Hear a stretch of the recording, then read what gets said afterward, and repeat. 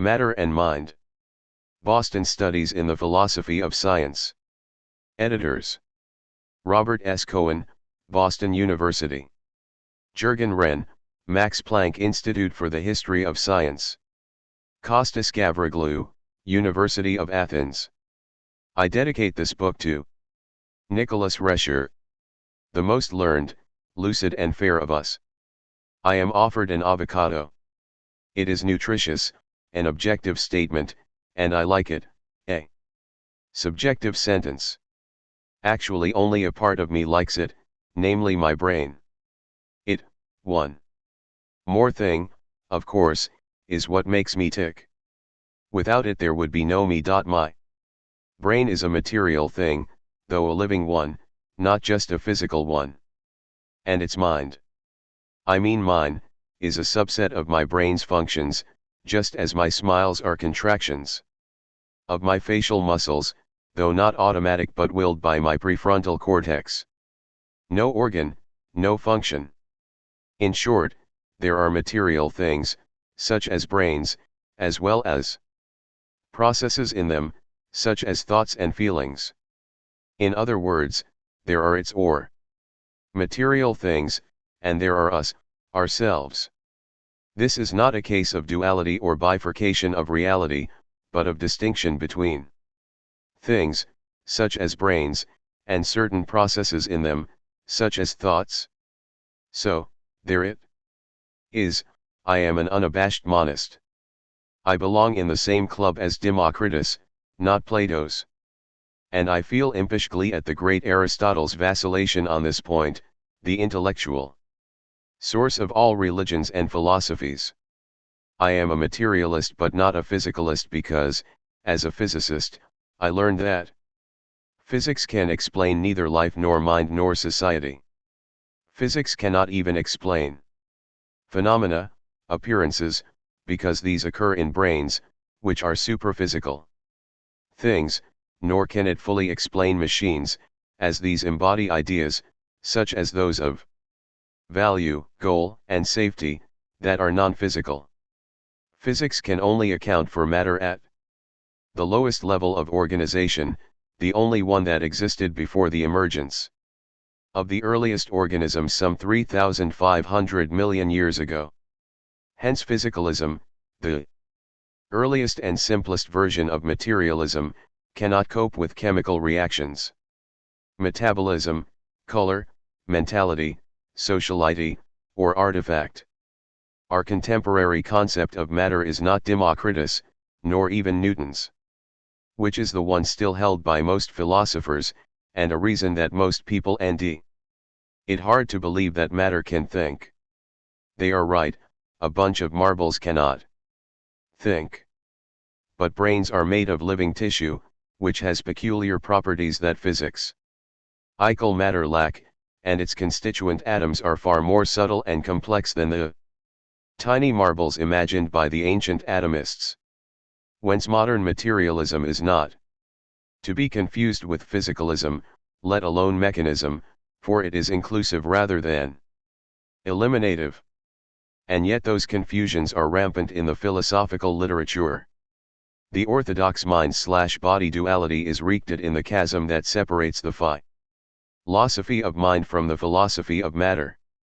Under the onions of Wittgenstein and Chomsky, the current philosophy of mind is often seen as an offshoot of the philosophy of language, and thus as utterly alien to the philosophy of matter. A consequence of this bifurcation is that a number of important philosophical problems are not being tackled in a fruitful way. For example, how can we ascertain whether the universe is mental, or whether the mental is physical, as some philosophers believe, in the absence of precise and up-to-date concepts of matter and mind? Presumably, the world was viewed as one until religion split it into two, nature and the supernatural, the material and the spiritual, the lower and the higher, the accessible and the unattainable, the familiar and the mysterious. With the exception of the atomists, the ancient Greeks kept their gods tucked safely away in Mount Olympus, save for Zeus' occasional escapades. And several Indian classical philosophies were naturalist as well as rationalist. This holds in particular for the important Samkhya school, which secularized the matter/spirit duality. This school anticipated by 14 centuries Descartes' similar distinction between the res extensa or matter and the residential cogitans or mind. However, neither of the two treatises that he refrained from publishing made much of that split. In particular, Descartes, following Galileo, suggested purely physical explanations of the phenomenal or secondary qualities, and eventually he located the soul in the pineal gland.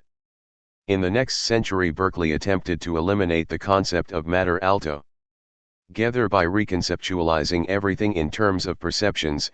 He was the RST modern phenomenalist. Hume and Kant followed suit, not realizing that phenomenalism is an aspect of anthropocentrism, the most primitive of worldviews. Holbach and other members of the French Enlightenment restored the unity of reality on the basis of materialism and scientism. In the following century the German idealists, in particular Hegel, rejected the Enlightenment and wrote cryptically about the Geist/Naturvernunft, though avoiding the subjectivism of Kant, Fichte, and Schelling.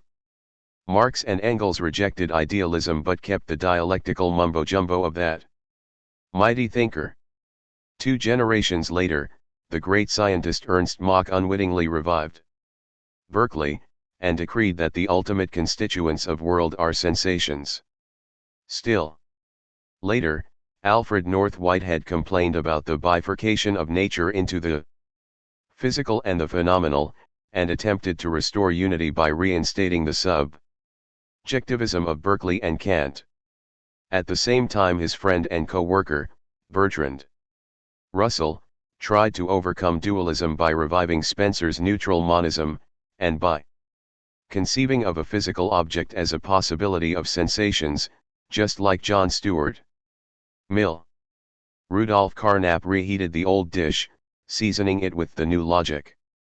Closer to us, Karl Popper reinvented Descartes' mind-body dualism as well as the objective spirit described by Hegel and later by Dilthey.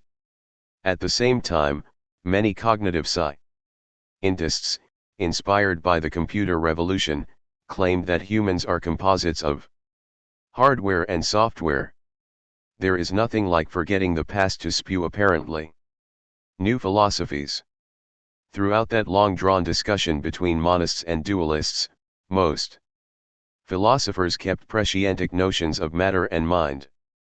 For example, John Locke was not even aware of the revolution started by his contemporary Isaac Newton. David Hume did take notice of it, only to reject it emphatically for going far. 9. Beyond phenomena, and neither Locke nor Hume paid attention to medical psychology, which had kept alive the Hippocratic principle that mental processes and disorders happen in the brain. Even Bertrand Russell, possibly the most learned man of his time, repeated the myth that the peculiarity of matter is impenetrability, and this, 2 centuries after the birth of gas physics and chemistry, and long after his compatriots Michael Faraday and James Clerk Maxwell had fathered eld physics.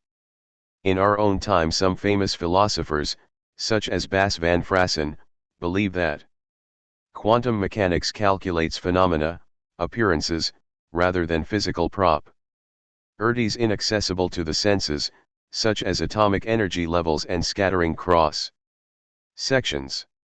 In 1888 Henry Bergson, despite his intuitionist stance, discussed the immediate data of consciousness in the light of experimental work by his famous contemporaries, Wilhelm Wundt, William James, and Pierre Janet.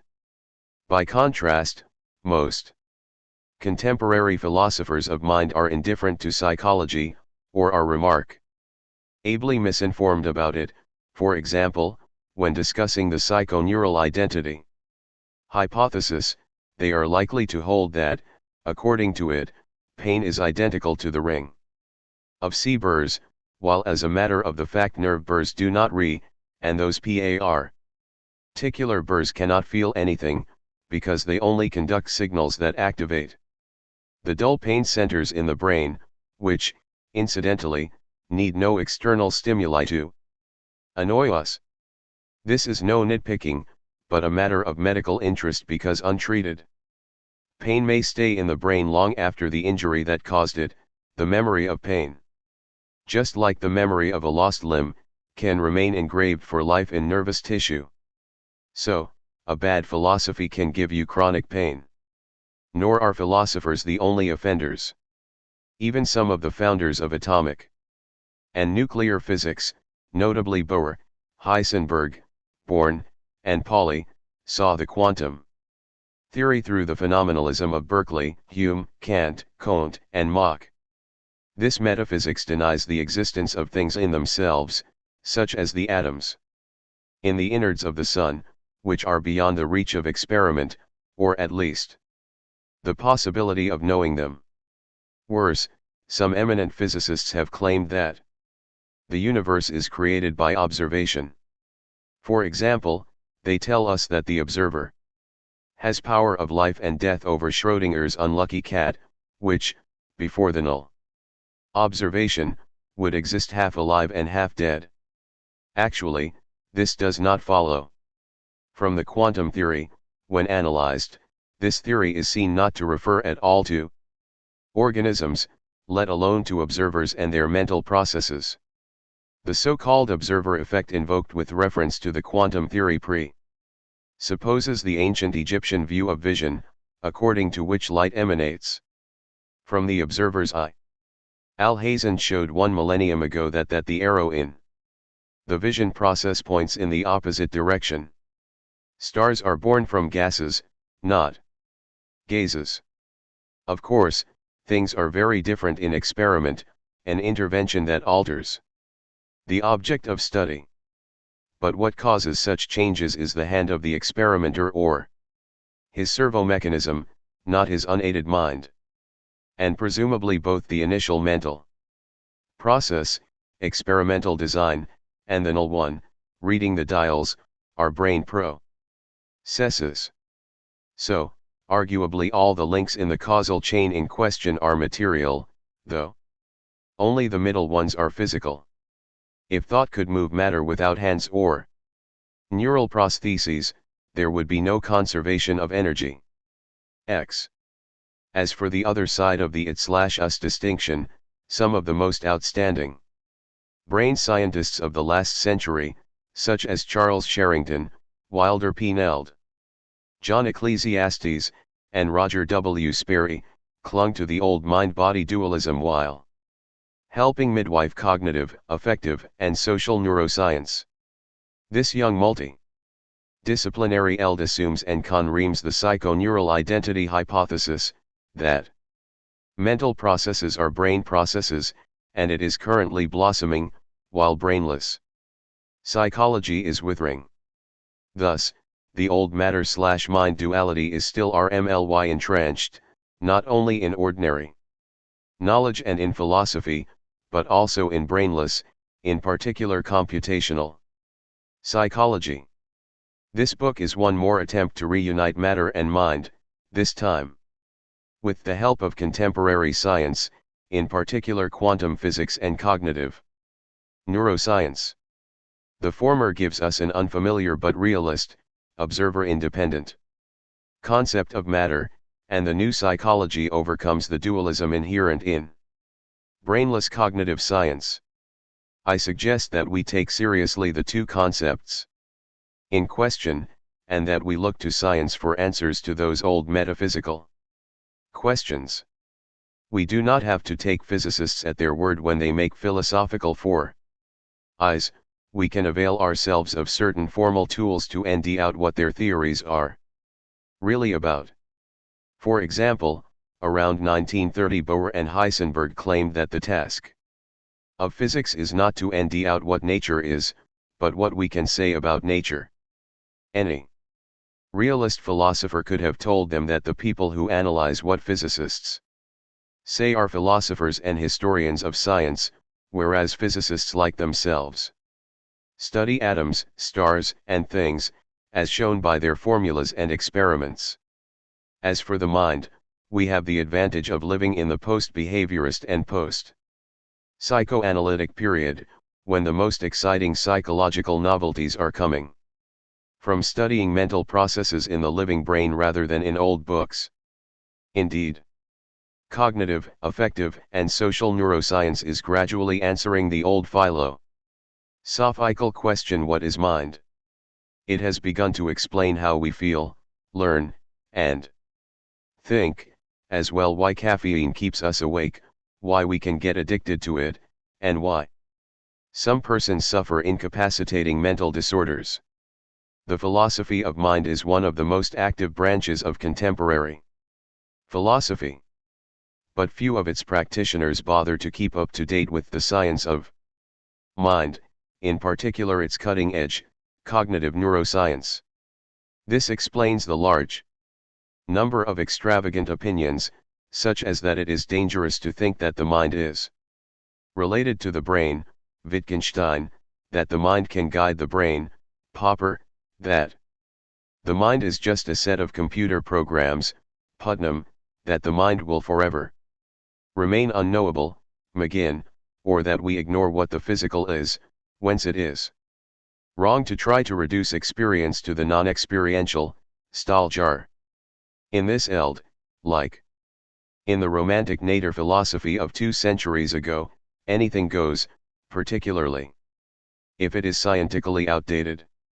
I submit that the arbitrariness that rules the contemporary philosophy of mind is largely due to its isolation from both the science of mind and the rest of philosophy, in particular ontology.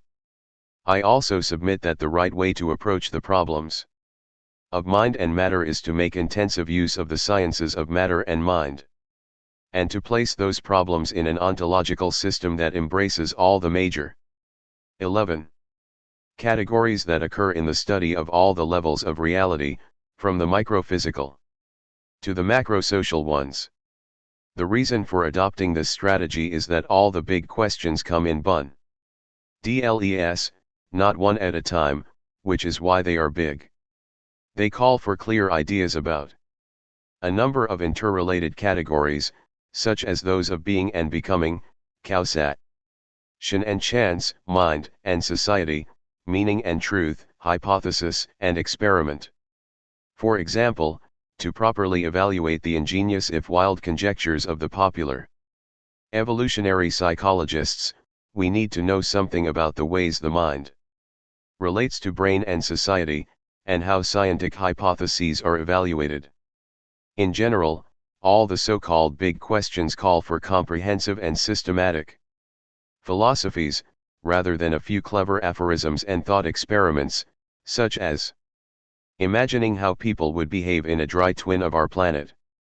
Particularity, fragmentation and unchecked fantasy are marks of philosophical improvisation. But, of course, breadth and system are not enough, we also want rigor, depth, and the promise of truth in tackling significant problems. In other words, we want to use the best extant knowledge to help solve important problems by placing them in a broad context and in relation to other knowledge items, even other disciplines if necessary, and handling them rigorously and in depth. I believe that a philosophy is spineless without ontology, confused without semantics, acephalous without epistemology, deaf without ethics, paralytic without social philosophy, and obsolete without scientific support, and no philosophy at all with neither. All those branches of philosophy are treated in the 9 tomes of my treatise, 1974 to 1989. The present book has a far narrower scope, it focuses on the modern conceptions of matter and mind. Incidentally, its comprehension does not require any specialized knowledge. Only the 2 appendices make use of some formal tools. My Dictionary of Philosophy, 2003, may help elucidate some philosophical terms. I thank Martin Monner for pointing out several mistakes, as well as for attempting to restrain my bashings. I am also grateful to Graham Bell, Carlos F. Bunge, Sylvia A. Bunge, Carmen Dragonetti, Bernard Dubrovsky, Alberto Galindo Tizira, Antonio Lazcano, Jean-Marc Levy-Leblond, Michael Matthews, Ignacio Morgado, Bernal, Andreas Pickle, Jorge Quintanilla, Arturo Samgali, Dan Acini, Indel Tulving, Nicholas Unsane, Horacio Vucedic, as well as my late friends Dalbir Bindra, David Bohm, Andres Kalnay, Raymond Klibinski, and Bruce G. Trigger. I owe all of them data, questions, suggestions, criticisms, or encouragement. Montreal, QC, Canada. Mario Bunge. Introduction. Most people believe, with Descartes, that the world is composed of entities of two radically kinds, material and spiritual, or bodies and souls. Materialists like Hippocrates, Democritus, Spinoza, Holbach, Diderot, and Engels, and idealists like Plato, Leibniz, Kant, Hegel, Bolzano, and Russell, have criticized this dualist world view, holding instead that basically there is a single kind of substance or stuff.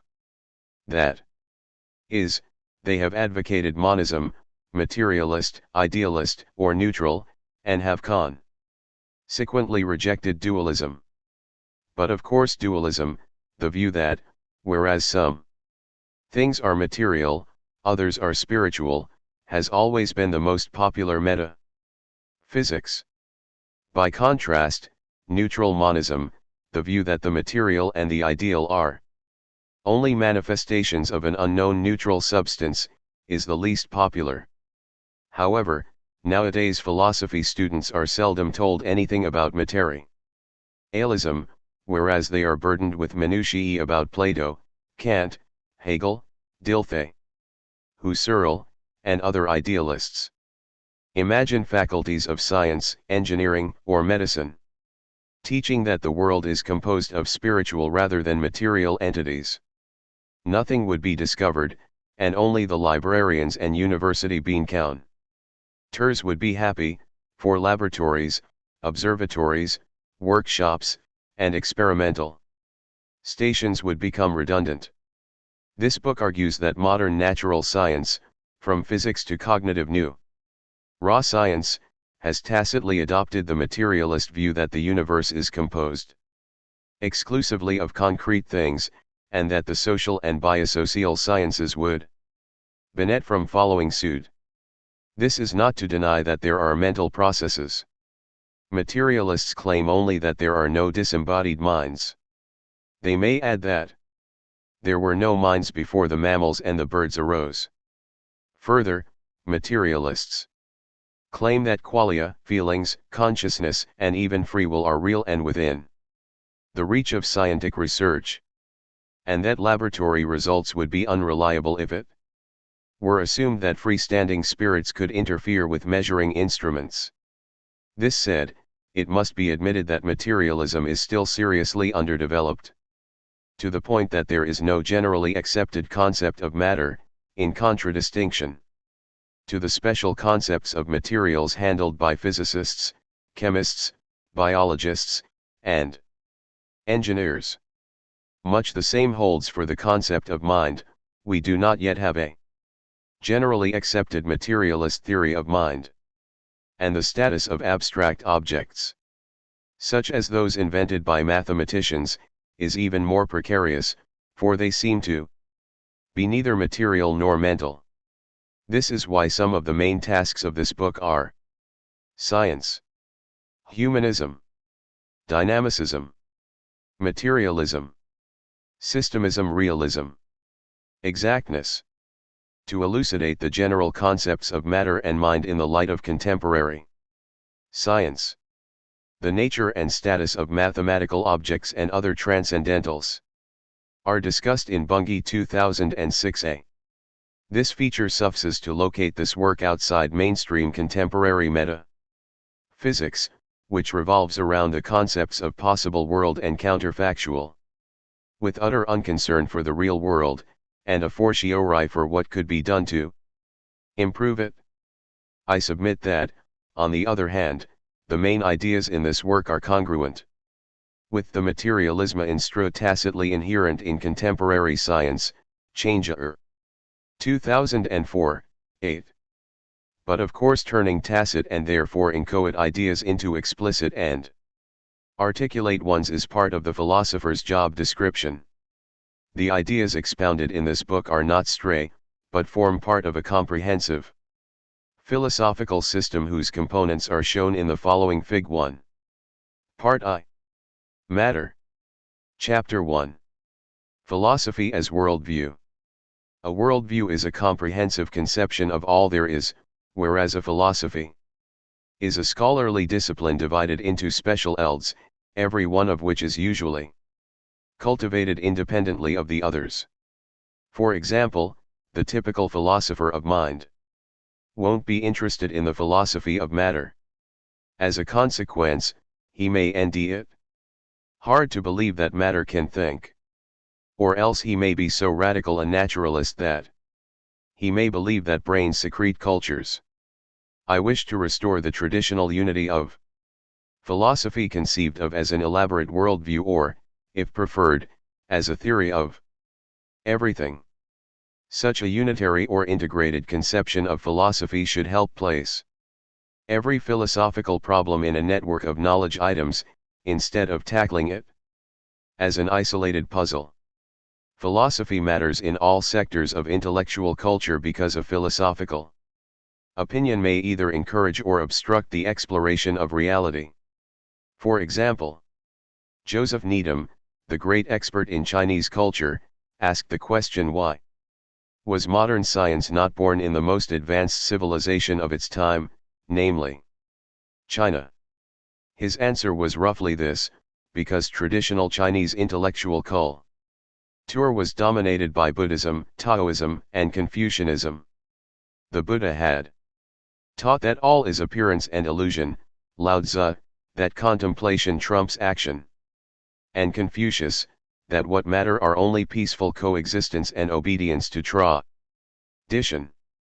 None of the three masters challenged people to go forth and explore the unknown, let alone alter the known. There is no escaping philosophy. Yet, ironically, philosophy is the self-doubting discipline, the one that has no well-defined subject, and that is conceived differently by different scholars. In my view, any philosophy worth its name is an explicit and well-organized worldview rather than a collection of spotty opinions on this and that. I expect philosophers to tell us something interesting about the world, as well as about our knowledge of it or our place in it. That is, a philosophy proper is organized around an ontology or metaphysics, a theory of change and invariance, space and time, cause and chance, body and mind, person and society, and so on. I submit that a philosophy without ontology is spineless, just as it is confused without logic and semantics, headless without epistemology, and limbless without a practical philosophy, and a body of ideas lacking all VE, as is the case with Wittgenstein's aphorisms and Heidegger's cryptic dicta, hardly qualies as a philosophy. An ontology, cosmology, or worldview is much more than an information package. It is also bound to either inspire or inhibit research projects, whether timid or audacious. Just think of any of the following initial cosmological ideas, some purely speculative but none of them foolish: that the universe is inite, or else nite, in both space and in time, that it is mostly void or totally full, that it is for ever changing or unchanging, lawful or contingent, material or ideal, that reality is either a collection of individuals or a system, that the RST organisms emerged from prebiotic materials by self-organization, that all biospecies are branches of a single Tree of life, that the genome is either destiny or possibility, that mental processes are brain processes, or else changes in an immaterial soul, that human action is driven by passion or by interests, by environmental stimuli or by rational calculation, that humans are slaves or free, that we are altruistic, selfish, or half and half, that to live in society is to compete, cooperate, or do either in different circumstances, that social hierarchies are natural or artificial, that equality is a mirage or a doable ideal, that there are universal truths and moral norms, that morality trumps the law of the land, or conversely, that art, philosophy, science, and mathematics are the highest spiritual activities, and that technology can be good or bad. People have argued passionately or even killed for some of these grand ideas, particularly those that have been included in religious or socio-political ideologies. And yet most contemporary philosophers manage to ignore those big questions, for they prefer to work on overpots rather than in open elds. 1.1 World and Worldview. It is hard to navigate across one's environment without having some ideas, however coarse, about it. Indeed, to face any situation we must know whether it is real or imaginary, profane or sacred, sensitive or insensitive to our actions, and so on. This is why even lowly organisms develop, if not worldviews, at least rough sensory maps of their immediate environment, as noted by ethologists from the start, example. Von Uexküll 1921. But it is generally assumed that only humans can build conceptual models of their environments. And, except for some philosophers, humans distinguish maps from the territories they represent. The notion of representation belongs in semantics, see, example Bunge 1974a. It may be elucidated as follows. A set of ideas in animals of kind K is said to represent a set of objects for the Ks if the presentation, recall, or imagination of some members of evokes a sensation, percept, or concept in some members of K. Note that different animal species are tacitly assumed to construct different representations, if any, of one and the same collection of objects. With regard to the stuff of represented, and representing, we may distinguish three basic kinds: factual, things and processes; conceptual, concepts; propositions, classifications and theories; and semiotic, signs, gers, and sounds. And with regard to form, in principle there are three possible representation relations: one-to-one, as in sound musical note; one-to-many, as in the different cosmologies; and many-to-one, as in any general concept of man. One-to-one representations, the most faithful of all, are very hard to come by.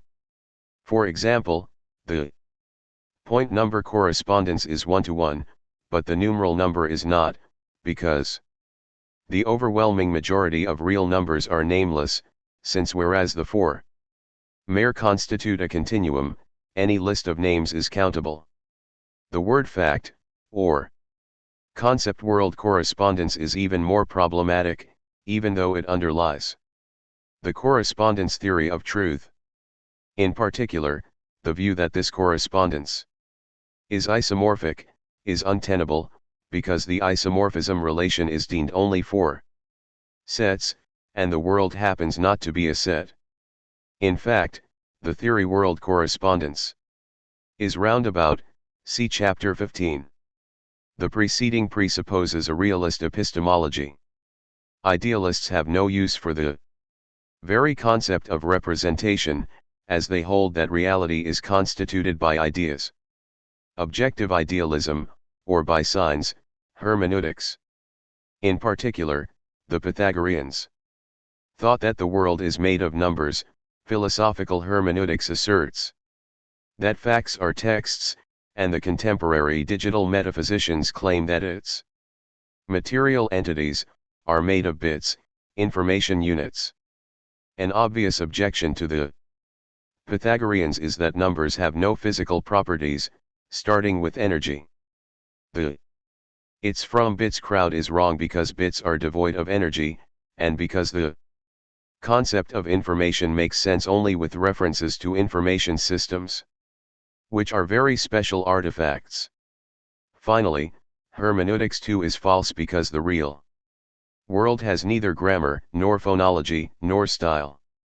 Nature calls for a naturalistic approach, just as society must be described in terms of both social and biological categories, and ideas in conceptual terms as well as in neuroscientific terms. 6. The worldviews or ontologies can be classed into monistic and pluralistic, according as they postulate only one or more kinds of thing. There are three monism genera: materialist, idealist, and neutral. Each of these genera splits into two or more species. For example, materialism can be physicalist, basement level, or emergentist, many level. Idealism can be rationalist, everything is ideal, empiricist, in particular. Phenomenalist, semiotic, everything is linguistic, or informationist, every it is made from bits. And there are at least two versions of neutral monism: energetism. Everything is energetic, and agnostic. According to the latter, the neutral substance is unknowable, but we can know its two manifestations, matter and mind. This is why this doctrine, held by Spencer and at one time by Russell, has also been called double aspect theory. Materialism has been said to be the spontaneous ontology of scientists. This holds for experimental scientists. But a number of outstanding theoretical physicists have reinvented Plato's idealism and the phenomenalism of Buddha, Ptolemy, Hume, Kant, Comte, and Mach. And vitalism, though badly maimed in the 19th century by physiology and evolutionary biology, only died ca 1920. Besides, idealism is still going strong in brainless psychology and in the outskirts of social science, interpretive, or hermeneutic, anthropology and phenomenological sociology. Idealism and dualism have sometimes been regarded as secular versions of religion. This is particularly clear in Augustine's idealism and in the Aristotelianism of Thomas Aquinas and the Neo-Thomists. But modern idealism, from Kant onwards, has been secular, and often atheistic. Actually, idealism has ceased to fool a social function, except as an academic bulwark against Marxism and, in the case of the Neo-Kantian Verstehen school, an obstacle to social science. Most primitive worldviews are dualistic, that is, they assume that reality is split into two non-intersecting strata, the worldly or profane, and the supernatural or sacred. In addition, the worldly is usually divided into two levels, matter and mind, or body and soul. In particular, animaism postulates that everything, whether stone or star, plant or animal, is animated, that is, inhabited by an immaterial spirit or soul. The spirit or soul is in principle detachable from its material carrier, it may be transferred to someone or something else, or it may survive the death of the body. Thus, the polite Brazilian for dying is disincarnating. Pantheism is nothing but monotheistic animaism, it consolidates all the celestial and infernal powers into one, and postulates the identity of nature and God. The best known modern pantheist was of course Spinoza. Another case was Ernst Haeckel, the great embryologist and Darwin's earliest German follower, as well as an influential popular science writer. Like Haeckel, Paul Carus held that all things are both material and spiritual, but their spirit was totally secular, and it amounted to the ability to know and Einstein's Spinozism was only a ruse to defuse accusations of atheism. He emphatically rejected belief in a personal deity, and disliked all organized religions. No religionist was ever fooled by the naturalistic, secular, and timid deity of the pantheists. These were denounced as closet atheists. If 7. God is everywhere, and we hold him in the hand every time we grasp something, then he is only it. The main reason for the nature-supernature division may have been the wish to guarantee the immortality of the soul. And one of the reasons for upholding the Cartesian mind-body dualism was said to be that, whereas matter can only be studied from the outside, we have direct access to our own souls, we can introspect. Moreover, according to Augustine and Husserl, only introspection can yield deep knowledge of the world. A few philosophers have needed more than two substances. For example, in his philosophical notebooks, Lenin, 1981, 36, 182, infected by Hegel's enthusiasm for triads, wrote in 1914 that there are actually, objectively, three members sick. 1. Nature, 2. Human cognition equals the human brain, as the highest product of this same nature, and 3. The form of reaction of nature in human cognition, and this form consists precisely of concepts, laws, categories, etc. Note the absence of a fourth member between the RST and second terms, namely, society. Presumably, Lenin included it in nature, thus unwittingly replacing his professed materialism with naturalism, maybe because the number 4 is unappealing to an admirer of Hegel's ubiquitous triads. Little could Lenin suspect that half a century later a notorious anti-Leninist philosopher would adopt the very same three worlds doctrine. In fact, Karl Popper, 1967, divided reality into three worlds: World 1, physical; World 2, mental; and World 3, Hegel's objective spirit. He argued for the, more or less, independent existence of World 3, Popper's emphasis, as well as for the interaction among all three worlds. Incidentally, these were not worlds proper, i.e., systems, but ragbags of heterogeneous items. This triadic worldview is a piece of common-sense metaphysics. Indeed, it has always been common and convenient to distinguish between, say, brains, mental processes, and their products, such as poems or theorems taken in themselves. That is, disregarding their origin. But such a distinction is not fundamentally differ. And from that between a lump of clay, the potter's work, and the resulting vase, or between an organism, its metabolism, and the latter's consequences. All such triads have a place in a materialist ontology provided their constituents are distinguished but not separated. For example, the brain is a material entity. Ideations are brain processes, and pretending that the end product of any such process can be detached, in thought, from its genesis is another mental process. But distinction does not necessitate separation. In general, the distinctions involved in description and analysis need have no ontological counterpart. For example, it is legitimate to distinguish bodies from their motions because, in fact, they belong to different categories, if only because different bodies can move in roughly the same ways. But this does not entail that movement can be detached from bodies or other material things. Let us now deal with neutral monism. This view was upheld by Herbert Spencer, William James, Bertrand Russell, and energetists such as Wilhelm Ostwald. Some neutral monists proposed their doctrine as a compromise between materialism and idealism, and others as a bridge between science and religion. 8. Obviously, it found no takers. Compromise, so often desirable in technology and politics, is as disastrous in philosophy as in science and mathematics. Here it is an indicator of shallowness. The methodological partners of the various metaphysical principles are obvious.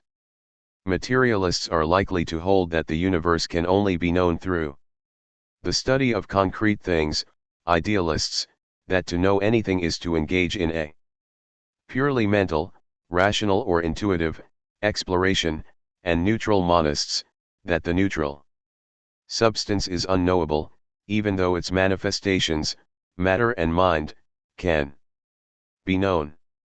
Metaphysics, or ontology, is the study of the most basic and general problems about the universe and the mind. This is the classical view. We shall disregard Quine's confusion between ontology and reference class or denotation.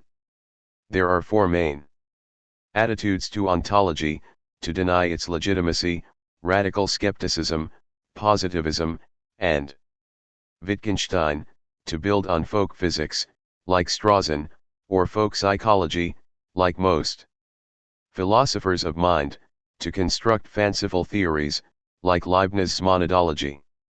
Hegel's philosophy of nature, or Whitehead's process metaphysics, and to work on Peirce's scientific philosophy project, which views ontology as general science.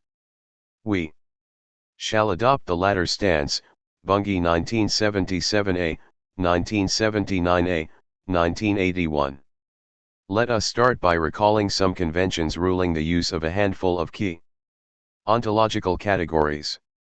We shall do so by way of a familiar fact. Consider a pebble striking a pond and causing a ripple in it. The pebble and the pond are things sharing some properties, such as mass, while differing in others, such as composition and density. The impact of the pebble on the body of water is an event, or, rather, a process, since it takes some time. An event is an instantaneous change. A process occurring in a thing may be conceptualized as either a string of events in the thing, or, better, a sequence of states of the thing. And each state may be conceived of as a list of values of the relevant properties. A ripple in the pond is a process, 1. characterized by amplitude and frequency. However, strictly speaking, these are properties of the particles making up the liquid body. Finally, impact and ensuing ripple are respectively cause and effect. Thus causation, or the causal nexus, relates events or processes, not things, properties, or states. Hence to say, example, that a brain process causes a mental state, as Searle, 2007, 40, does, is to violate a standard linguistic rule and to mess up the ontology. Thus far we have encountered 6 ontological categories, those of thing, property, state, event, process, and causation. Another 2 are deemable as follows. Change can be deemed as either event or process, in some concrete thing, of course.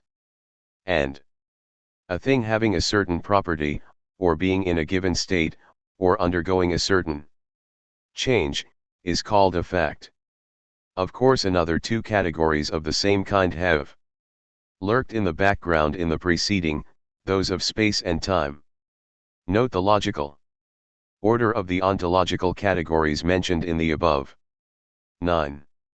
This ordering is absolute, not contextual. That is, it would be wrong to treat an entity as a thing in one context and as a property, state, or process in another. There is a logical reason for this, namely that every one of the categories beyond the RST one is deemed in terms of a previous concept. True, usage is not consistent in philosophy or even in science. Thus, in solid-state physics, phonons are often treated as particles, although actually they are sound waves in solids, hence processes rather than things. True, Phonons are similar to photons, in that their energy is quantized. Moreover, like particles, they are scattered by incoming photons. Still, to state that phonons scatter light as if they were particles is not the same as affirming that they are particles. And the said analogy is only partial, since there are no free, solid, independent phonons. Only Chinists and other truth deniers deny the difference between Chin and reality. The rest of us are realists. The preceding suffices to reject, as logically odd, the definitions of a thing as either a bundle of properties, Russell 1914, or as a set of processes, Whitehead 1929. Indeed, every property is a trait of an entity, only entities, or, if preferred, properties thereof, are changeable, and all processes happen in things. Therefore it is mistaken to state that things are snapshots of processes, Lewontin and Levins 2007. For this is what states, of things, are. Likewise, it is wrong to assert that the world is the set of all facts, Wittgenstein 1922, or that it is composed of states, Armstrong 1997. This is so because, by definition, the composition of any concrete thing is a set of things, and also because there are neither facts nor states separate from things. More in Chapter 14. I submit that in all of the factual sciences the real world is conceived of as composed of concrete things, from elementary particles and photons to persons and social systems. Tadeusz Kotarbiński called this thesis reism. The concept of a thing is so pervasive and overwhelming, that we often indulge in rication, that is, we call non-things, such as processes, concepts, and words, things. At other times, particularly in the philosophical literature, the concept of a system, or complex thing, is missing, perhaps because it is only half a millennium old. Indeed, it emerged in the early days of modernity, when Copernicus conceived of the planets as members of the solar system, and Harvey hypothesized that the heart is the key component of the cardiovascular system. Nowadays all the sciences and technologies deal with systems of many different kinds, from atoms to crystals to cells to multicellular organisms to machines to social systems, on top of conceptual systems such as vector spaces, and semiotic systems such as languages. The concept of a system has become so pervasive, that reality, or the universe, is increasingly being viewed as the system of all systems. This is the central postulate of systemism, Bunge 1979a. In turn, systemism implies emergentism, the thesis that every system has global or emergent properties that its components lack. Think, example of a water droplet and its component H2O molecules, or consider a family and its members. A droplet has traits, such as surface tension and temperature, that its molecular constituents lack. Likewise a family has properties, such as 10. Number of members and harmony, or its dual, that its members lack. The methodological counterpart of emergentism is the rule that recommends studying systems at two levels, the systems or macro level, and its constituents or micro level. An inadequate study may miss a system, or mistake a mere assemblage for a SYS-TEM. For instance, at RST the nervous, endocrine, and immune systems were regarded as separate, whereas actually they constitute a supersystem. By contrast, the so-called limbic system is now known to be an assemblage of organs, only some of which are intimately connected. Thus far we have taken the concept of a property as obvious, which it is not. Plato and his followers thought that forms, properties, precede substances, individu, als, objects, things. Hence the familiar locution thing C instantiates exemplis. Property P. Aristotle corrected his erstwhile teacher on this crucial point, arguing that every property is a trait of something or other, that everything has several properties, and that some of them are bound to change. Science and technology followed Aristotle on this point. One takes it for granted that we are given things endowed with their properties. These may be intrinsic, such as numerosity and composition, relational such as loving and betweenus, change, able like location and age, or invariant like laws. No property can be detached from its bearer, and many properties can be conceptualized in different ways. This forces us to distinguish properties from predicates. The former are ontological, whereas the latter are conceptual. The preceding suggests that ontology should not be improvised. It also suggests that it is hardly possible to venture generalizations about the real world without using some ontological categories, such as those of system and emergent property. Far from being disjoined from science, ontology belongs in the very marrow of science. And yet most scientists and technologists are likely to deny that all the accounts of facts in the real world are ontology-laden. Even some philosophers have believed it possible and desirable to jettison the metaphysical baggage, example, by limiting science to saving the phenomena or appearances, as Ptolemy, Hume, Kant, Comte, and Mach had demanded, and as Van Frassen, 1980, has recently reiterated. The only way to skirt metaphysics is to stick to particulars. All generalizations about facts, such as all things change, and no two concrete things are strictly identical, involve ontological categories. Hence keeping one's ontology tidy and up to date pays far more than damning metaphysics or allowing it to be mauled by wordsmiths. However, let us face it, metaphysics has earned a bad reputation among scientists and, until very recently, also among philosophers. The reason is of course that most of it has relied on obsolete knowledge or, worse, has consisted in either wild speculation, on, example Saul Kripke's and David Lewis's possible worlds, or even in wordplay, as in Heidegger's case. The popular twin Earth thought experiment, devised by Hilary Putnam in 1973, is a case in point. Imagine a planet just like ours, and peopled by our identical twins.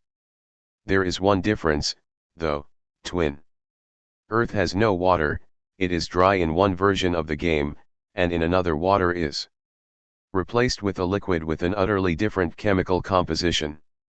Stop right here. Philosophers are expected to know that life is impossible without water, which has unique properties, liquid in the right temperature interval, near universal. 11. Solvent, molecules joined by hydrogen bonds, very low electrical conductivity, etc. The joint possession of these properties makes water unique and indispensable to life, as Lawrence Henderson, 1913, noted nearly 1 century ago. Obviously, a planet without water would be devoid of organisms, hence it would not be Earth's twin, whence it would merit a different name. Philosophers are also expected to know that properties come in bundles, they are interrelated by laws, so that they cannot be replaced or removed arbitrarily. But of course the very notion of a law, which serves to distinguish real from merely imaginary possibility, is utterly alien to professors who play parlor games instead of tackling serious problems. We shall return to this theme in section 11.5, when discussing the unconscious zombies imagined by Saul Kripke to refute psychoneural monism. Charles S. Peirce, 1935, in my opinion the deepest and most original and versatile of American philosophers, thought it possible to construct scientific metaphysics, that is, metaphysical theories using the vast storehouse of mathematics and factual science. I concur, and add that doing scientific metaphysics should be far more interesting than fantasizing about physically impossible worlds. Besides, whereas speculative metaphysics is groundless, or unjustified, the hypotheses of scientific metaphysics can be checked by their compatibility with current scientific knowledge. For example, the relational, or adjectival, theories of space and time are consistent with the theories of relativity, whereas the theories of absolute space and time are not. Again, whereas the philosophies of mind involving the psychoneural identity hypothesis are consistent with cognitive neuroscience, the dualistic theories are not.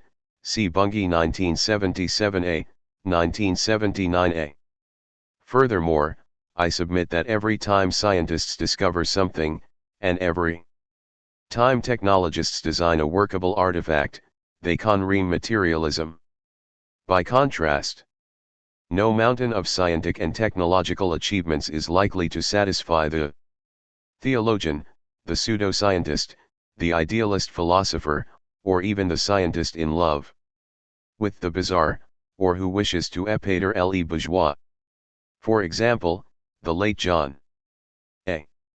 Wheeler, one of the most imaginative contemporary physicists, once claimed that the universe is composed of propositions. More recently, he and his followers asserted that it's are made of bits, see Barrow et al. 2004. This idea, the core of the so-called digital metaphysics, originates in the fact that the laws of physics are expressible in terms of computer programs. This proposition is true, but it does not entail that pieces of matter are conglomerates of bits.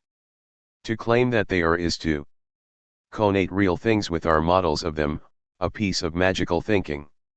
Bits from bits fantasy is easily falsified by recalling that information clusters, such as sentences and texts, do not have physical properties, whereas pieces of matter do have them, even if they happen to encode or carry information.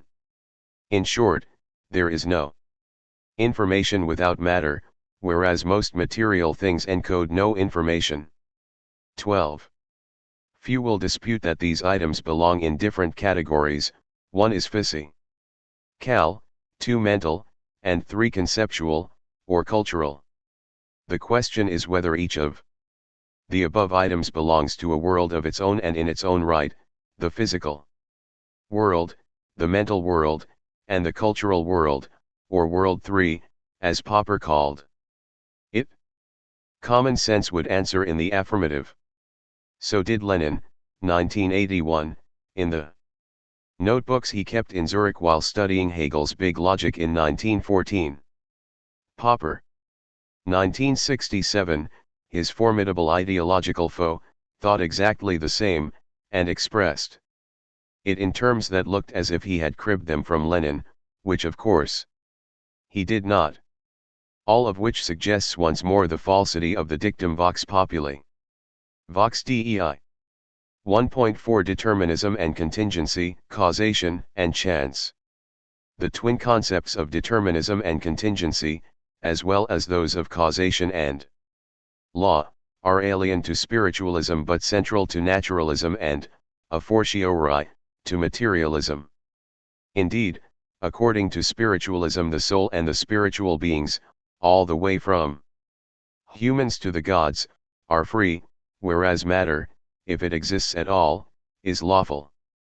By contrast, modern naturalists and materialists deem every fact to be lawful. This, in a nutshell, is the lawfulness principle. Nearly everyone agrees that there are man-made or conventional laws, or rather, norms, on top of the natural laws.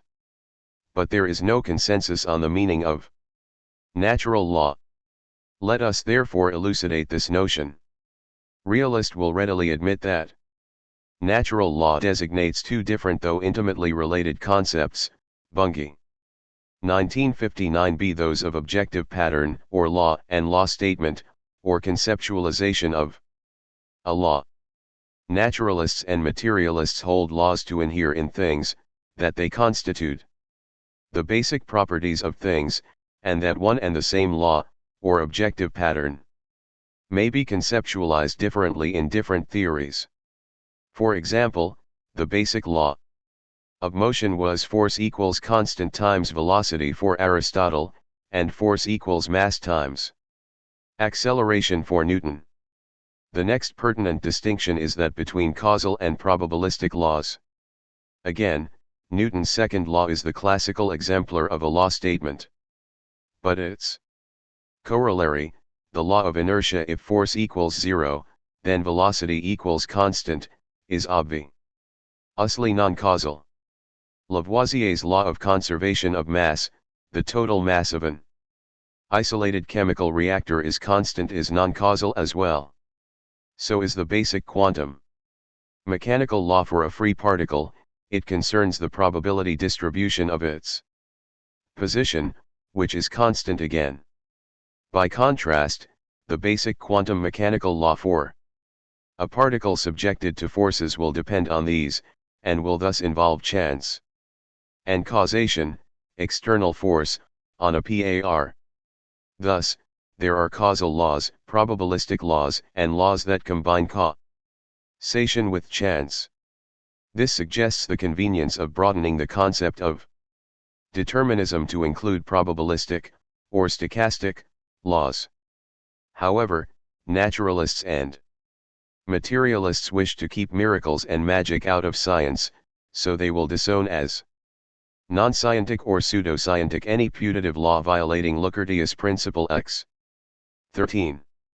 Nihilo nihil. This is why I have proposed, Bunge 1959a, redefining determinism as the conjunction of two logically independent principles, Lucretius and lawfulness. Nor is lawfulness restricted to facts, it also covers law statements.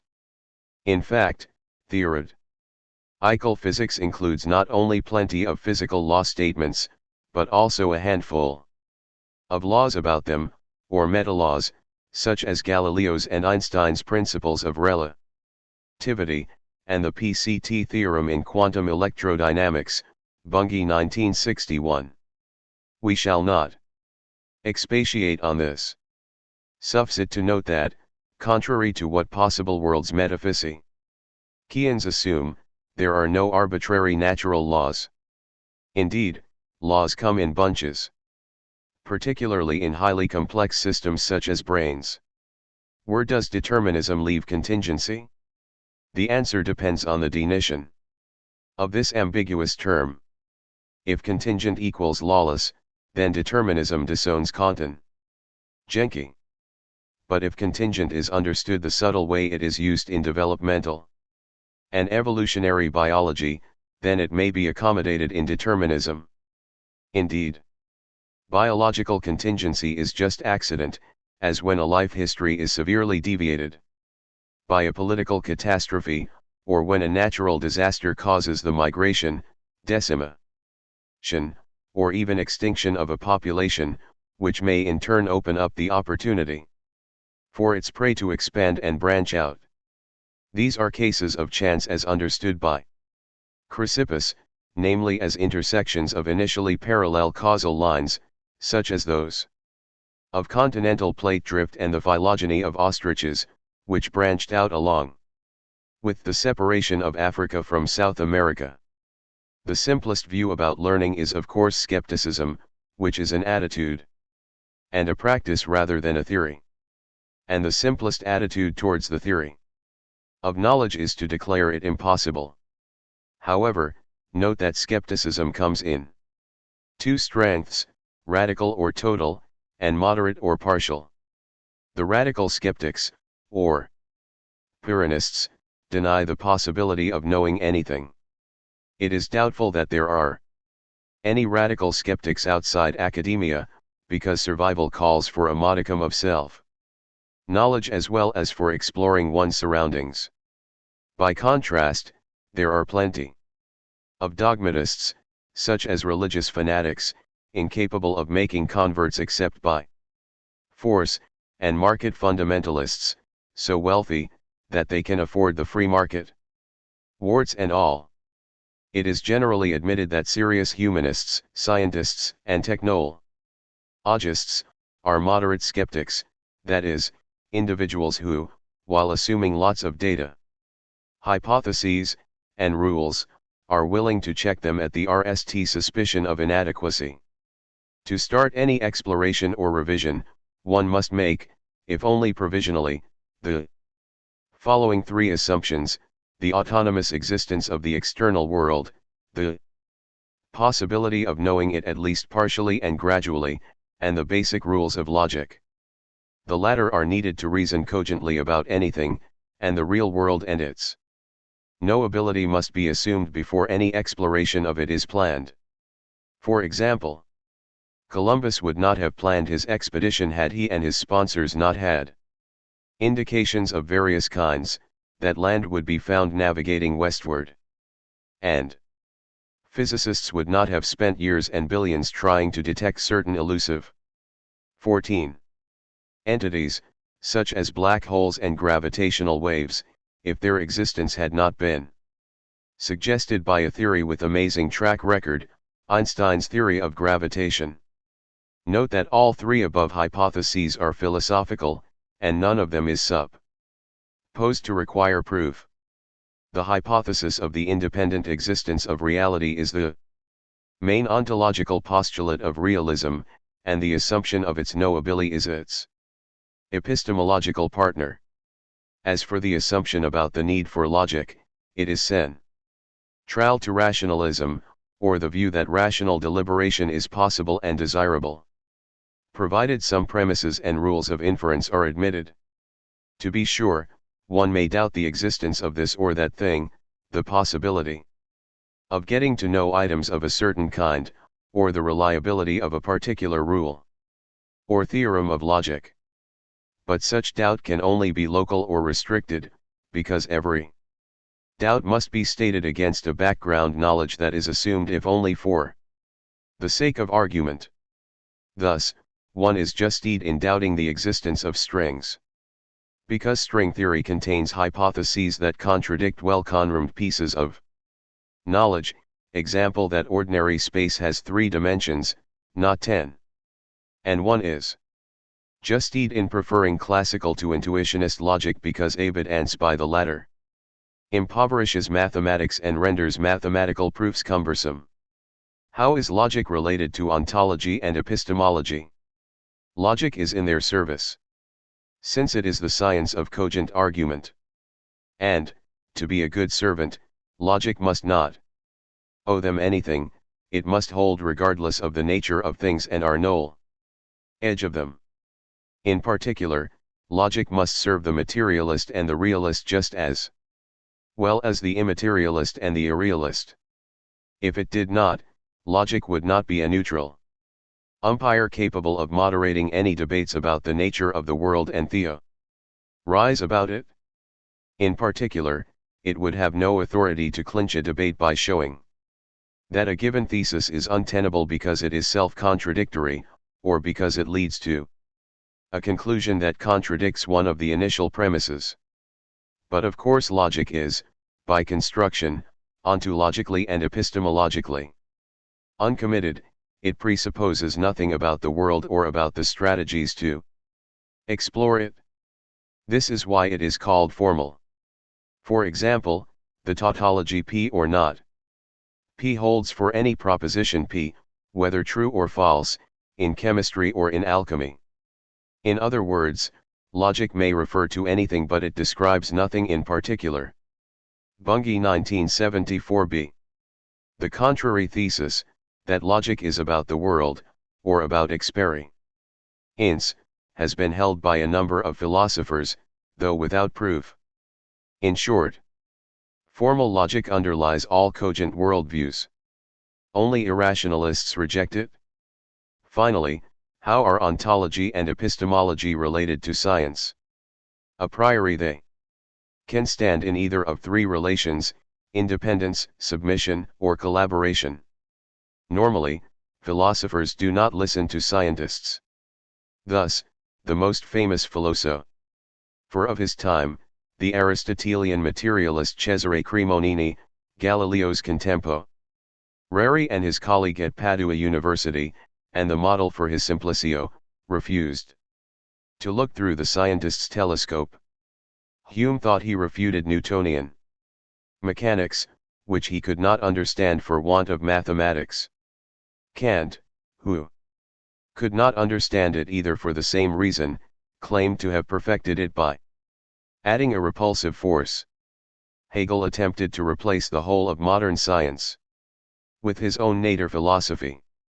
Engels ridiculed some of the most eminent physicists of his time.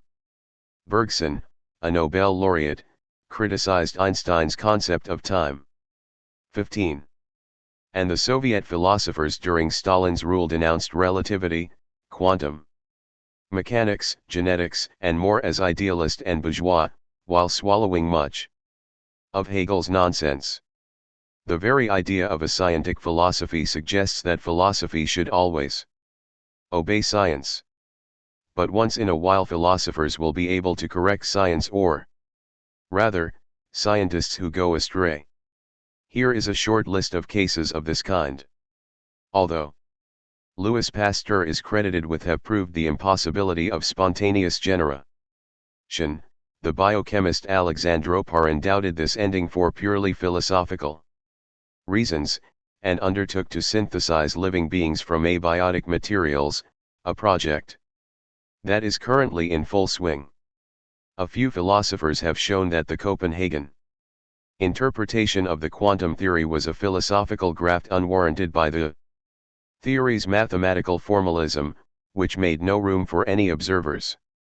Both the creationist and the steady-state cosmological theories have been attacked for violating Lucretius' ex nihilo nihil ontological principle. The former postulated the origin of the universe out of nothing, and the latter postulated the spontaneous creation of matter. Standard economic theory has been criticized for failing empirical tests and for presenting the so-called free market, aka unregulated capitalism, as nearly perfect and unavoidable. And statisticians have been criticized when adopting the Bayesian or subjectivist interpretation of probability theory, according to which probability values are credences, that is, belief strengths. In short, science should be critically examined to check whether it matches ontological principles and methodological rules with a distinguished track record in science itself. This kind of criticism should be welcomed because it is constructive. At RST site, epistemology is logically independent of ontology. This is why realism has been held together with either naturalism or supernaturalism, and materialism has been combined with either realism or anti-realism. For example, Kant was both a naturalist and a subjectivist. Karl Popper upheld realism and rejected materialism. By contrast, David Lewis, who called himself a materialist, shared Hume's phe nominalism and worked on many worlds metaphysics, according to which all the imaginable universes are equally real. And many renowned thinkers, from Hegel to Heisenberg, identified positivism with naturalism or materialism, while actually positivism is just as subjectivist as Kantianism, from which it derived. But in fact ontology and epistemology have often been strongly bonded to one another. For example, ancient atomism, the earliest version of materialism, involved the slogan "explain phenomena, appearances, in terms of imperceptibles." And subjectivism, from Berkeley, Hume, and Kant to the Copenhagen interpretation of quantum mechanics, has generated ontological phenomenalism. This is the view that, because we rely on perception for factual knowledge, the world itself is a sum of appearances. Kant. Accordingly, matter would be just possibility of perception, or even a collection of sensations, Mach, Carnap, and occasionally. 16. Whitehead and Russell. The methodological partner of ontological phenomenalism is the positivist prescription to stick to appearances. In the case of psychology, this injunction reads, cling to overt behavior, do not neurologize. Berkeley's is of course the most radical subjectivism, for it postulates that to be is to perceive or to be perceived. Today Berkeley's philosophy is found only in the writings of the students of the quantum theory who claim, contrary to all evidence, that this theory involves the postulate that quantum matter is a product of the observer or experimenter, while tacitly admitting that the latter, though composed of quantum entities, is not the child of laboratory operations. In other words, the standard or Copenhagen interpretation of the quantum theory involves this tacit contradiction: the subject precedes the object, which in turn is generated by the object. Luckily neither the quantum theoretical calculations nor the relevant laboratory operations depend on Berkeley's philosophy. This is why quantum mechanics can be formulated in an observer-free fashion, Bunge 1967b. In recent times a different version of subjectivism has gained some popularity among students of science suspicious of disinterested research. This is constructivism relativism, a sort of collectivist subjectivism. The best-known MEM bears of this school are Bruno Latour, David Bloor, and Harry Collins. The main thesis of this school is that everything, from molecule to star, is a social construction. Scientists would create not only their ideas but also the objects they study. If this were true, there would be no differences between territory and map, nature and artifact, law and convention, universal and local, and so on. Moreover, constructivism relativism leads straight to the contradiction pit. For example, suppose that disease were a creation of the medical community, as the constructivists have claimed. Then either, a, the traces of tuberculosis found in Egyptian mummies could not be such, since the Cook bacillus was not identified until 1882. Or, b, the ancient Egyptians are modern, more in Bunge 1999. Whoever challenges realism threatens the scientific endeavor, for this is nothing but the exploration of reality. Realism, or objectivism, is likely to be the oldest and more robust of all epistemologies. Galileo's trial was the first serious challenge to realism. Indeed, the defendant argued that the Copernican or heliocentric model of the planetary system truly represented the latter. The Inquisition forced him to recant, and to reluctantly admit the Church's doctrine, that neither of the two rival models represented real ity, and were mutually equivalent facons de parler. 3 centuries later, Philip Frank and other logical positivists tacitly sided with the Inquisition, in defending the said equivalence. In fact the equivalence is geometric but not dynamical. A planet's motion can certainly be described in either sunbound or earthbound coordinates, but the smaller body will turn around the more massive one, not conversely. In short, realism has been in the defensive from the moment it started to bear its most important fruit, namely modern science. Ironically, positivism, which is practically extinct in the philosophical community, is still going strong among scientists despite its barrenness. For example, the physicist Merriman, 1981, 397, once held that we now know that the moon is demonstrably not there when nobody looks. Presumably, the moon came into 17 existence only when one of our remote ancestors looked up and said in a thundering voice, Fiat Luna, and its tidal effects did not emerge until Newton. In short, cognition would precede being, hence epistemology would be prior to ontology. In other words, empiricism, or positivism, can be seen as anthropocentric naturalism. Though intimately bound to one another, ontology and epistemology should be distinguished, because they have different tasks. The former's is to understand the world, the latter's to understand understanding. Yet even self-styled materialists, such as Lenin, 1908, confused realism, an epistemological stance, with realism, a family of ontologies. And Roywood Sellers, 1970, called his own philosophy emergentist realism, for he advanced non-reductive naturalism along with scientific realism. Lenin and Sellers were not the RST to connate the disciplines in question.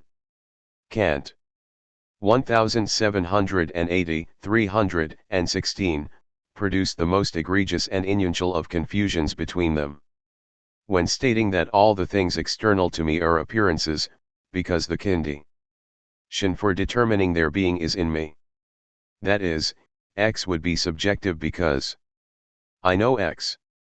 In other words, phenomenalism entails either the confusion between metaphysics and epistemology, or the rejection of the former in favor of the latter. The positivists and neopositivists condemned metaphysics because they unwittingly adopted Kant's phenomenalist metaphysics, according to which the world is a sum of appearances. What a retreat from Galileo's, 1623, clear distinction between the primary or objective qualities, such as shape and motion, on the one hand, and the secondary or subjective ones, such as color and taste. In my opinion, both realism without materialism, and materialism without realism, are weak, hence vulnerable. Realism without materialism invites speculating about disembodied minds, and materialism without realism has no use for the brains that it postulates. Only hylorealism, a synthesis of materialism and realism, is robust. Bunge 2006a. This is because hylorealism admits only the real or material world. And because it makes use of our knowledge of it instead of fantasizing about it, it attempts to be scientific. The above-mentioned cases of Popper and Lewis are particularly instructive. Popper called himself a realist, but, because he rejected materialism, he perpetrated or countenanced several violations of realism. Indeed, he claimed that the world of ideas, which he called World 3, was just as real as both the physical world, or World 1, and the world of mental events, Popper 1967. Accordingly, he defended mind-body dualism, Popper and Ecclesiastes 1977, and wrote about knowledge without the knowing subject, Popper 1967. Having detached mind from body, Popper had to admit the possibility of parapsychology, hence of paranormal modes of knowledge such as telepathy and precognition, Popper and Ecclesiastes 1977. And Popper, 1961, chided me for criticizing the ex nihilo creation fantasy included in steady-state cosmology. As for David Lewis, 1986, he believed uncritically in the real existence of all conceptually possible worlds, even those that violate all the known physical laws. But what kind of matter is that which has no energy, or which violates energy conservation? And how can we possibly get to know anything about imaginary worlds if they are assumed to be parallel to ours, hence isolated from ours? To access a thing, 18. or fact X, it is necessary to receive signals from X or from a probe sent to explore X, but this is impossible if the putative world X is parallel to ours. Amazingly, such untestability does not bother the sympathizers of the many worlds interpretation of the quantum theory proposed by Hugh Everett, 1957. Quantum physicists are particularly blind to the incompatibility between Materialist metaphysics and the realist epistemology entailed by the scientific method. Thus Frank Wilczek, 2008, 33-34, a Nobel laureate, asserts that quarks and gluons are embodied ideas, and in general that theists are the bits, just because they, like the positron and the quarks, were theoretically predicted. Later in the same book, Wilczek reports that those particles were actually produced by the Large Electron-Positron Collider. Now this, like any other artifact, is an embodied idea, but its constituent atoms existed long before the atomic hypothesis was invented. So much so, that most of them came from minerals that had to be extracted from mines, not from theorists' brains. Likewise, territories pre-existed maps, and people are born before their portraits are painted. In general, it is bits from its, not the other way round. We shall return to this subject in section 4.2. The reason that epistemology depends upon ontology is that obtaining some knowledge about object X depends not only on the knower and her tools but also on the nature of X. Thus, if X is readily accessible, anyone can claim to know it, and no special effort may be made to go deeper than appearances. By contrast, the null edge of imperceptibles requires more ingenuity and effort. In short, is knowable is a three-place predicate. Object X is knowable to subject Y with tools Z. Hence, any deep change in ontology may call for a change in epistemology. An example follows. Electromagnetic field theory, born in the 1830s, changed not only the ontology of classical physics but also its methodology. Indeed, consider the problem of ending data about two very different universes, Newton's, constituted by corpuscles, and Farade's, LLED with ELDs.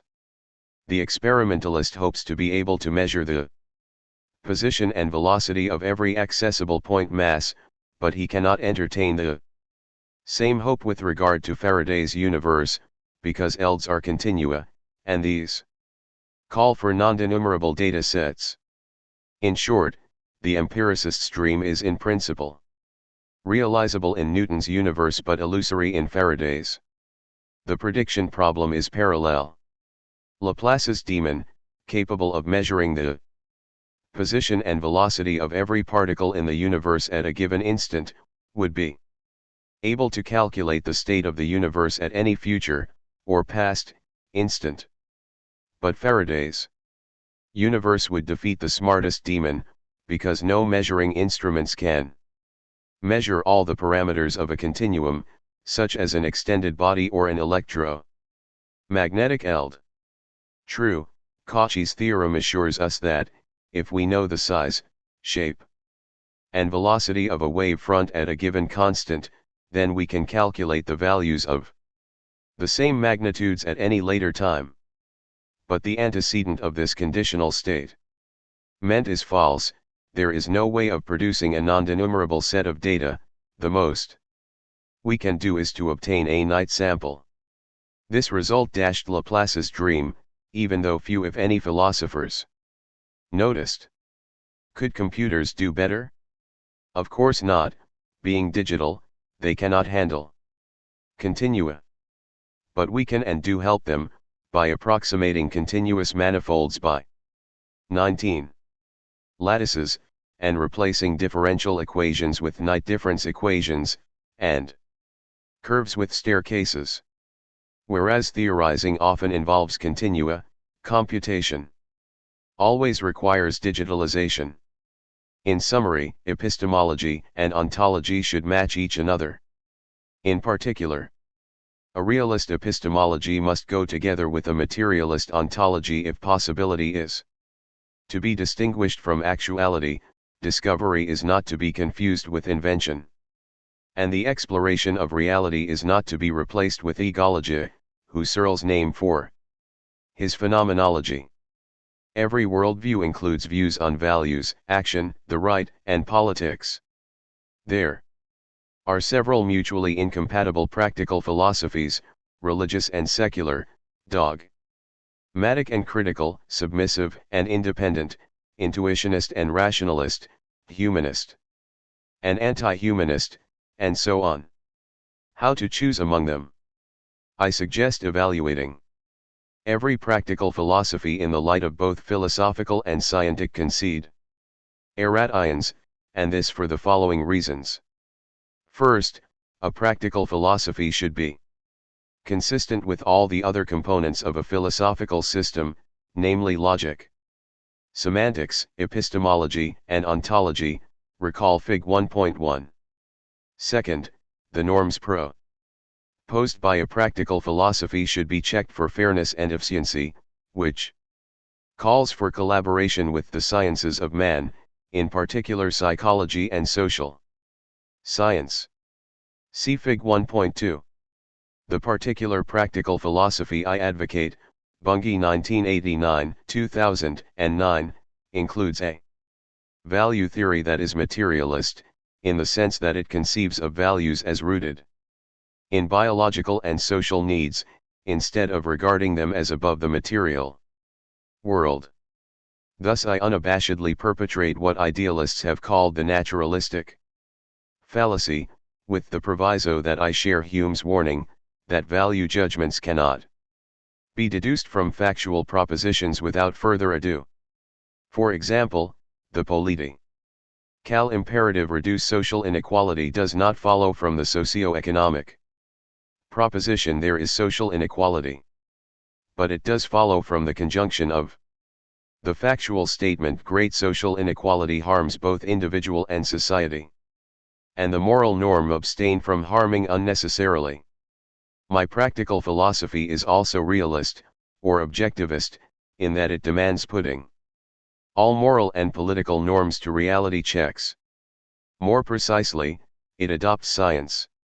Take realism, which is scientistic since it recommends crafting norms in the light of human biology and psychology, as well as the social sciences. Finally, I hope it is also consistent, and thus compatible with ordinary logic, as well as congruent with any semantics that enshrines both meaningfulness and truth. Consequently, this practical philosophy opposes emotivism and intuitionism, both of which exalt gut feelings, in-group loyalty, uncritical respect for authority, and tribal traditions, regardless of the harm they may cause. My reason for advocating a scientific approach to ethics is that I take this discussion to be concerned with moral dilemmas, all of which are social problems, the domain of social science. Indeed, I suggest that moral problems arise when scarce resources are handled by persons with unequal power. This is why the more divided a society, the more severe the moral problems that arise in it. I also suggest that the best way of resolving such conflicts in a fair and peaceful way is to discuss and bargain in the light of what is known about the social systems in question, so that the stronger party may compensate the weaker one, example by offering it a share in a bunch of desirable items. Obviously, the scientific approach to morality opposes moral relativism as well as moral absolutism, or dogmatism. Contrary to the fashionable opinion that we should tolerate all values and norms because they are only rooted in gut feelings or in custom, a science-oriented moral philosophy will promote fairness and reciprocity, for they favor individual welfare and social progress. The same approach will also favor close contacts between ethics and ontology, because moral behavior is a form of social behavior, the justification of which calls for a social ontology. Indeed, different social ontologies suggest different moral philosophies. Individualism underlies utilitarianism, holism undergirds deontologism, and systemism is the basis of any ethics according to which rights imply duties and conversely. An ethics without ontology, as demanded by Hilary Putnam, 2004, is one.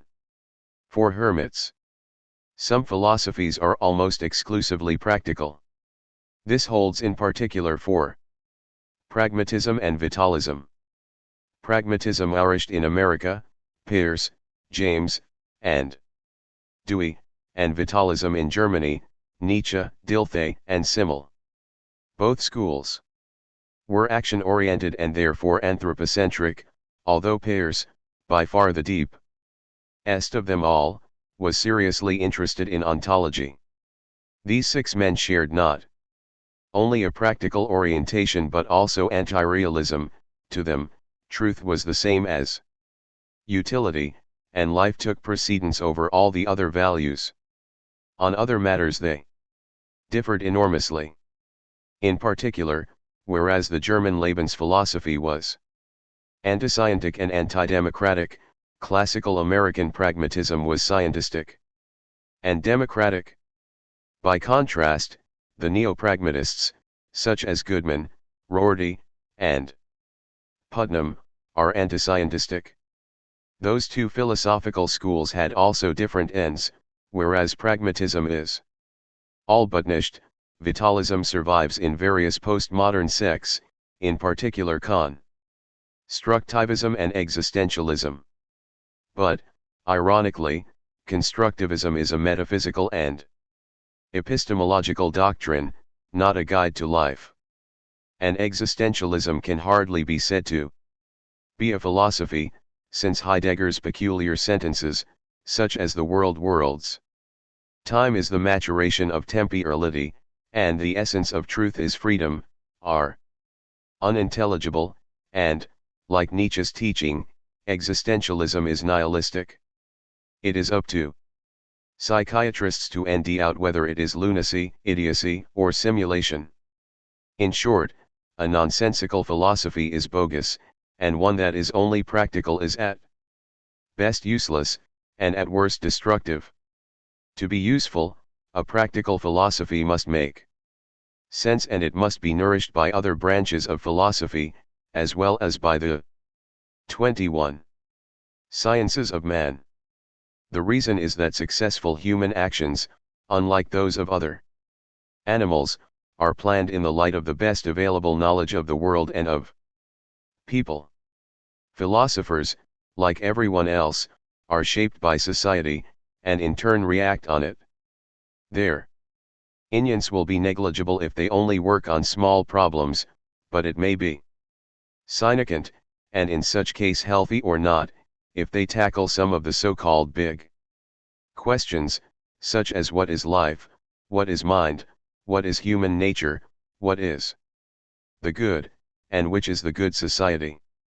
Consider brief four turning points: the scientific revolution in the 17th century, the French Enlightenment in the 18th, the Counter-Enlightenment in the 19th, and totalitarianism in the 20th. The scientific revolution was part of the modernization process, one strand of which was secularization. A secular worldview leaves no room for gods, ghosts, or paranormal abilities. It involves a naturalist metaphysics. Nor does it admit mysteries. It adopts the realist thesis that the world is knowable precisely because it is composed exclusively of worldly things. At that time philosophers could adopt either of three stands with regard to the said revolution: to reject it, embrace it, or work out a compromise. For example, the heliocentric model of the solar system, revived by Copernicus, was rejected by both Catholic and Protestant theologians, and embraced by the likes of Galileo and Descartes. In sum, far from being philosophical extravagances, materialism and realism were in the very marrow of the scientific revolution, as well as in that of its inheritor, the French Enlightenment. The Scottish Enlightenment, by contrast, was philosophically commonsensical, Wittgensteinian avant la lettre. The immaterialism and subjectivism of Berkeley and Kant, as well as the idealist fantasies of Hegel, Fichte, and Schelling, belonged in the Counter-Enlightenment. but it was hard to keep up an anti-scientific stance amid the sensational achievements of 19th century physics, chemistry, and biology. So, a compromise was tacitly adopted. Allow natural science to follow its course, but stem the scientific tide in the human ideas and social sciences. That is, claim that the scientific method is any to study nature, but mind and culture require a different approach, either intuition, Bergson, or Verstehen, aka interpretation, Dilthey, Rickert, Weber, Sorokin.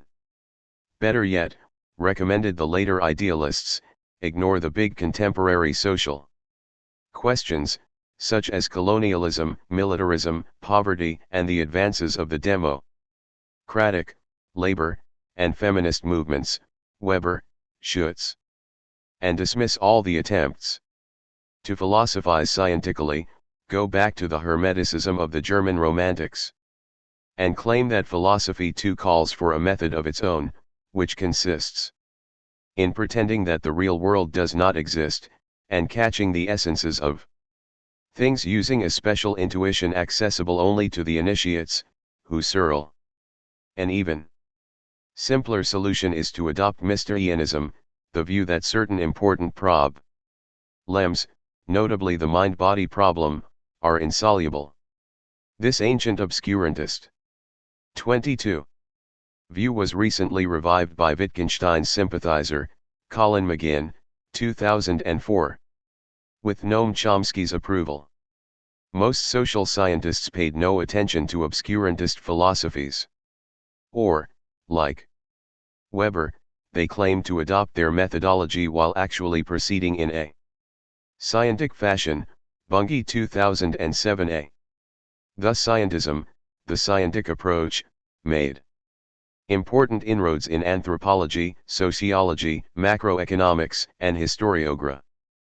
Phy. Even some scholars nominally wedded to dialectical materialism and historical fatalism have made important contributions to social science, particularly archaeology and history, see, example Barraclough 1979, Hobsbawm 1997, Trigger 2006. True. The Soviet philosophers attacked all the great contemporary revolutions in natural science, particularly relativity, quantum mechanics, theoretical chemistry, ICS, evolutionary biology, and non-Pavlovian experimental psychology, see, example. Graham 1981. But their reactionary efforts succeeded only in biology, psychology, and social studies. Ironically, the attempt to render social science scientific by naturalizing it has borne similar political fruits. Indeed, human sociobiology and its heir, popular evolutionary psychology, have reinforced the ancient opinion that human nature is uniform and invariable, that we are all basically aggressive and selfish brutes, and that, whereas a few of us are to the manner born, the herd, as Nietzsche called the masses, are destined to be slaves. In sum, philosophy and science are not immune to politics. The reason is that every political movement has an ideology, and every political ideology is a way of seeing, evaluating, and handling society. Since every modern society cultivates both science and the humanities, every serious political ideology involves science and humanities policies. If progressive, these will support those branches of culture and respect their freedom. But, however generous a political protector may be, it has claws, and may be tempted to use them. The practical lesson is obvious: seek the patronage of political power but do not sleep with it. More on the philosophy. Politics connection in Barber 2003, Bunge 2009. Closing remarks. Important philosophic scientific problems, such as those about the nature of matter and mind, cannot be adequately discussed except in a broad philosophical framework. The philosophy used in the present work may be summarized thus. Classical matter, bodies and fields. Unsurprisingly, matter has been conceived of differently at different times. This chapter and the next are devoted to updating the concept of matter. We shall call class on any material thing that comes within the purview of classical physics, and quantum anything describable, at least in principle, by a quantum theory. Specks of dust, organisms, and galaxies are classons, whereas photons, electrons, and superconductors are quantons. Under different names, matter has been a central concern of all ontological, metaphysical, systems, even those that denied its reality. And arguably all the factual, empirical, sciences only study concrete, or material, entities, from photons to rocks to organisms to societies. Yet most contemporary philosophers have managed to ignore the modern concepts of matter. This is partly because many metaphysicians, following the lead of Saul Kripke and David Lewis, have preferred to speculate about simple conceptually possible worlds rather than studying the messy, real world. Their conception of possibility is so indigent, that it does not even distinguish between conceptual and physical possibility. Unsurprisingly, their fantasies, such as that of the dry twin Earth, have not helped science, let alone technology or politics. They have only succeeded in diverting attention from serious problems, both conceptual and practical. Tellingly, they have carefully avoided speculating about possible alternatives to our rather pathetic social world. Their philosophies are just jeu d'esprit. Many concepts of matter have been thought over the past millennia. In particular, the rather counterintuitive concepts of force-held and quantum object have severely challenged Aristotle's and even Newton's concepts of matter. Yet, there are still philosophers who uphold Aristotle's hylomorphism, according to which physical objects are composites of matter, material or stuff, and form, shape or property. Matter being the impenetrable and passive stuff upon which forms are impressed from the outside. Thus Patrick Supps, 1974, 49. A body is matter endowed with a structure. Example, a potter's differently shaped products. Counterexamples, electrons, protons, photons, and neutrinos have no shapes of their own, and do not share a common material, they only share certain properties, mainly energy, momentum, spin, and the ability to interact with other material entities. Moral, an ontology built with the commonsensical categories of a 2 millennia old worldview is bound to be utterly obsolete and therefore useless. The earliest concept of matter seems to have been that of stuff or material from which things are or can be made, stone for axes, clay for pots, bronze for swords, and so on. The ancient atomists, both Greek and Indian, enlarged this Anthropocene trick concept of matter to embrace all natural things, from water and air to celestial bodies and living beings. To them, every piece of matter was composed of atoms. Simple, hard, self-existent, and imperceptible corpuscles moving in the void. And they invented not only atomism but also materialism, the earliest secular world view, and the one according to which all there is material. The atomists also invented the accompanying methodology, explain the perceptible, phenomenal, by the imperceptible. Plato opposed vehemently both atomism and materialism. He built an idealist ontology according to which only ideas are self-existent and self-moving, every thing else being but faint, ephemeral, and passive shadows of ideas. Moreover, Plato held that only ideas can be known, and that no science of worldly things was possible. Thus he was the forerunner of modern idealism, except that, Unlike most modern idealists, he argued cogently, understood mathematics, and wrote as clearly as was possible at his time. Aristotle rejected both materialism and idealism, and replaced them with hylomorphism, a sort of compromise among them. Ironically, 23 centuries later the great Bertrand Russell, 1954-384, unwittingly revived hylomorphism under the name of neutral monism. According to this doctrine, a piece of matter is a logical structure composed of events. Whitehead, 1929, his erstwhile co-author, hatched a similar view, his process metaphysics.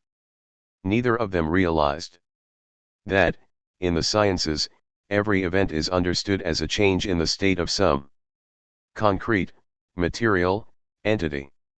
At the same time, the logical positivist Rudolf Carnap, 1928, too professed to stand above both idealism and materialism.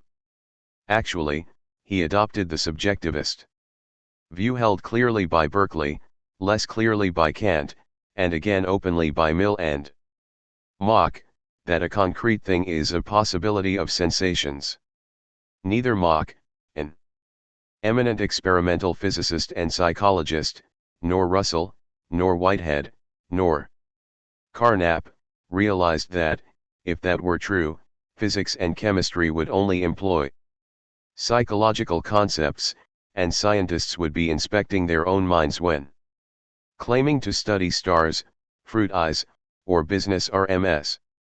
Meanwhile, physicists and chemists ignored psychology when crafting or using the concepts of mass, momentum, spin, energy, conductivity, valence, and the like, or when designing and operating experimental devices. And psychologists investigated other people's brains, behavior, and mental processes instead of indulging in introspection. Naval contemplation may be suitable for mystics and drug addicts, but it does not advance the knowledge of reality. Luckily, scientists did not follow in the steps of Berkeley, Kant, Mill, Comte, Mach, Russell, Whitehead, or Carnap. Instead, they kept investigating matter by the most objective means, namely the scientific method. In particular, Galileo, Descartes, Boyle, and Huygens rejected Aristotelianism, and thoroughly vindicated the concept of matter. They held that physics is the science of matter in motion. 25. And they embraced a realist epistemology as well. Descartes came closest to mate realism in the two great works that he did not dare publish, but which were very influential after his death, his treatises on the world and on man, which were translated into English only 3 centuries later. 3 influential philosophers, Hobbes, Gassendi, and Locke, adopted atomism and realism, as well as its principle, revived by Galileo and Descartes, that material things have only primary or objective properties, the secondary ones, like color, smell, and taste, being subject-dependent. And, of course, Newton's mechanics was the RST thoroughly scientific version of mechanistic materialism, see Dijksterhuis. 1986. Yet, with the exception of Hobbes, none of the above-mentioned thinkers dared dispute the existence of God or the immateriality of the soul. Their materialism was prudently con to physics and chemistry. The earliest full-edged and outspoken modern materialists and atheists were Helvetius, Holbach, and La Mettrie, see, example Plekhanov 1967. However, Benedict Spinoza and John Toland too may be regarded as materialists, even though they were deemed to be pantheists, since they equated God and nature. And the psychologist David Hartley, like the chemist Priestley, managed to hold materialist theories of mind along with Christian beliefs. The founders of modern science kept religion separate from scientific research. And the Puritan scientists believed, or at least stated, that it behooved them to study creation as a way of unveiling the grandeur of the Creator. As Merton, 2001, 136, wrote in his doctoral dissertation, this came not so much from their theology as from their value system, a complex of a scarcely disguised utilitarianism, of mundane interest, methodical, unremitting action, thoroughgoing empiricism, of the right and even the duty of libre examen, of anti-traditionalism. All this was congenial to the same values in science. Thus, Puritanism, just as open-minded in England as narrow-minded when exported to America, unwittingly contributed to the advancement of science and the concomitant consolidation of the early modern materialist worldview. The concept of matter inherent in the mechanistic materialism that prevailed between ca 1600 and ca 1850 was this: nature is wholly material and lawful, and the physical laws hold throughout the world.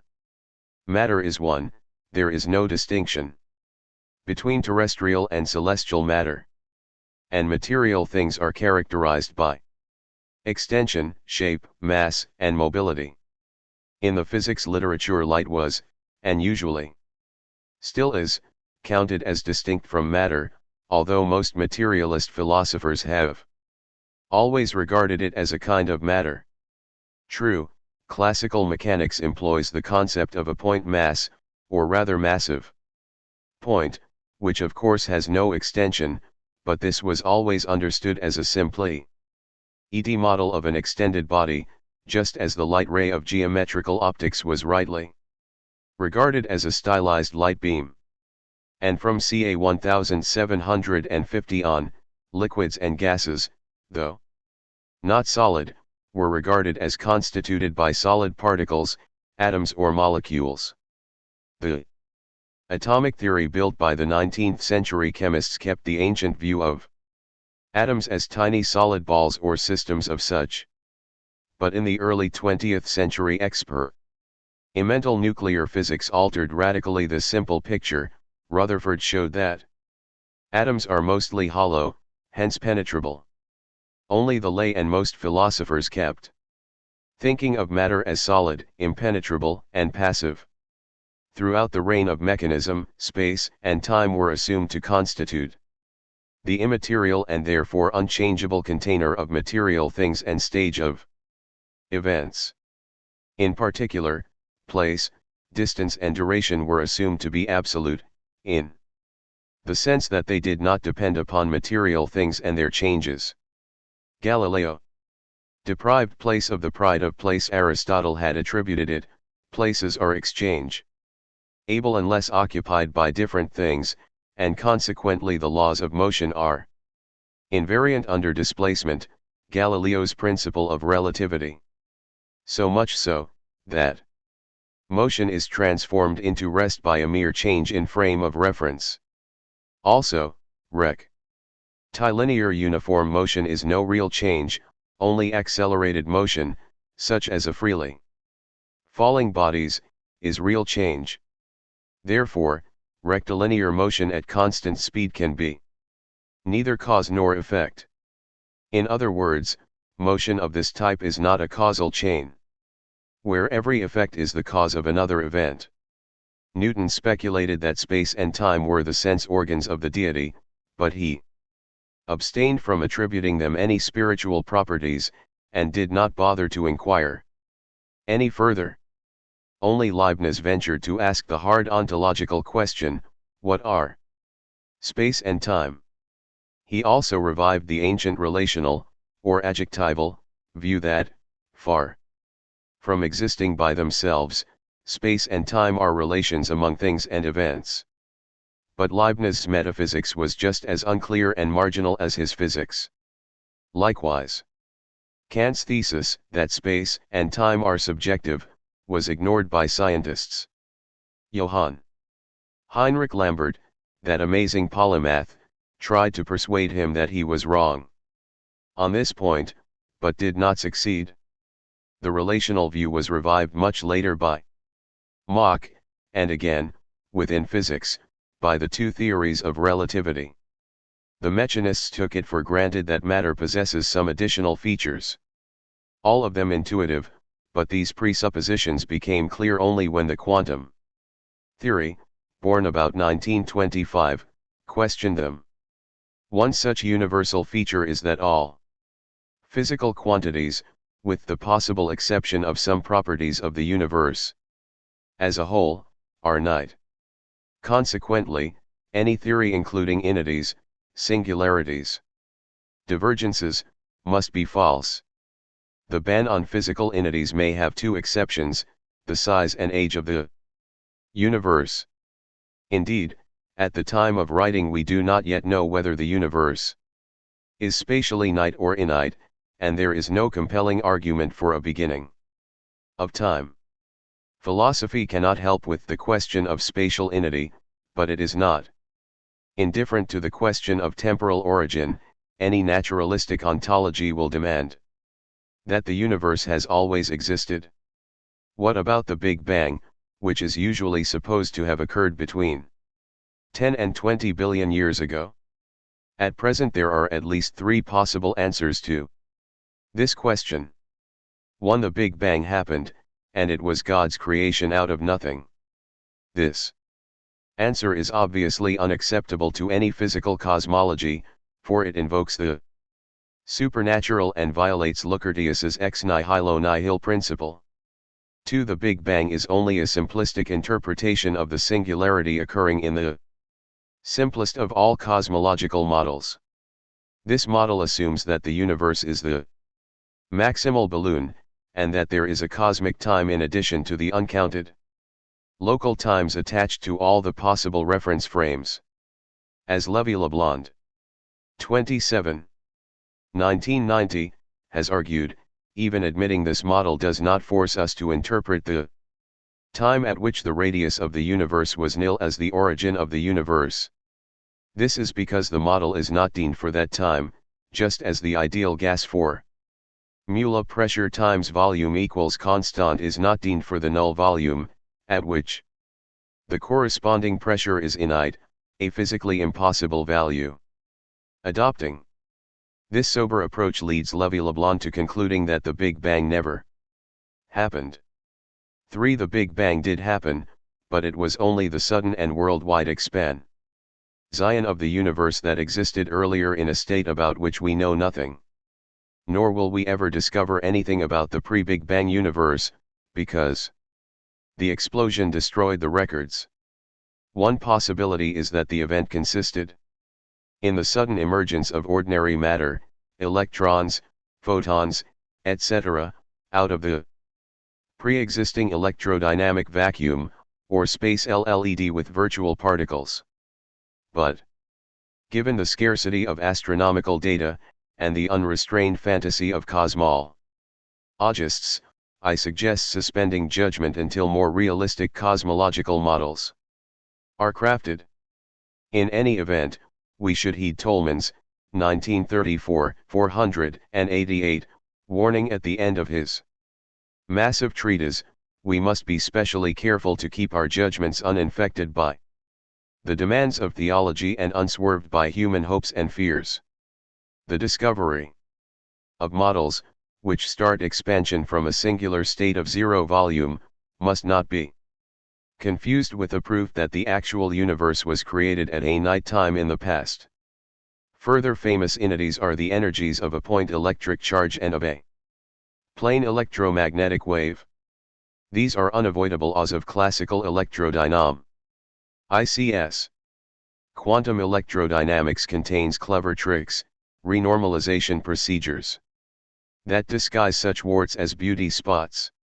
While most physicists buy them, a few, the present writer included, regard them as stopgaps to be absent in better theories. However, let us return to the task of listing the most common features of nature. Another supposedly universal trait is continuity, natura non facit saltus. All changes are incremental, none are discontinuous, there can be no quantum jumps. In particular, The energy of a body increases or decreases in a continuous manner. Mathematical counterpart, all the functions representing basic physical magnitudes are smooth, at best continuous, and at worst piecewise continuous. However, classical physics did admit several discontinuities, such as the abrupt change in the velocity of a solid body upon impact on a solid surface, uncounted threshold effects, the occurrence of a denumerable set of modes of vibration of an elastic body, phase transitions, such as liquid rightward arrow gas, and paramagnetism rightward arrow ferromagnetism, and the quantization of electric charge, which Faraday discovered in electrolysis. Another allegedly universal property of things is individuality. Everything has some properties that characterize or individuate it in a unique fashion. If two things had exactly the same properties, they would be one. But what if two things, though different, turned out to be equivalent and therefore exchangeable?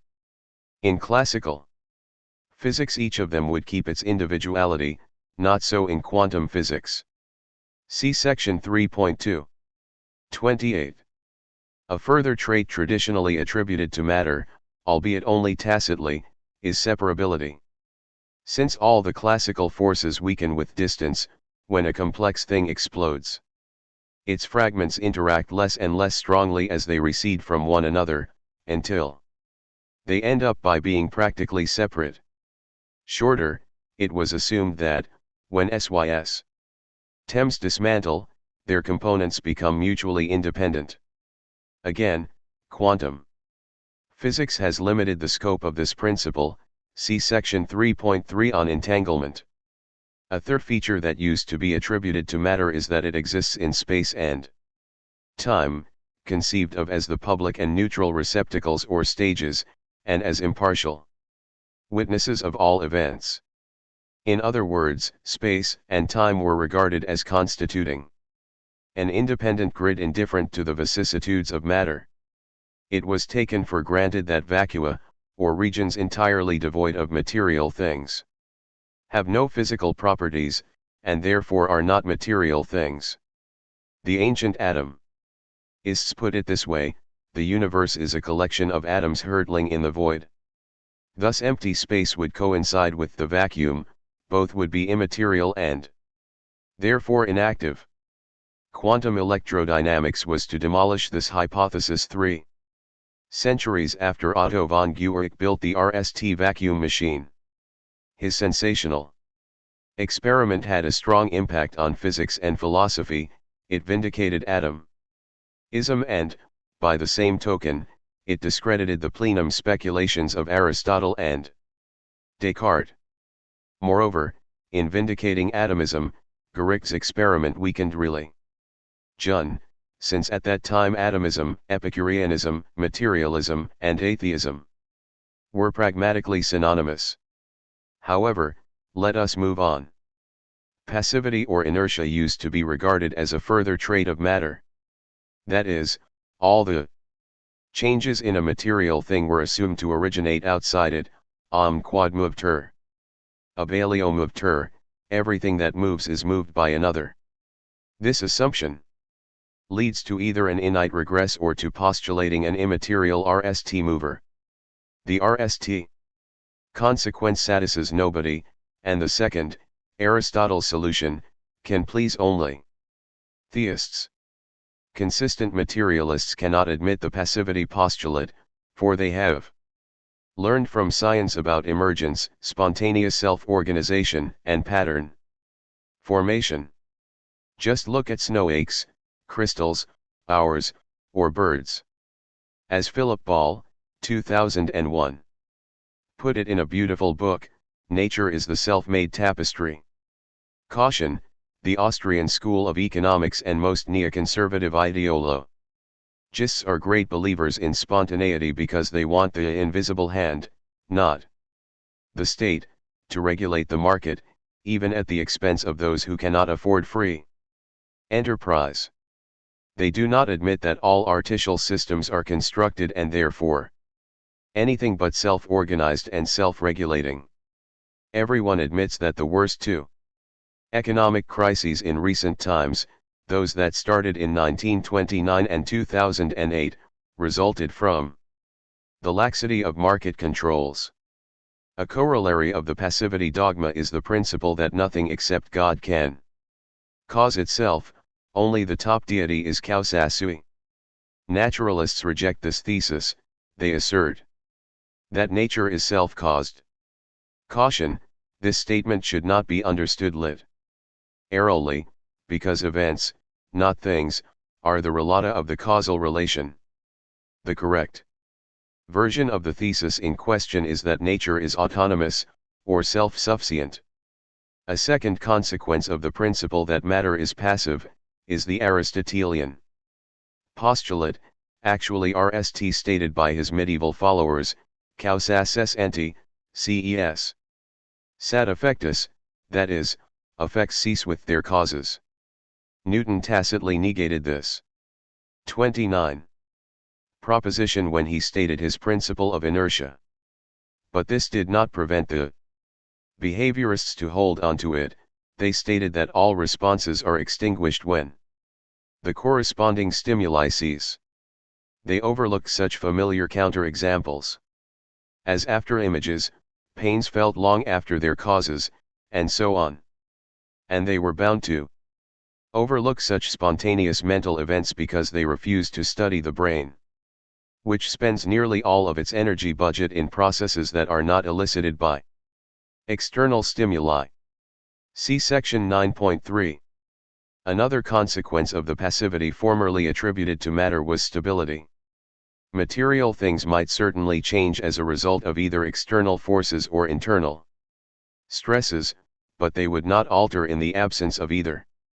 That is, loss of mass and spontaneous radioactive and radiative decay were excluded, and so were gain of mass and spontaneous self-organization. By the same token, spontaneous neuron discharges and non-stimulus-bound mental processes were out of the question. The entire stimulus response or behaviorist doctrine, as well as the assumption that the isolated brain must be inactive except for household functions, were instances of the peripatetic maxim that nothing moves by itself. More on brain self-generated activity in section 9.3. A related but far more comprehensive principle is that of conservation of matter, RST stated by Lucretius, ex nihilo nihil. This postulate was RST formulated in a quantitative manner by Lavoisier as the conservation of mass in all chemical transformations. In this sentence, mass means quantity of matter rather than inertia. Half a century later the postulate in question resurfaced as conservation of energy in a closed system, or the RST principle of thermodynamics. As will be seen in section 9.3, mass is not conserved in certain changes, whereas energy is assumed conserved in all. Actually, what are conserved are energy distribution and its average. But both mass and energy are properties, not things. So, Lucretius' principle of conservation has been conserved. True, in quantum electrodynamics there is talk of virtual processes, in which energy is not conserved. But it may be argued that such processes, like the movements to the past, are imaginary, whence the correct name virtual. Another apparently obvious feature of material things is that the values of all their properties are sharp rather than blunt. In contemporary metaphysical jargon, all tropes are well-defined. For example, all position and velocity values are exact. Mathematically speaking, all physical variables can be represented by real valued functions. Thus, the position of a point mass p, at time t, and relative to a reference frame f is x, p, t, f, equals a triple of real numbers. In metaphorical terms, the world has sharp contours, and only our knowledge of it may be smudged. Quantum physics falsified this postulate. It showed that all dynamical properties are blunt, rather than sharp. Section 3.2. Two principles concerning causes and effects were assumed, those of antecedence and causality, see Bunge 1959a. The antecedence principle asserts 30. That causes, or inputs, precede their effects, or outputs, or that the past determines the present. And the principle of causality states that every event is produced by some other change. There is no spontaneity or self-determination. To be sure, there are coincidences galore, but they are assumed to consist in the crossing of initially independent causal trajectories, as the Stoic Chrysippus had assumed. In classical physics, chance or randomness is always thought of as resulting from causation at a lower level, and at the lowest level, the atomic level, everything was assumed to proceed causally. Shorter, there is no basic or irreducible chance. Quantum physics overthrew this principle of the mechanistic worldview. We now know that the exact opposite is true, that at the lowest level, irreducible randomness occurs along with causation, just as Epicurus and Lucretius had surmised. And we should also realize that the idea that chance is nothing but ignorance is wrong too. Chance is for real even to an omniscient being. For example, shuffling a new deck of cards transforms order into disorder, and this is nothing but chance, even if an omniscient being could certainly follow the trajectory of every card. By contrast, the antecedence principle stays. And, far from being an idle physical fantasy, it is used in sciences to weed out error. For example, the principle is used to reject as physically meaningless one half of the mathematically correct solutions to the equations of electromagnetic theory, namely the advanced potentials. According to these, there are electromagnetic elds coming from the future. These are ruled to be mathematically true but empirically false. Likewise, the precognition hypothesis, held by most parapsychologists, can be rejected out of hand. Because it involves the fantasy that the future, which does not yet exist, can act upon the cognitive subject. True, Richard Feynman and other theoretical physicists regarded the positive electron, positron, as a negative electron going to the past, just because certain formulas remain invariant upon the joint inversion of the time and electric charge signs. But the experimental physicists were never fooled. They knew that it is impossible to go back in time because the past is no longer. They stuck to the antecedence principle. This antecedence principle, together with Lucretius's principle, can be invoked against cosmological and biological creationism. Indeed, both principles together rule out any assertion of the absolute beginning of anything material. In particular, the Big Bang may be understood as the start of a new phase in the innate history of the world rather than as its absolute beginning. New biospecies are known to have evolved from their ancestors according to Darwin's tree of life, and the earliest organisms are assumed to have self-assembled from abiotic precursors. In short, there are no absolute beginnings. Thus, consistent naturalism, in particular mechanism, involves atheism or, at least, the deistic heresy that God abandoned the world to its mechanical fate once he created matter and endowed it with its immutable laws. Descartes 1664, 37. Then, there is the principle of least action, according to which in all motions the action of a mechanical system is the least possible, or, more generally, either a minimum or a maximum. In analytical mechanics, the action of a thing is a global property of it deemed as the time integral of the difference between the kinetic and the potential energy. This principle is remarkable for various reasons. It concerns 31. The entire history of a thing, it entails its equations of motion, it sharply distinguishes physical from conceptual possibility, and it occurs in all the branches of physics, see Langchos 1949. In the 18th century, Pierre Maupertuis used it to argue for the parsimony of the Creator, which provoked Voltaire's hilarity. 2 centuries later, Max Planck used that principle to prove his intelligence. Let us now peek at chaos theory, better known as nonlinear dynamics. Whether this theory calls for any important epistemological changes, particularly with regard to predictability, is still an open question. What is beyond dispute is that chaos theory has broadened science, by studying instabilities, or cases of small causes. Large effects, such as avalanches, see Glass and Mackey 1988. Some of the most remarkable successes of chaos theory have been the discovery that some of the orbits of members of three-body systems are chaotic, and arst.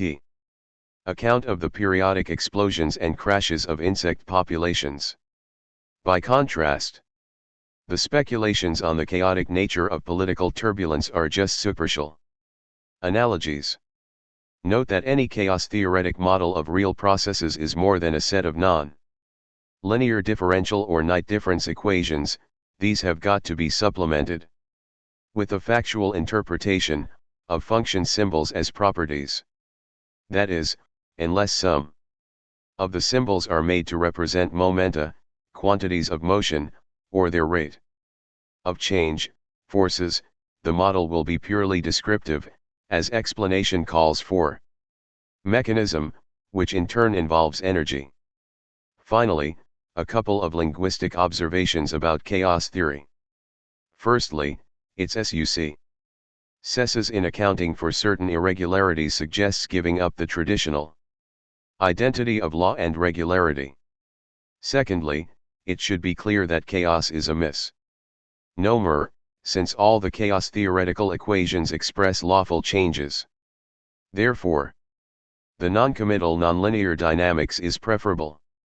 In short, the mechanistic worldview postulates that the universe is at once objective, thoroughly material, and lawful. This cosmology is in stark contrast with the view of Berkeley, Hume, Kant, and their successors, in particular the positivists, logical positivists, intuitionists, and many words fantasists, a view that is subject-centered, in particular phenomenalist, immaterialist, and lawless. So much for the mechanistic worldview. Let us now look at its decline. We will see that mechanism was eventually refuted in details but not in its grand conception. Objectivity, materiality, and lawfulness were kept even though the mechanistic restrictions on matter and law were removed. Mechanism reigned in physics until mid-19th century. It declined irreversibly during the second half that century as a consequence of the emergence of four new ideas, those of force, energy, chance, and the micro-macro distinction, see Diabro 1939.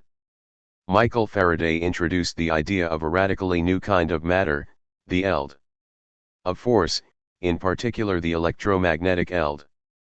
A physical eld is a region of 32 space-time, every point of which has one or more physical properties, such as energy, density. The core of a eld theory is a set of eld equations that describe the distribution and change of the physical properties in question. A peculiarity of eld theories vis-a-vis mechanics is that they do not contain position variables, that is, time-dependent coordinates, and consequently cannot be interpreted in terms of particles. An electromagnetic eld accompanies electric charges and currents, and it connects them, but, as became clear later on, it can subsist independently of its sources and of the medium where it exists. Electrodynamics studies elds that accompany electrically charged bodies, as well as elds that are generated by lading charges and electric currents, and that become detached from their sources, and may eventually be absorbed by bodies. Thus, unlike classical mechanics, electrodynamics studies certain qualitative changes in addition to merely quantitative ones. Contrary to Ampere's theory, which it replaced, the electromagnetic theory, sketched by Michael Faraday in 1831 and perfected by James Clerk Maxwell in 1865, rejected the idea of action at a distance. It postulated that the space between electrically charged bodies is LLED by a ELD, and that all actions between such bodies were mediated by ELDs. Moreover, Maxwell's mathematical theory of these ELDs suggested the existence of electromagnetic waves, which Heinrich Hertz produced and measured a decade after Maxwell's death. It turned out that light rays and radio beams were nothing but bunches of electromagnetic waves. Later it was found that X-rays too are electromagnetic waves.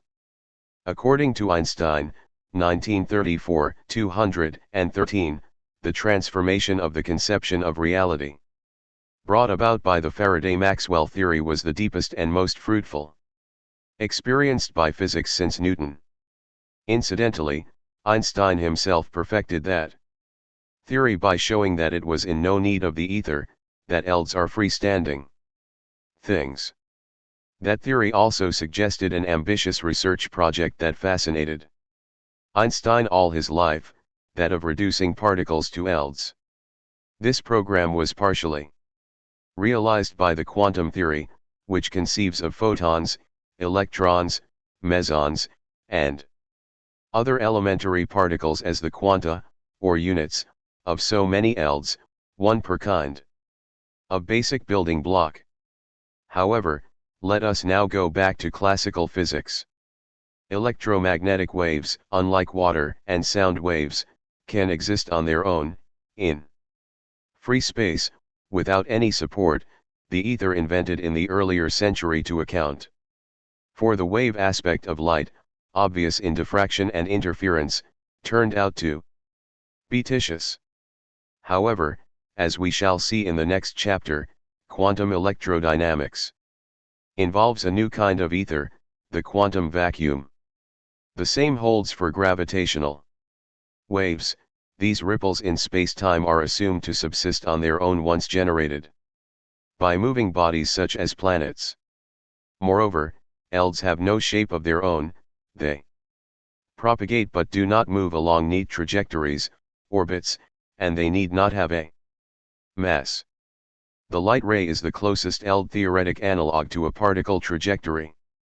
But, as Huygens showed 4 centuries ago, far from being basic and simple, light rays result from the interference of waves. Unlike the equations of motion of corpuscles and extended bodies, the ELD equations describe the ELD intensity at every point in the region it occupies.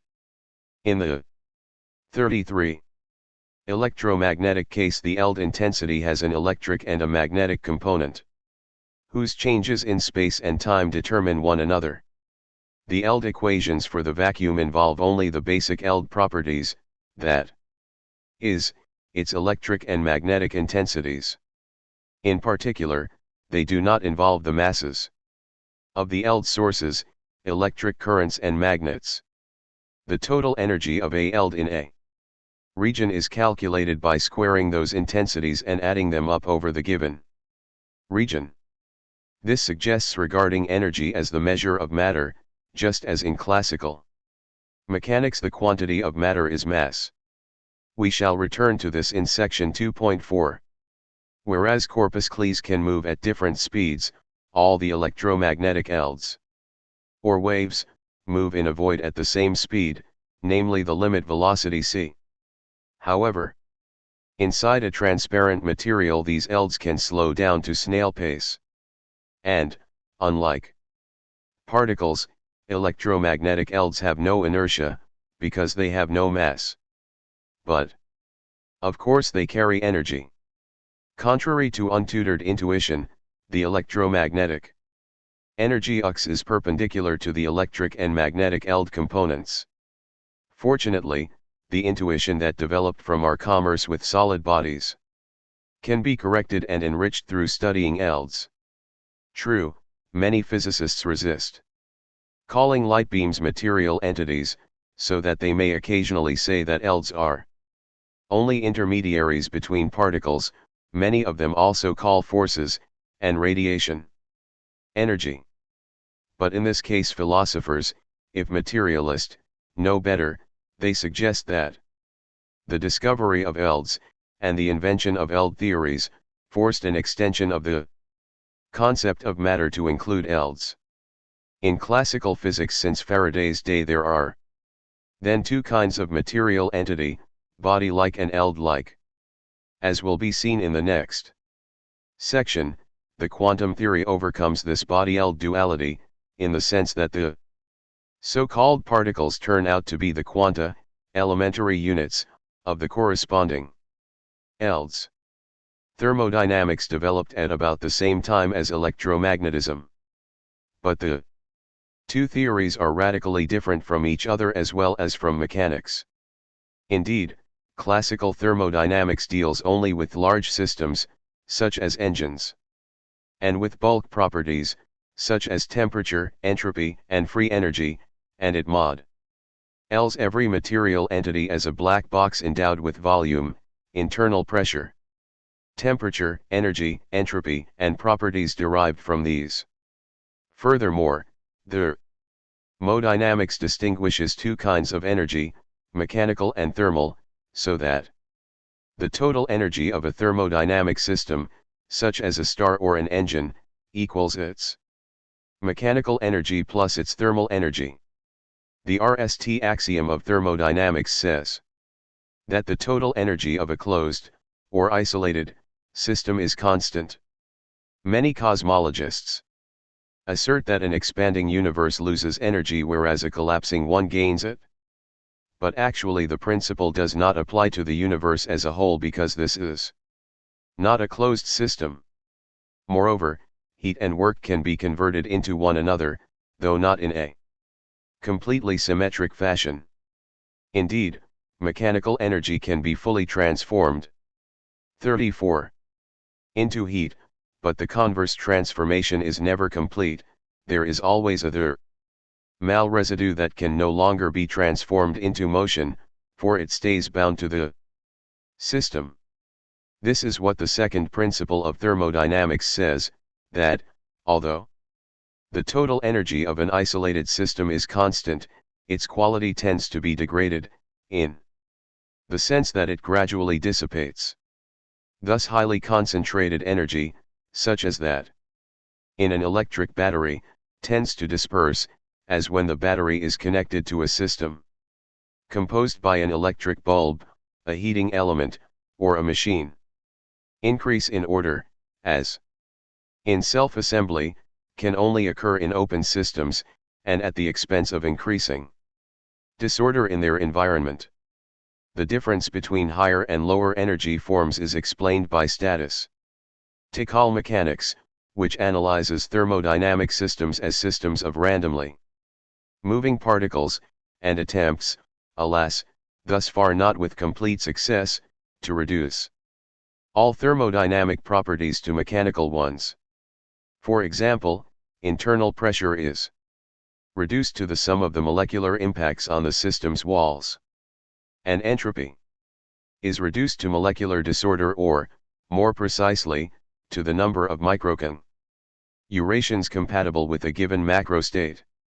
This is the famous formula S equals K ln W, where S represents the entropy, W the number in question, and K a universal constant, that is, one that does not depend on the stuff the system is made of.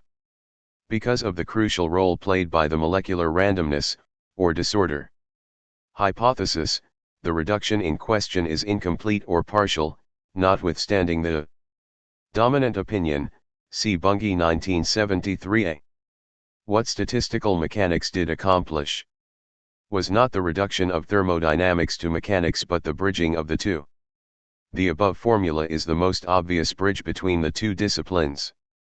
Thus thermodynamics, born from the desire to understand and perfect the steam engine, ended up by causing a quiet ontological revolution, for it introduced three ideas alien to the mechanistic worldview. These are those of level of organization, micro/macro, or particle/extended body, objective randomness, disorder, entropy, and the rundown, increasing disorganization, of all closed macrophysical things. However, it is usually claimed that, unlike quantum randomness, classical randomness is just a matter of ignorance and therefore subjective. This is the gist of the interpretation of thermodynamics in terms information theory and Bayesian. Subjectivist, probability championed by Jaynes, 1967. While it is true that, had he nothing better to do, God would be able to track down every particle in a gas, it is also true that molecular disorder is objective. Whence entropy, a measure of such disorder, is just as objective a property as quantity of heat and temperature. So much so, that the increase S in entropy that accompanies a warming up by Q at temperature T is S equals Q/T. Such increase in disorder upon heating is not con to anyone's mind, it is objective. This is why different physicists or engineers will come up with roughly the same numbers when measuring with the same instruments the increase in the entropy of a system, disorder increased in the system, not in their brains. Moreover, temperature measurements are possible only when the system attains equilibrium, the state at which its entropy is maximal, as would be the experimenter's uncertainty according to subjectivism. That is, knowledge and ignorance would be the same. Classical statistical mechanics assumes that every component of a system has a precise though unknown position, as well as an equally precise and unknown 35 momentum. Thus, since each position in ordinary space is specified by opposition coordinate with three components, a system of n particles is assigned a 3 n-dimensional configuration space, and a 6 n-dimensional state space. These properties are assumed to be real but unknowable. Thus, paradoxically, in this case, realism involves an epistemic pretense. Such explicit admission of ignorance of microscopic detail deprives place of the pride of place it held since antiquity. We assume that things move in space, but do not seek to discover their trajectories, because in practice we cannot ND them. Thus theory, far from reacting practice, the way empiricism and pragmatism demand, ignores it. As we shall see in the next chapter, quantum physics does not even pretend that its microphysical referents have denied albeit unknowable positions, hence trajectories, and shapes as well. Back to ontology. Whereas mechanism had postulated that nature exists on a single level, classical statistical mechanics showed that there are at least two physical levels, macrophysical and microphysical, exactly what the ancient Greek and Indian atomists had surmised. Later on atomic, nuclear, and particle physics increased the number of physical levels. And, of course, biologists and social scientists added a number of superphysical levels, see chapter 5. The next scientific revolution was the emergence of Einstein's special theory of relativity in 1905. Actually, in a sense it was a reform rather than a revolution, for it altered mechanics but not electrodynamics, and it affected the theory of space-time as well as the theory of matter. In particular, the new theory showed that space and time, far from being mutually independent, fuse into one, space-time. Special relativity also showed that the values of certain properties, such as distance, duration, mass, temperature, and electric field intensity, are frame-dependent, whereas others, such as space-time distance, electric charge, and entropy are invariant with regard to changes in reference frames. In other words, whereas some physical properties are the same in, relative to, all reference frames, others are not. Thus, the relativization was partial, and it concerned the relation to the objective reference frame, not the inquiring subject. For example, the distance delta s2 equals delta x2 c2 delta t2 between 2 points in space-time is the same in all reference frames. It is an invariant under Lorentz transformations. By contrast, every body has as many masses and energies as there are inertial reference frames, that is, innately many if the universe is spatially inite. And such differ. Instances do not result from any changes, hence they do not call for explanation in terms of mechanisms, in particular causal mechanisms. All changes cause differences. But the converse is not true. Incidentally, such relativity has often been misunderstood as unreality, whence the expression apparent mass, by contrast to proper mass, which is the mass relative to the rest frame.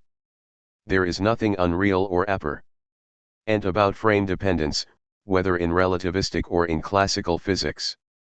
Recall 36. That position, velocity, and therefore kinetic energy as well are frame dependent in classical mechanics too. Invariance implies reality but not conversely. The relativity of position was known from classical mechanics. The relativity of time, by contrast, came as a surprise. In particular, it sounded paradoxical that age turned out to be frame dependent, the famous twins paradox. Still, this novelty was as nothing by comparison with this further consequence of the relativity of time, that an oscillation in one reference frame amounts to, appears as, a propagating wave in a moving frame. This was the germ of Louis de Broglie's early wave mechanics, 1924, which Erwin Schrödinger, 1926, expanded into what soon became the nucleus of quantum physics. The wave-like aspect of matter, predicted by wave mechanics, was soon confirmed by experiment. Thus special relativity, sometimes regarded as a mere offshoot of classical electrodynamics, had an unpredictable offspring, wave mechanics. And of course, neither of these theories had any technological motivations. Rather on the contrary. The disinterested study of matter found eventually momentous technological applications, from telecommunications to nuclear engineering. Which brings us to one of the most famous formulas in the entire history of physics. The equation E equals mc2 in relativistic mechanics tells us that the mass and energy of a particle or body are equivalent. This quantitative equivalence is usually said to mean that mass and energy are the same modulo C2. This is mistaken. For whereas E measures the ability to change, m measures inertia, or disposition to resist changes in the state of motion.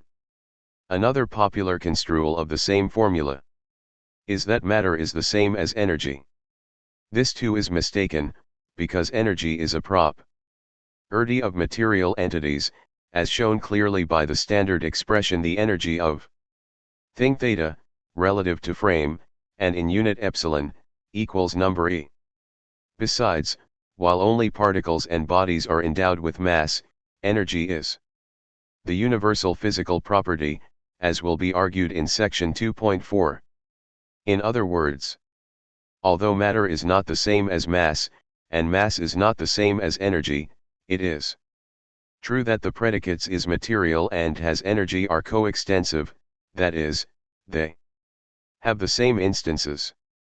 Interestingly, the mass of a system is slightly smaller than the sum of the masses of its components. This difference is called mass defect. Thus, the total mass of a system composed of bodies 1 and 2 is m equals m1 plus m2 m12, where M12 stands for the mass defect of the system. The corresponding energy, M12C2, equals the binding energy of the system. The Shin of uranium occurring in a nuclear bomb is the most famous example of this equivalence. The fragments escape with part of the huge binding energy of the nucleus, now transformed into kinetic energy. Likewise, the energy of a physical system is different from the sum of the energies of its constituents, because it includes the interaction energy. The total energy is greater or smaller than the sum of the energies of the components, according as the interaction energy is positive or negative. Note the contrast with distances, periods, electric charges, and other additive magnitudes. This difference has escaped the philosophers and psychologists working in what they call measurement theory, because they have confused measurement, an empirical procedure, with measure, a set theoretic concept. See Bunge 1974. Worse, they have ignored the subadditive magnitudes, such as mass, as well as the intensive ones, such as mass density. 37. Notice also the occurrence of the word system in the above. Although few philosophers use it, it is rampant in all the sciences. The reason is that systems are not just collections of individuals, but individuals on a higher level. A wall is not a pile of bricks, a cell is not a collection of molecules, a regiment is not an accidental crowd, and so on. The case of photons, or light quanta, is quite different from that of ponderable matter, or matter endowed with mass. In fact, photons have energy and momentum, but no mass. The three properties mentioned in the previous sentences are related by the equation E2C2P2 equals M02C4. This equation is an invariant, it holds in all inertial frames. M0 denotes the rest mass, that is, the mass of the body in question, relative to a reference frame attached to it. The preceding formula is the dynamical counterpart of the space-time invariant we met previously. The second of the above formulas shows clearly that energy is a more universal property than mass, since for M0 equals 0 the above formula reduces to E2C2P2 equals 0. This confirms the wisdom of regarding electromagnetic fields, which are massless, as constituting a special kind of matter. And it suggests that, whereas in mechanics, mass measures the quantity of matter, energy measures matter of all kinds. More on this in Chapter 4. To return briefly to light, recall that its velocity in void is the greatest speed. However, light is accelerated when going through a gravitational L. This fact is so important, that it has been erected into a principle. This is the locality principle, according to which no action can propagate faster than light. This principle is used to evaluate physical theories, non-local theories, that is, theories that assume superluminal velocities, are deemed to be severely defective. Thus, one of Einstein's main objections to quantum mechanics was that he thought that it enshrines action at a distance, which he rightly regarded as spooky. We have learned since that the theory involves entanglement instead, see section 3.2. However, let us resume our discussion of invariance. The fact that special relativity dethroned old invariants while anointing new ones shows that the choice of name for the new theory was unfortunate. It misled people into emphasizing the relative, or frame dependent, at the expense of the absolute, or frame invariant, while actually both are equally important. Special absoluteness would have been just as appropriate, or inappropriate. The Qualier special refers to the particular kind of reference frames referred to by this theory. They are the inertial frames, that is, those that move with constant speeds relative to one another. But the main philosophical mistake was the belief that the theory involves subjectivism, just because Einstein tried to popularize it with reference to observers traveling in trains and measuring distances and durations. This popular connotation of relative with subjective might have been avoided using photocells and automated measuring devices, which of course were not widely available at the time.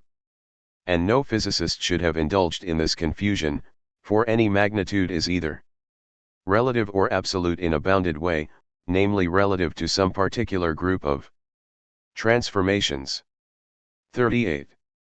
The next ELD concept to be invented was that of a gravitational ELD. Einstein's general relativity is actually a theory of gravitational ELDs. This theory would not have had any impact on ontology were it not that it involved an even deeper change in the concept of space-time than special relativity. Indeed, it showed that the distance between 2 points in space-time depends upon the distribution of matter, and is therefore likely to be different in different regions of the world, shrinking wherever matter density increases, and expanding where it decreases. In other words, matter deforms space-time, and in so doing it alters the trajectories of clasons such as planets, and of quantons such as photons. Einstein's theory of gravitation, 1915, transformed the view of space-time as the universal passive container of matter into the conception of space-time as the partner of matter. Before 1915 it could be speculated that, if God ever got tired of the world, space-time would still remain as a hollow container ready to receive new material things, or none. After that date one had to face the possibility that, if matter were to disappear, so would space-time, no matter, no space-time. This thought ought to cool down the enthusiasm for the Big Bang conceived of as an explosion of nothingness in the void. And it should also convey an excitement that the Qualia General fails to convey, namely that the new theory not only allows for accelerated frames, such as our planet, but is about gravitational ELDs and their sources or partners. So much so, that the solutions of Einstein's equations describe gravitational ELDs. Philosophers should have helped to identify the proper referents of the theory. But their semantics, if any, did not include any theory of reference, or aboutness, such as the one advanced by the present writer, Bunge 1974a. Einstein may have died believing that his theory of gravitation had been confirmed by just 3 effects, in particular the most surprising of them, the bending of light by gravitation. Since that time more than 24 further effects were found, and the existence of black, or rather gray, holes has been amply confirmed. Besides, all the cosmological models are expected to agree with Einstein's theory of gravitation.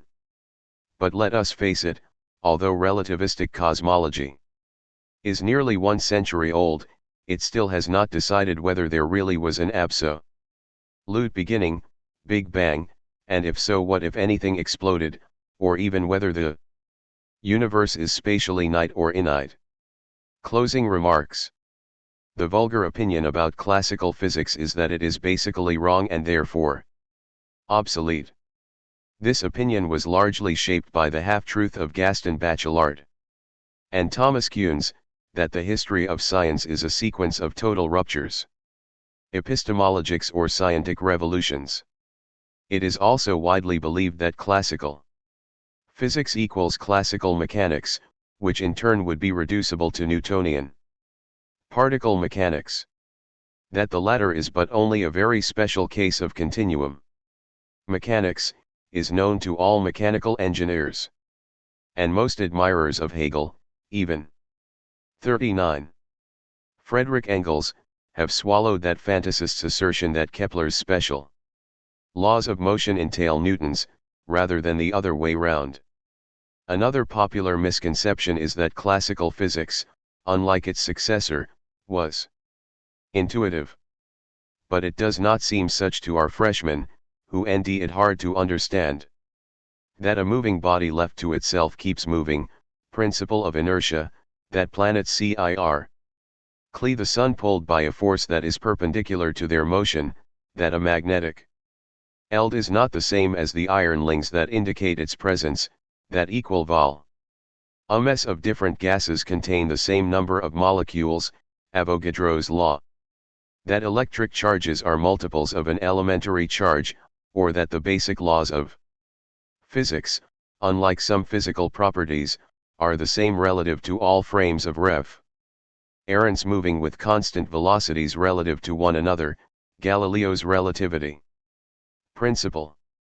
Because of the above-mentioned popular misconceptions, most philosophers have overlooked the rich problematics posed by continuum mechanics, classical electromagnetism, statistical mechanics, and the early atomic and electron theories.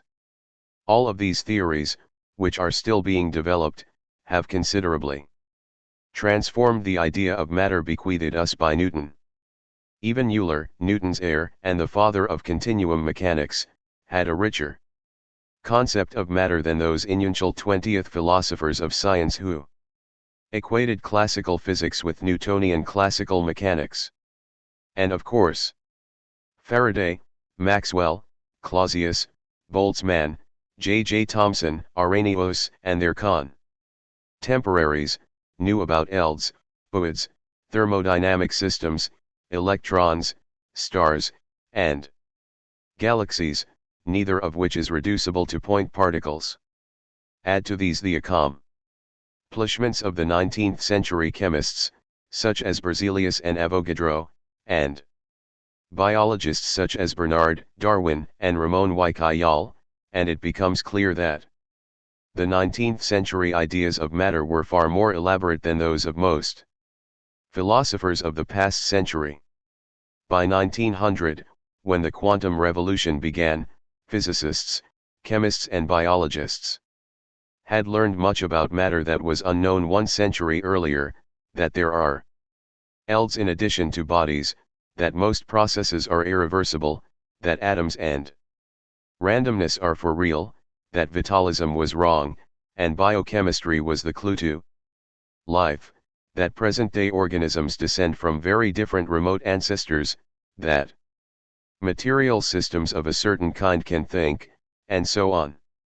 The new knowledge about matter gained in the course of the 19th century should have elicited a vigorous renewal of philosophical materialism.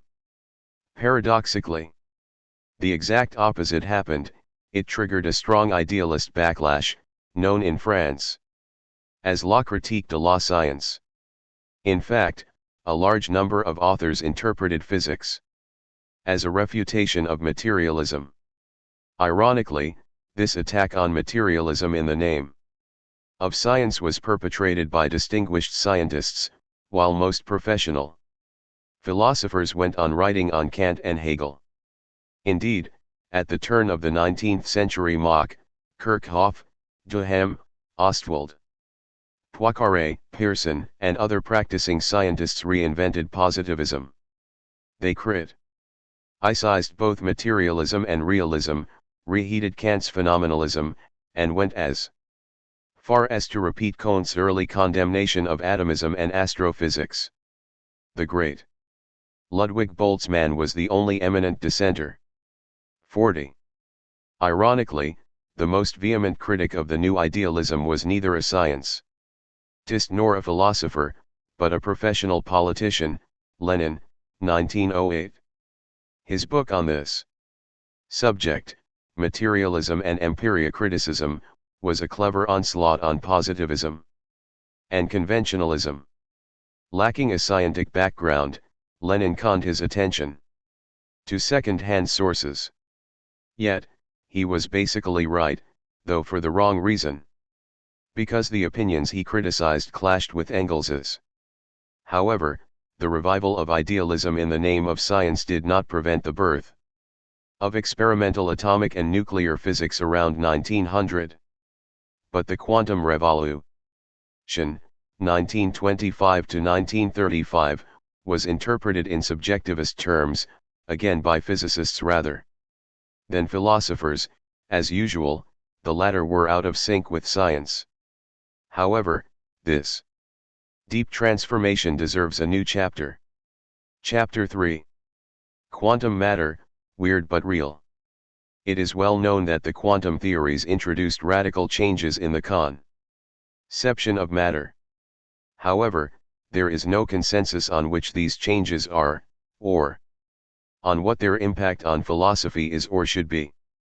Whereas some scholars have stressed the changes in physical theory, others have claimed that the quantum theory has forced us to give up the realist postulate that there are things in themselves.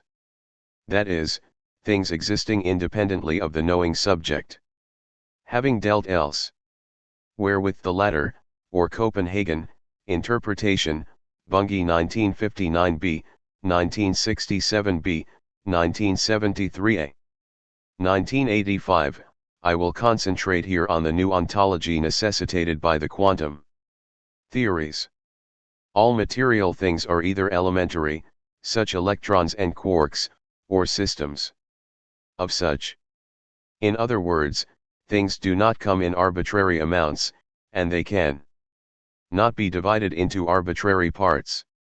Thus, the ancient atomists were basically right. Moreover, some properties too are quantized.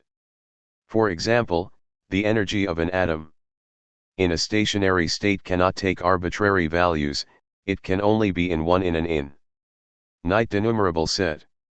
Hence, an increase or decrease in the energy of an atom is a discontinuous transition or quantum jump, an expression that has enriched ordinary language.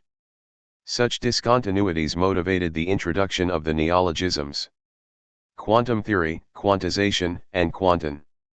However, it should be borne in mind that classical physics too contains quantized properties, such the quantity of electricity and the frequencies of a vibrating string or a membrane. And, contrary to the popular belief that the quantum theory introduced counterintuitive notions into physics, the history of the discipline teaches that the classical concepts of mass, energy, light polarization, stress, eld, entropy, and even force were once regarded as puzzling. True, Bohr claimed that the quantum theory forces us to revise the very concept of understanding, and Feynman famously stated that nobody really understands quantum physics. In my opinion, this theory is hard to penetrate not only because it deals with unfamiliar events, such as the transmutation of a pair of electrons into two or more photons, but also because it is surrounded by a fog that emanates from the attempt to make it compatible with operationism.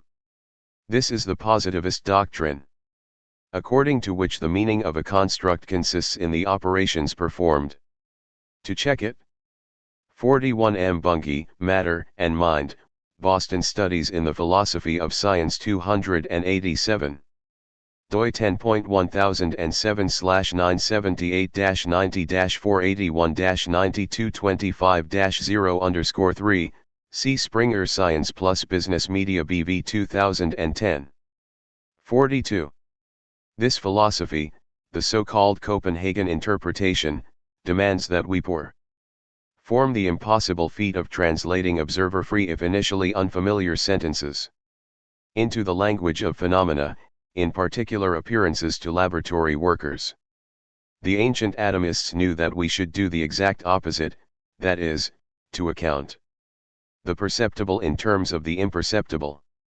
Chronometers do not make time. They only measure it. Likewise, photocells do not generate electrons out of nothing, they only detect electrons knocked off by photons from selenium atoms in the cells. This is not to deny that electrons, photons, and the like are extremely sensitive to macrophysical systems such as measuring instruments, some of which alter the values of the property being measured, while others generate new properties in pre-existing things. The point is that all the things in question exist in the real world. instead of beingments of the experimenter's imagination. This, the realist the cis, has not been damaged by quantum physics. Rather on the contrary, for, when assembling an experimental setup, or when reading a measuring instrument, as well as when posing a theoretical problem, we assume that we are dealing with real things possessing physical properties, rather than mental ones. This is why no one in his right mind expects to ND answers to physical questions through introspection. Psychologists, not physicists, are competent to investigate human experience. Moreover, physicists take it for granted that the things they study are natural objects that pre-exist them, even if invasive measurements can alter some of their properties. If they did not make this realist philosophical assumption, physicists would study themselves, in particular their own experience. They would regard their science as a tool for ordering and surveying human experience, as Boer once said with the approval of Merriman, 2009. That is, physicists would describe only their own experiences, and would do so in terms of secondary, subject-dependent properties, such as color and taste, not primary, subject-free ones, such as wavelength and acidity. But they do not do that.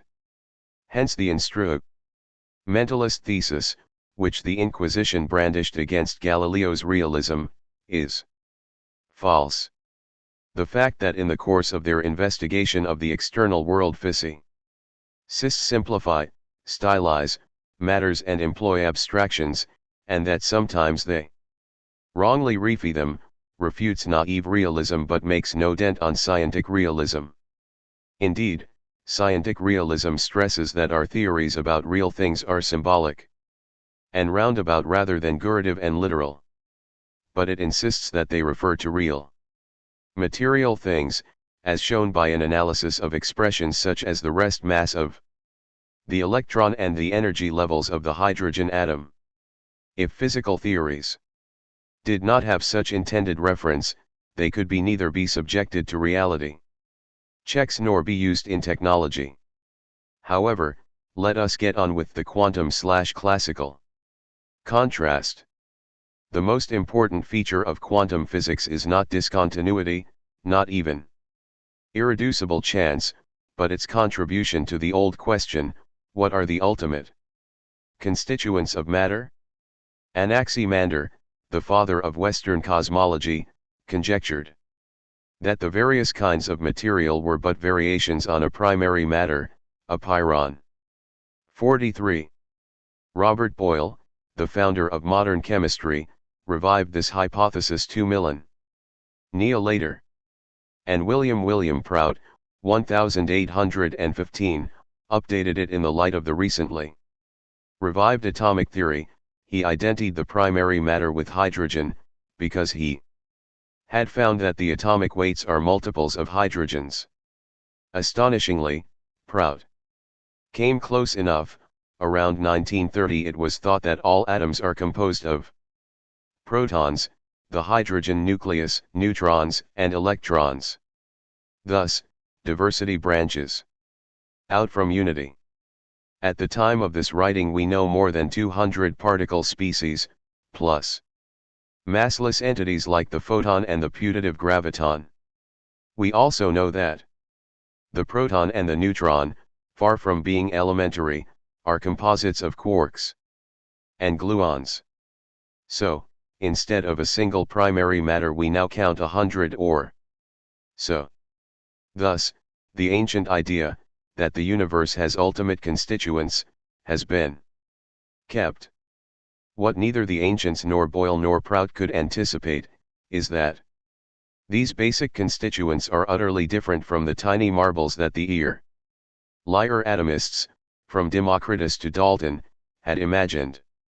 Reality is increasingly proving to be far more complex and less visualizable than anything that the most sophisticated theologians and science fiction writers could invent. Besides, Many of the inventions of the quantum physicists have turned out to be amazingly realistic, thus contradicting the anti-realist philosophy inherent in the orthodox or Copenhagen school. Let us take a look at some of the quantum theoretical complexities. The quantum revolution, started in 1900 and still vigorously underway, dealt a heavy blow to the corpuscularian worldview and, by the same token, it reinforced the ELD theoretic conception.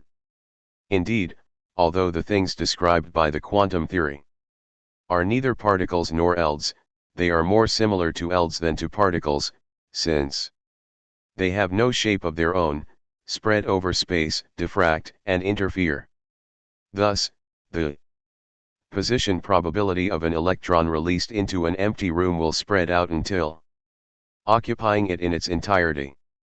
In fact, its state function, the famous psi, will expand, to vanish only at the room boundaries, as well as at special places in between, just like any other ELD. And yet string theorists boast that, unlike quantum physicists, they conceive of the blocks of the universe as strings or sheets rather than point particles, as if quantum mechanics had retained the classical notion of a point particle. Correspondingly, the dynamical properties of the quantum, in the RST place its position, will be spread over the whole room, or indeed over the whole galaxy. In the case of a neutrino that has been traveling unmolested for billions of years, however, a detector will localize the quantum at the regions where the state function psi, or rather the square of its amplitude, peaks. In general, interaction with a macrophysical thing, whether natural or artificial, causes significant changes in the quantum, in particular a radical shrinkage of its position distribution. 44. Philosophical idealists and their unwitting followers in quantum physics have interpreted this result as confirming the idea that the observer can conjure up at will microphysical things and their properties. They forget that they themselves are composed of atoms and molecules, all of which exist most of the time outside their laboratories and on their own rather than thanks to scientific observers. When physicists do their job, they study the external world, not themselves. And they take it for granted that most of the physical world lies far beyond their reach, example in the center of our planet, or in another galaxy. What happens is that a microphysical thing is likely to be overpowered by a macrophysical thing such as an invasive measuring instrument. This is why an experimenter intent on measuring a dynamical variable p will employ a device that may bring out p, thereby smudging its conjugate or partner q. Two of the many pairs of conjugate variables are position and momentum in mechanics, and photon number and phase in electrodynamics. We shall return to this point in section 3.4. Suffice it to note for now that the typical quantum theoretical variables come in pairs. The only bachelors in the theory are the parameters inherited from classical physics, notably time, mass, and electric charge. In any event, the ELD-like behavior of microphysical entities is the root of their remaining properties, and the reason given for calling them quantons. Bunge. 1967 c. Further, I propose to call classons the things that are correctly described by classical physics, and semi-quantons, or semi-classons, the mesoscopic objects, such as DNA molecules and the objects of nanotechnology, which require semi-classical theories. Quantons are in evidence in any process where Planck's constant h plays a role. Contrary to folklore, a very small size is sufficient but not necessary for quantons to be in evidence: a superconducting lead ring, a glassful of liquid helium, the blackbody radiation contained in a microwave oven, a neutron star, and other macrophysical things are quantons. The best known trait of quantons is of course their very existence, the fact that There are such minimal units of matter as electrons and photons, just as there are units of money, such as the cent, and a unit of information, the bit. Shorter. Ancient atomistics has been vindicated, even though what we now call atoms have turned out to be composite, and some of their constituents, such as the protons and neutrons, are assumed to be composed of even more basic quantons, namely quarks and gluons. Not only bodies and corpuscles, but also eldes are assumed to be quantized. Actually, so far only electromagnetic radiation eldes have been shown to be quantized, namely photons. The electrostatic and magnetostatic eldes are not quantized, and the gravitational eld is still to be correctly quantized. These endings force a radical change in the classical conception of the universe as made up of self-contained individual particles. Indeed, the basic ingredients of the universe are interpenetrable eldes, not impenetrable particles. In particular, electrons and positrons are the quanta of the electron-positron eld, which extends over space and accounts for some of the counterintuitive features of the quantum theory, such as the interference occurring behind a two-slit screen. If wave optics had emerged before mechanics, we might have been spared many a paradox. 45. One of the most puzzling features of quantons is that they do not have the individuality that allows us to tag class ons. Take, for instance, the 2 electrons in a helium atom, or, for that matter, the zillion electrons in a copper wire. In principle these electrons are countable, but an exchange of such quantons makes no difference to the probability distributions of the system. The state of the system is invariant under permutation of the components if these are bosons, or integral spin quantons, and it only changes the sign or phase if they are fermions, or have half-integral spins. In other words, such particles are equivalent, they lose their identity or individuality when incorporated into a system.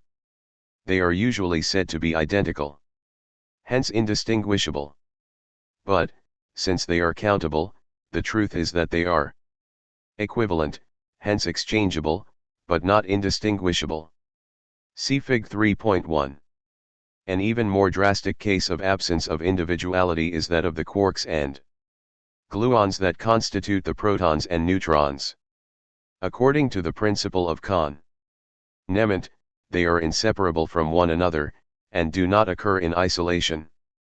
But only a few years ago quarks, and antiquarks, were shown experimentally to be real. They were produced in the Large Electron-Positron Collider.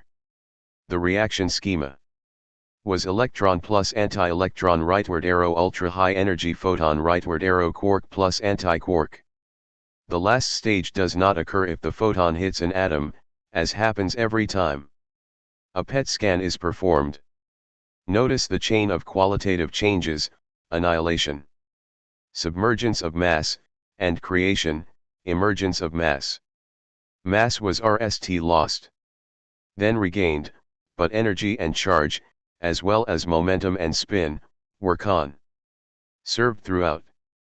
Lacoutur's principle of conservation of matter was vindicated, even while Lavoisier's principle of mass conservation was shown to fail for high energies. Another remarkable peculiarity of quantons is entanglement or non-separability. Several experiments performed since 1981 have shown that, when a microsystem dismantles, its fragments appear to continue to be joined. Their properties exhibit correlations at a distance, non-local, even in the absence of couplings, attractive forces. Such entanglement, or loss of separability, is paradoxical, unfamiliar. Configuration probability. 1/4 1/3. 1/4 1/3. 1/4 1/3. 1/4. Fig 3.1 equivalent or interchangeable, indistinguishable, components of a system. The cells are regions in the system state space. The configuration in this space will differ or not according as the states object A in cell 1 and object B in cell 2, and object B in cell 1 and object A in cell 2, are assumed to be the same or different. From Bunge 1985, Part 1, p. 218. 46. Unexpected, counterintuitive. This is because all the classical forces, except for the elastic one, decrease with distance, and because microphysical things are not expected to remember their past. Nuclear forces have a very short range, and the forces among quarks are short range as well, but they increase with distance. And all systems with memory known until recently, such as magnets and plastics, are macrophysical. Entanglement, non-separability, has been interpreted in several non-physical ways, including recourse to telekinesis. It has also been claimed that it refutes realism and Conriem's holism. In my view, all entanglement does is to Conriem the thesis.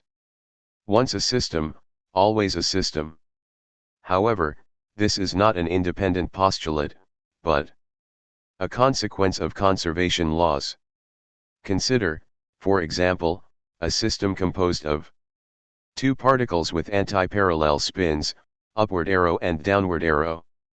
If the system splits into two parts, and one of them is found with spin up, the other X component will be found with spin down, because the total spin, in this case 0, is conserved. In other words, the original components of a system continue to be correlated, associated, no matter how far apart they move, until captured by another SYS. TEM. Thus, the past matters even at the microphysical level. And physical separation entails spatial separation, but not conversely. In sum, entanglement does not harm realism. It just Conriems systemism, the thesis that very real thing is either a system or whole, or a system's component, section 1.3. If realism had really been refuted, no one could perform reality checks, such as measurements. Measurements on quantons are best seen as cases of entanglement by design. Indeed, to measure a quantum property one entangles it with a property of a meter. Typically an indicator variable such as the angle of a pointer on a dial. Such entanglement produces a quantum meter supersystem, whose state is a function of the variables in question. Thus, in the simplest case of a quantum with two possible states, A and B, entangled with a meter with only two possible positions, alpha and beta, the combined state can be written in the form equals 1, A, alpha, plus 2, B, beta. Clearly, this formula cannot be rewritten as a sum or a product of functions containing only the quantum or the meter states. Note also that the preceding formula is just a skeleton, to be eshed out with particulars about both the quantum and the meter. Incidentally, it is a reminder that there is no precision measurement without theory. The idea that measurements exude theories is just a philosophical myth. Entanglement and its dual, decoherence, are particularly in evidence in the case of measurement, but they not rare laboratory contrivances. As Schrödinger, 1935, noted, entanglement is even more characteristic of the quantum theory than quantization. Therefore, the sticky burr might be a better classical metaphor for the quantum than the smooth marble, and quantons may have to be rechristened tanglons. This is not to belittle quantization. After all, only the quantum theory settled the age-old question whether matter might be innately divisible, as Aristotle and classical physics supposed, or not, as the ancient Greek and Indian atomists held. The Pauli exclusion principle is another case of quantum systemicity. Indeed, it states that at most two electrons of a system can be in the same energy state. Actually, this principle holds for all fermions, or spin 1/2 quantons, such as electrons and neutrons. A classically minded physicist might wish to explain this. 47. Principle by an ad hoc repulsive force, but the energy operator for a 2-electron system contains no potential for such force. A similar situation occurred a century ago with regard to special relativity, when some people tried to explain the Lorentz length contractions and time dilations in terms of pushes and pulls, instead of abstaining from using the words in quotation marks, and admitting that spatiotemporal features are relational, not intrinsic. All forces cause changes, and thus differences, but not all differences stem from changes. Moreover, some changes do not alter anything. For example, if all the positions and velocities in the whole world were to increase by given amounts, the physical laws would stay the same. Another heavy loss is that of the vacuum, whose discovery had been an important piece of the scientific revolution. This ending refuted Aristotle's doctrine of the plenum and, by the same token, rendered atomism plausible. However, plenism was ultimately vindicated. Indeed, quantum electrodynamics discovered that, even when a container is thoroughly vacuumed, and all the electromagnetic ELDs are switched off, something remains in addition to the gravitational ELD, namely, the actuating quantum vacuum. This ELD may be regarded as the residual ELD that remains after all the electric charges have been removed. The intensity of this weird ELD fluctuates around zero, but occasionally it is strong enough to pull an atomic electron to a lower energy level. Thus radiative decay, which was initially assumed to be a spontaneous process, turned out to be caused, though occurring randomly rather than on a regular schedule. Moral: never be in a hurry to bury one's powerful ideas. The amazing fact that the vacuum has physical properties, so that it can exert a force on a bit of matter, might not have surprised Aristotle, Descartes, or the founders of the wave theory of light. But ELD-theoretic thinking is not for everyone. For example, chemists and mechanical engineers do not have much use for it. Even quantum theorists call virtual particles the quantum fluctuations. Corpuscularian thinking is so much more intuitive than the ELD-theoretic one, that a few eminent physicists have tried to understand everything in corpuscular terms. For example, Feynman described the electrostatic repulsion of 2 electrons as mediated by a virtual photon, that is, one that violates energy conservation. The Feynman diagrams became very popular despite containing unphysical ideas, such as those of virtual particle, and positrons as identical with electrons moving toward the past. Physicists specialized in computation love those diagrams because they are mnemonic aids, and they are popular because they look intuitive, as they replace ELDs with corpuscles. For a detailed criticism see Bunge 1959b. See Fig 3.2. Newton's principle of inertia had challenged the alleged passivity of matter. It showed that, once in motion, bodies keep moving without having to be pushed or pulled. Moreover, the greater the mass, and the velocity, the greater the force. Fig 3.22 Feynman, Corpuscularian, diagrams. A.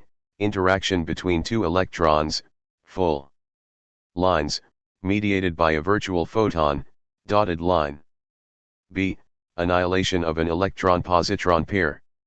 The electron moves forward, to the future, whereas the positron is conceived of as an electron moving backward in time. The photon is imagined, a la Newton, as a tiny marble. Computation aid or gullibility test needed to stop them, hence the dual role of mass, as a measure of inertia as well as of quantity of matter. Inertia was so counterintuitive that Kant, writing a whole century after Newton, failed to understand it. This is why he invented a repulsive force that would balance the sun's attraction.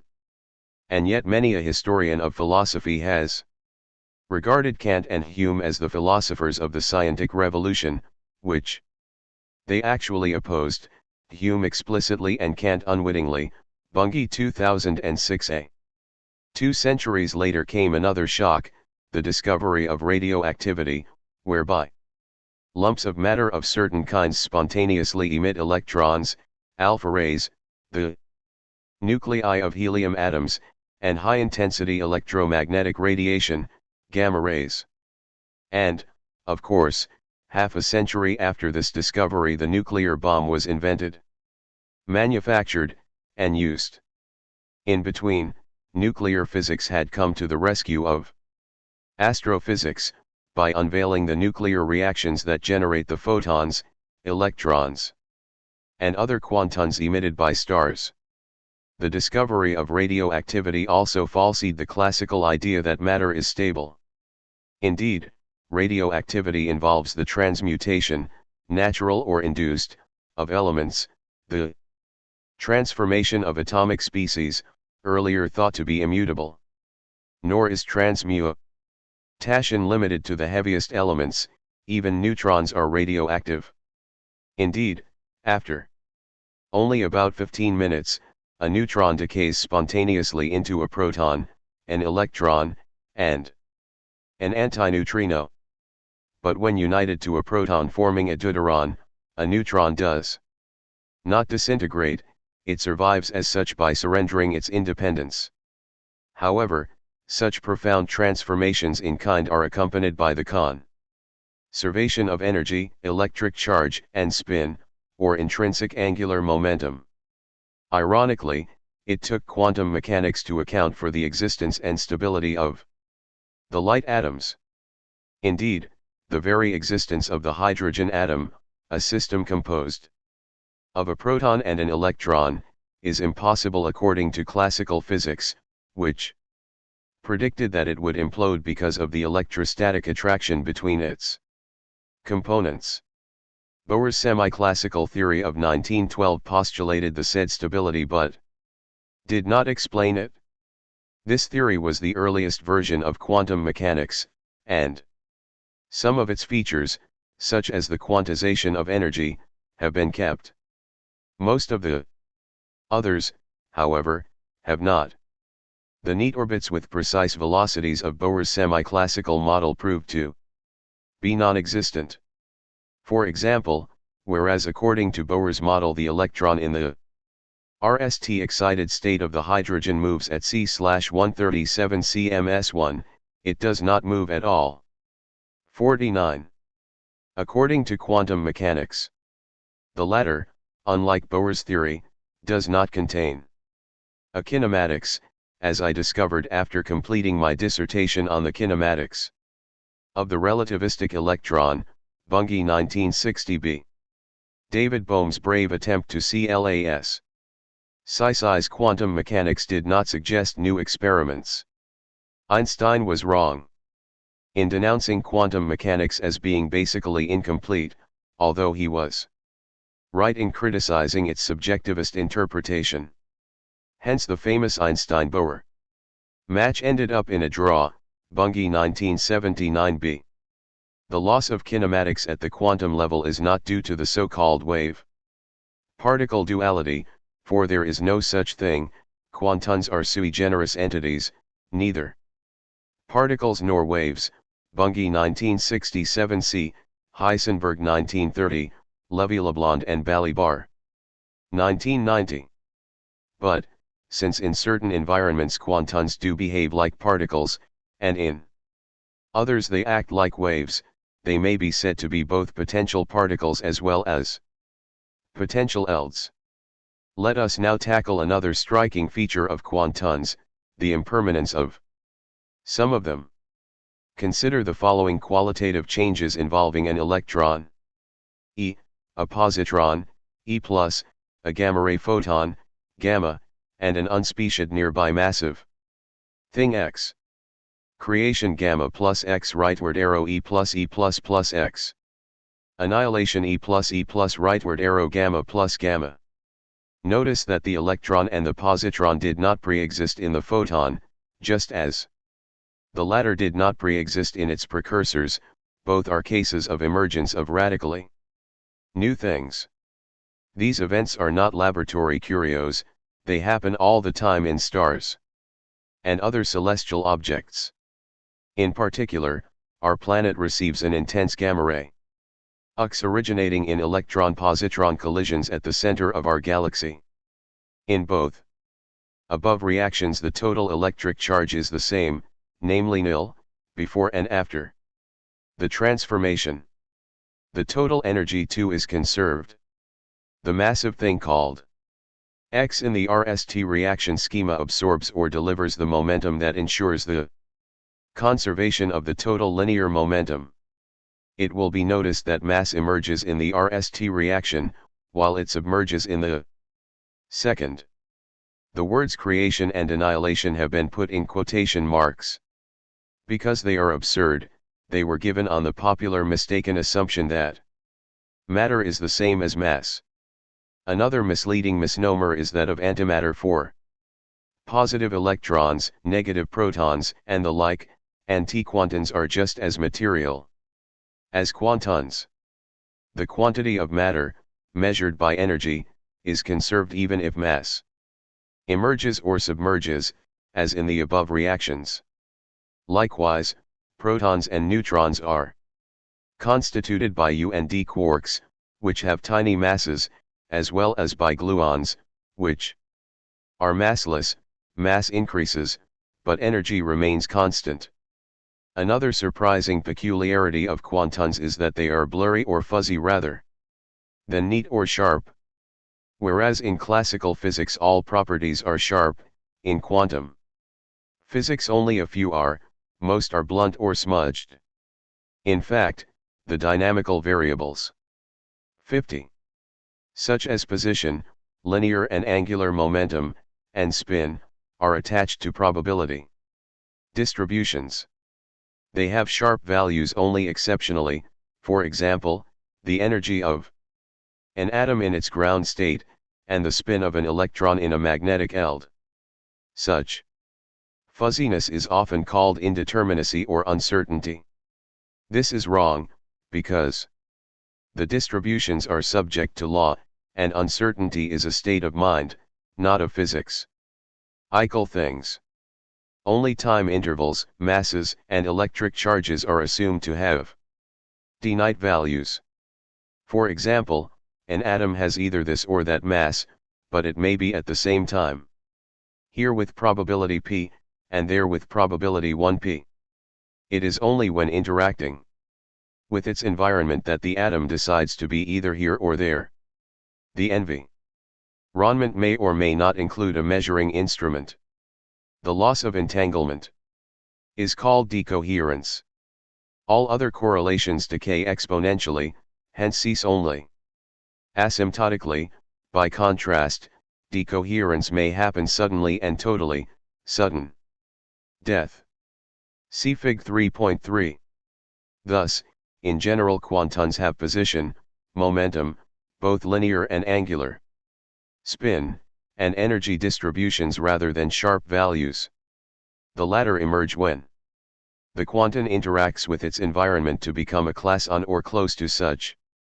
Consequently, in general, a dynamical variable A, such as the linear momentum, comes with a dispersion or standard deviation A. The reason for this fuzziness is that ordinarily an isolated quanton is in a coherent state, that is, the combination or superposition, weighted sum, of two or more basic states, or eigenfunctions. The superposition or entanglement of states is a hallmark of quantum mechanics. And yet it is never observed. However, when a quanton interacts with a macrophysical thing, whether natural, such as a neuron, or artificial such as measuring apparatus, the said superposition collapses onto one of its elementary components, the way a vector projects onto a coordinate axis. It has been estimated that in a dense medium, such as the brain, Coherence is so short-lived, on the order of 1013s, that quantum mechanics is unlikely to be relevant to neuroscience, hence to psychology. Therefore quantum neuroscience is a stillborn.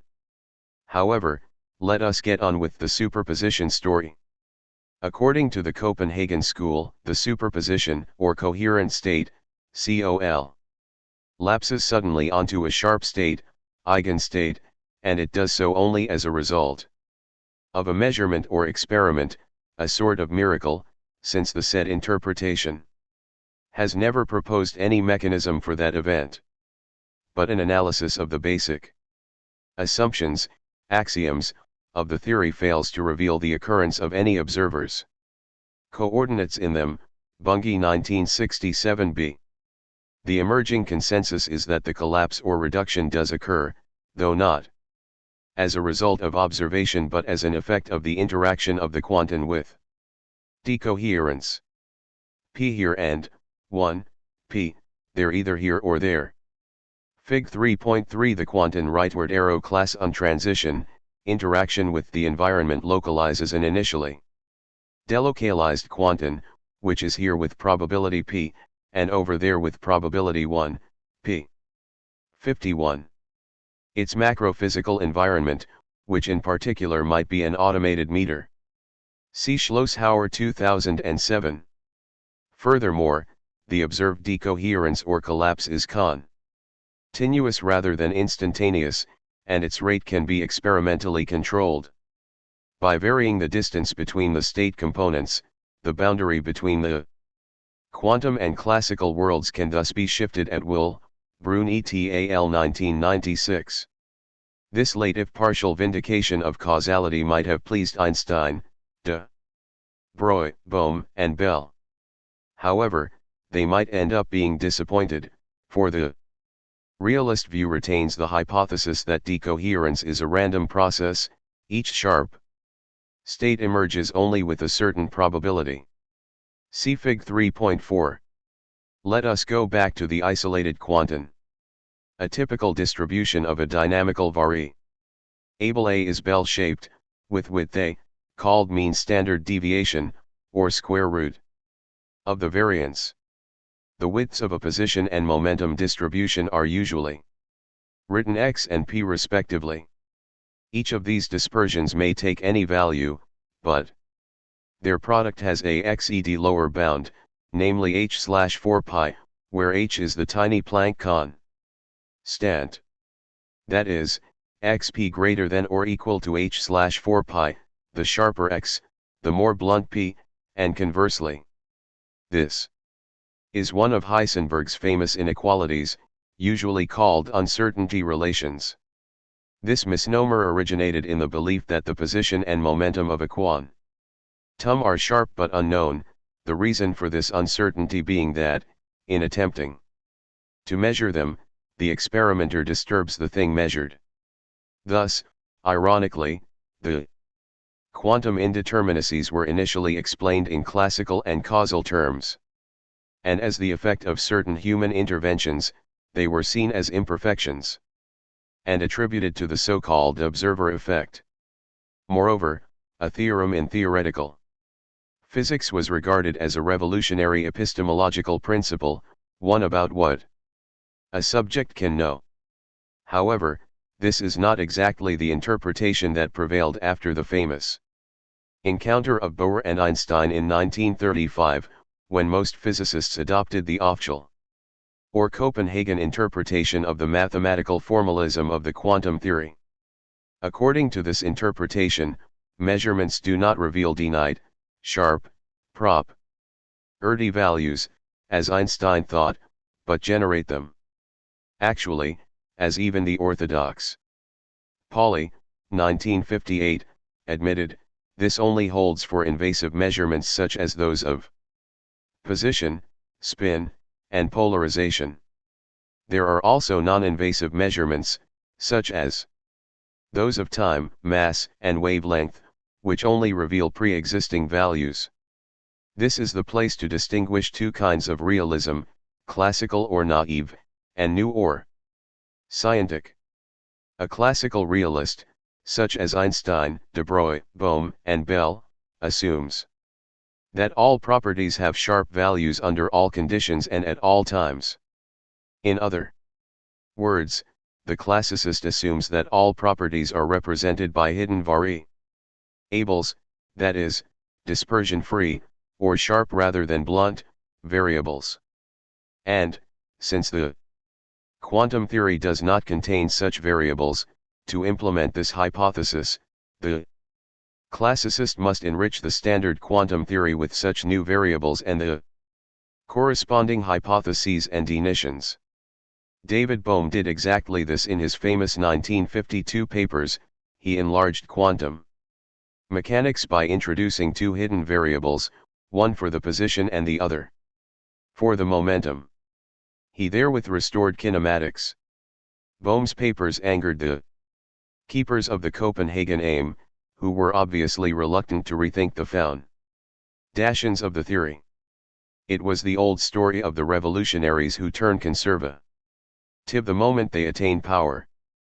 But of course, pace the social constructivists, the conservatism in question had no political overtones, it was just intellectual inertia. A decade later, Joseph Bell proved an empirically testable theorem, the famous Bell inequality, concerning a whole class of hidden variable theories. And in 1981, Alain Aspect and collaborators refuted this theorem in the laboratory. At the time, the journal Science reported that the experiment had refuted realism. This is still the consensus, a sad comment on the loose use of a key philosophical concept. More precisely, the claim is that the victim was local realism. But this oxymoron has nothing to do with philosophical realism, it means the conjunction of the Einstein-Podolsky-Rosen classicism with the negation of the hypothesis of action at a distance. See Norson 2007. In any event, scientists happen to resort to experiment to check whether a hypothesis is reality. Those who claim not to believe in the reality of the external world engage in navel contemplation. I submit that actually the only casualty of the experiment in question was classical or naive realism. The standard quantum formalism can be interpreted in an objective, or observer-free, way, that is, in terms of physical objects that exist on their own, though with blunt rather than sharp dynamical properties, Bunge 1967b. 1973a, 1985, Perez Bergliafa et al. 1993, 1996. Let us call this the new or non-classical realism. Seen in this light, the famous Bohr-Einstein match of 1935 ended up in a tie. Bohr was right in upholding quantum mechanics, though not subjectivism, whereas Einstein was right in sticking to realism, though not to classicism. As was argued in section 3.3. In the new realist interpretation, the dispersions, indeterminacies, or uncertainties in question are just as objective as the underlying probabilities, they are properties of the quantons in themselves, whether or not they are being observed. Bunge 1967b, 1973a, 1985, Gottfried and Jan 2003, Levy-Leblond and Balibar. 1990, Phillips 1949. In other words, quantons are neither point masses nor marbles, instead, they are extended fuzzy blobs lacking a well-defined shape of their own. The density of any such blob equals psi2, a function that is space and time dependent. This quantum density is quite different from the classical, mass, energy, and charge densities. Indeed, the product of psi2 by the volume element V at 53. A given point in space equals the probability that the quantum be present in V, whether or not it is being observed. This is de Broglie's realist version of Born's postulate, according to which that quantity would be the probability of ending the Particle in question in V upon performing a position measurement. Obviously, this second probability depends not only upon the probability of occurrence at the given place but also upon the measuring technique, whence it cannot be calculated using only quantum mechanics. How about the so-called fourth Heisenberg inequality, ET greater than or equal to h/4 pi, between energy E and time t? Bohr proposed this formula on the basis of a thought experiment designed to refute Einstein's objections against quantum mechanics. But, although it occurs in nearly all textbooks, the formula does not follow from the Principles of Quantum Mechanics, Bunge 1970. Nor could it be part of the theory, because it contradicts the law of energy conservation, as well as the presupposition that time is a classical variable, that is, one with nil dispersion t. Nevertheless, that ghostly inequality has been exploited in quantum electrodynamics, where it is used to justify the introduction of virtual particles, entities that would violate the conservation of energy. Indeed, it is argued that a particle can borrow the energy E required to do something unlawful during a time t so short that no one will notice, like the thief who steals before the alarm sounds. Thus, imaginary particles and processes are smuggled into the theory under the protection of a bogus formula. There would be nothing wrong if it were admitted that the argument is only a heuristic aid to facilitate extremely complicated calculations, that virtual particles are not real, and that energy is actually conserved. But usually, all the bull about virtual particles and processes is delivered with a straight face. Yet another warning, it is often said that spin has only two possible values, up and down. This is incorrect. What is true is that, when a spinning particle enters a magnetic field, its spin projects onto either of the said values, as shown by the Stern-Gerlach experiment. Otherwise the spin is in a superposition of its up and down sharp states, as shown by this hackneyed formula for an arbitrary spin state. Psi equals, A upward arrow plus B downward arrow, where the weights A and B are such that A2 plus B2 equals 1. If the two sharp states, up and down, contribute equally to the arbitrary spin state, then A equals B equals 2 1/2. This is the mark of a qubit, a device whose state is the superposition of the 0 and 1 states in equal measure, psi equals 2 1/2, 0 plus 1. A classical analog is the ipt coin, which during its ite may be said to be in a superposition of the sharp head and tail states. Most physicists missed the centrality of superposition during the early days of quantum mechanics, when the emphasis was on the calculation of sharp energy levels, to account for the huge pile of data accumulated by spectroscopists since mid-19th century.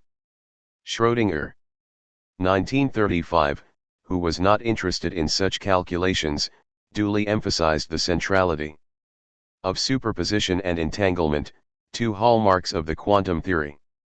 Actually, these two traits are one. Indeed, superposition is nothing but self-entanglement. That is, saying that two or more sharp states of a single quantum superpose amounts to 54. Saying that they are entangled. Thus, the basic property is entanglement, whether of different basic, sharp, states of a single quantum, or of different quantons. It is generally admitted that the probability calculus elucidates the concept of chance or randomness. This opinion is false for the following reason. Consider the simplest, albeit idealized, example of randomness, that of a binary sequence of zeros and ones, or heads and tails respectively, produced by a coin ipper. There are n2 such sequences of length n. All of them, whether perfectly regular like 0 1 0 1 0 1 0 1, or irregular like 0 1 1 0 0 0 1 0, have the same probability, namely, 1/2, n. Such strings of equiprobable events are not well-defined mathematical objects, for no formula can define them. In other words, such sequences have no precise general term, such as xn/n, in the case of the exponential function. By contrast, well-defined sequences, or series, whether finite or infinite, may be defined by writing down the rst few terms, and then, which means and so on. But in a random binary string there is no so on, because it involves no so, there is no overall order or regularity. In short, randomness equals disorder. Since in a binary random sequence 0 is just as probable as 1, not even a omniscient being could predict the term following any of the zeros or ones. In short, the concept of chance, unlike that of probability, is non-mathematical. But of course it belongs in all of the factual sciences and technologies. In these, talk of chance is legitimate only if accompanied by a model of a randomization mechanism, which of course is a concrete thing that can produce only finite sequences of random events. See Bunge 2006a, Volkan 2002. The situation in quantum physics is similar, only worse. An omniscient being would be incapable of deriving the state function of a quantum in any way other than by solving the corresponding state equation. But knowing the state function only allows us to calculate probabilities. That is, in dealing with quantums, God would be just as challenged as any of us. For example, he could only calculate the probability of a quantum going to the left or to the right of a sharp wedge facing an incoming particle beam. To take another example, two quantums starting at the same initial state will end up in the same null state. By contrast, two quantums in the same initial state will most likely end up in two different states, each of which is just one member of a whole set of possibilities, every one of which has an objective probability. These possibilities are real, not imaginary, for they are the ones allowed by the quantum mechanical laws and boundary conditions. Contrast these real or lawful possibilities with the purely conceptual ones fantasized about by the possible world's metaphysicians such as Saul Kripke and David Lewis, according to whom anything goes. In the quantum theory, the really possible states a thing can be in are represented by the values of a state, or wave, function. A state function psi is basic, in the sense that it cannot be derived from any other functions. What can be deduced is the 55 future value of psi from its initial value. Hence, in the quantum theory, probability is just as fundamental a property as energy. In fact, both occur on the same footing. In a state or wave equation, which is of the form d psi equals 0, where d designates an operator containing the energy operator for the quantum in question, and psi is the corresponding state or wave function. In other words, according to the quantum theory, randomness is a basic trait of reality, whereas in classical physics it is a derivative property, though an equally objective one. Note, however, that this conclusion follows only under the realist interpretation of probability as the measure of possibility. If, by contrast, one adopts the subjectivist or Bayesian conception of probability as the measure of subjective uncertainty, then randomness is only in the eye of the beholder. Moreover, in this case, since quantum probabilities are calculated from states, nothing is in any objective state. In particular, whether an atom is in an excited state or in its ground state would depend on the observer, and the experimenter's only task would be to contemplate their own navels. But causation is just as fundamental and objective as chance, as shown by the fact that the state function depends critically upon the forces and constraints on The quantum. For example, the state functions for a hydrogen atom in a void, in an electric eld, or in a magnetic eld, are different from one another. They also different if the atom is conned rather than in empty space. Moreover, as we saw earlier, a quantum can be overwhelmed by its macrophysical environment to the point of being transmuted into a class on, recall Fig 3.1. So, the quantum theory has retained causation, though in a diminished capacity and combined with chance. By contrast, antecedence, input precedes output, has remained unscathed. There is no time inversion except as the conceptual operation of changing the sign of the time variable. True, Feynman and others claimed that positrons are nothing but electrons traveling to the past, just because the simultaneous inversion of time and the electric charge sign leaves the basic equations invariant. But this is science. Bunge 1959b. In collisions among class-ons, such as bullets and their targets, the result depends crucially on the target's geometric cross-section, which is constant, in particular, velocity independent. By contrast, when quantons collide with one another, the geometric cross-section plays no role, because quantons have no shape of their own. For quantons, the characteristic area is the so-called effective cross-section. Far from being constant, this quantity is inversely proportional to the square of the velocity of the incident quantons. In other cases, the scattering will be inelastic, that is, the projectiles will be absorbed by the target or cause the ejection of qualitatively new quantons. For example, a beam of protons colliding with nuclei of hydrogen atoms will generate a beam of positive and negative pi mesons according to the reaction schema. P plus P rightward arrow P plus P plus pi plus plus pi. Some of the protons are scattered elastically, while the rest combine with the targets to produce qualitatively new things, mesons. This end. Similar reactions occur not only in high-energy colliders but also in stars and in the upper terrestrial atmosphere, as effects of cosmic ray showers. The total energy. 56. Electric charge and spin are conserved in these processes, but the number of things and their masses can increase. Bread loaves and sh cannot be multiplied at will. But quantons can, though with energy expenditure, not incantations, of course. It has been said that, where the quantum theory is concerned, no question is too silly, and no answer too absurd.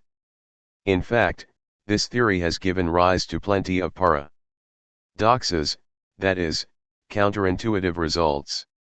However, it is all too often forgotten that classical mechanics and Eld theory too seemed paradoxical at birth. How could a body, once set in motion, keep moving without being pushed or pulled? How could the moon cause tides at a distance? How could electromagnetic waves exist other than riding on a substratum, the ether? And how could a system left to itself become increasingly disorderly? These and other paradoxes were eventually shown to be just ideas inconsistent with intuition or common sense, that is, fossil knowledge. Many of the so-called quantum paradoxes turned out to be of the same kind, namely perplexities due to unfamiliarity. But others can be shown to derive from the subjectivist interpretation put forward in the 1930s by the Copenhagen school led by Bohr and Heisenberg. They all fall under the heading of observer effect. The best known of them are the wave function collapse, section 3.4, Schrödinger's cat, and the quantum Zeno paradox, see Bunge and Kalnay 1983a, b. I submit that all of the quantum paradoxes are variations on two familiar games involving randomizers. These games are either classical, like coin-ipping, or quantum mechanical, such as radioactivity effects. Let us analyze the two. Cases. We may distinguish three stages in the coin game: coin-ipping, that can be mechanized to avoid bias, coin-it, and landing. We all agree that, during it, the null states, head and tail, have the same probability, namely 1/2. Disagreement arises only when asking the question, what is the probability of seeing a head? Once the coin has landed, a follower of the Copenhagen school will respond that observation caused the coin to land either with the head or the tail uppermost, and that either event has probability 1/2. By contrast, a realist will state that observation, unlike experiment, has no causal effect. He will also assert that, once the coin has landed, the real or physical probability has vanished, alia jacta est. The uncertainty has passed from coin to mind, which lies beyond the ken of physics. Only the superstitious tend to believe that the player, by sheer mental power, can force the coin to show either side once it landed. The quantum counterpart is this: a device is activated by one of the products of the disintegration of a small sample of radioactive material. Call E the observable effect of this process, such as a sound signal or the switching on of an electric circuit. The Copenhagen fundamentalist will claim that, since no observation is complete, while the null stage has not been recorded, the occurrence of E must be attributed to the observer or even to her consciousness. But the realist will note that E cannot be recorded unless it has occurred to begin with, and that this event is the null link of a chain of strictly physical events. This is so to the point that the probability 57 of E occurring within the next time unit is calculated exclusively on the strength of the law of radioactive disintegration. And the realist may add that the epistemic situation would be the same in the case of a physical experiment, where the scientist designs and triggers a purely physical chain of events, such as a collision of a beam of high-energy protons with the nuclei of hydrogen atoms, which reproduces the initial particles and produces positive and negative pi mesons, as we saw in the previous section. Even in psychological experiments, the experimenter is careful to remain at arm's length from his experimental subjects once the latter have been prepared. If quantons are paradoxical, counterintuitive, dark matter is even more so. Despite being thought to constitute 95% of the total matter in the universe, it is called dark because it neither emits nor reeks light, but it is known to exist because visible bodies orbit around it. At present, the favorite conjecture is that it consists mainly of WIMPs, or weakly interacting material particles. But of course, no one doubts that eventually something more will be discovered about dark matter, thanks to the usual interplay between observation and theory. For the time being, the only philosophical lessons to be derived from the discovery of dark matter are that matter comes in a large variety of kinds, and that we must be prepared to ND new and amazing kinds of matter if we stick to materialism and scientism. The medieval King Alfonso X el Sabio had an inkling of such complexity. He said that, had God consulted him when he was about to create the world, he would have advised something simpler.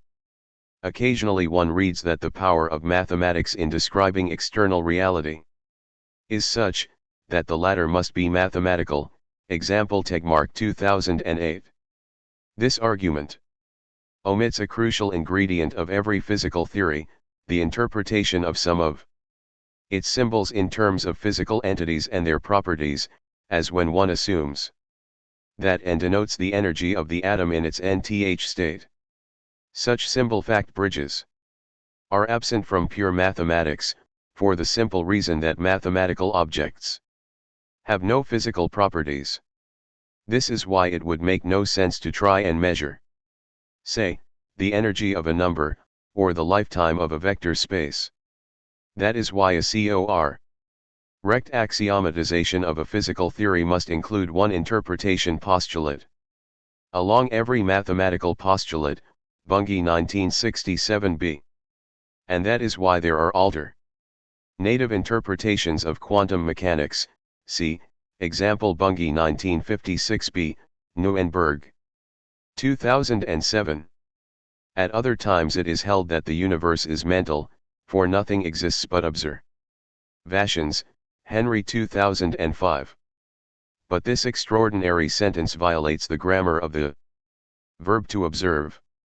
Indeed, this verb stands for a very special relation between an animal endowed with sense organs and its object of observation, a thing or event. There can be no observation if either term of the relation is missing. Yet, we are assured, in ungrammatical terms and on no proper evidence, that the whole of reality, present, past, and future, is an observer effect. Berkeley and Fichte. 58. Would have been delighted. Ditto the science administrators strapped for funds. Since mentalism has no need for laboratories or observatories, would it be possible to end any empirical support for the subjectivist interpretation of quantum mechanics? Let us see. As suggested above, and as Campbell 1920 argued persuasively nearly a century, Campbell 1920, a physical theory consists of a mathematical formalism together with an interpretation. The latter is a set of semantic assumptions, aka correspondence rules and operational definitions. These are statements of the type set S is a set of things of kind K, and attribute, example function, A represents the property P of Ks. Calling M the mathematical formalism and N its interpretation, a physical theory T may be conceived of as the logical sum of M and N, i.e., T equals M union set symbol N. Hence, altering M or N results in a different theory. Since the formalism M is philosophically neutral, the theorist's philosophy will be included in the semantic assumptions N. No wonder, then, that if N agrees with philosophy P, the partisans of P will claim that T conreams P, actually. This is contained in the premises N. Let us now confront two theories, T1 and T2, that share the same mathematical formalism M but differ in its interpretation. That is, T1 equals M union set symbol N1, and T2 equals M union set symbol N2. Next, let us enrich T1 and T2 with indicators I1 and I2 respectively, bridging the theoretical concepts in the rival theories with their empirical or observable counterparts. Now let us derive testable consequences C1 and C2 from the union of the theories with their corresponding batteries of indicators, T1 union set symbol I1 C1, T2 union set symbol I2 C2. Where designates the entailment, or logical implication, relation. Finally, design and perform a crucial experiment capable of deciding between C1 and C2. Obviously, if the semantic assumptions N are materialist and realist, the corresponding indicators will be relations between physical variables, whereas if the N are idealist and subjectivist, they will be paired off with relations between psychological variables.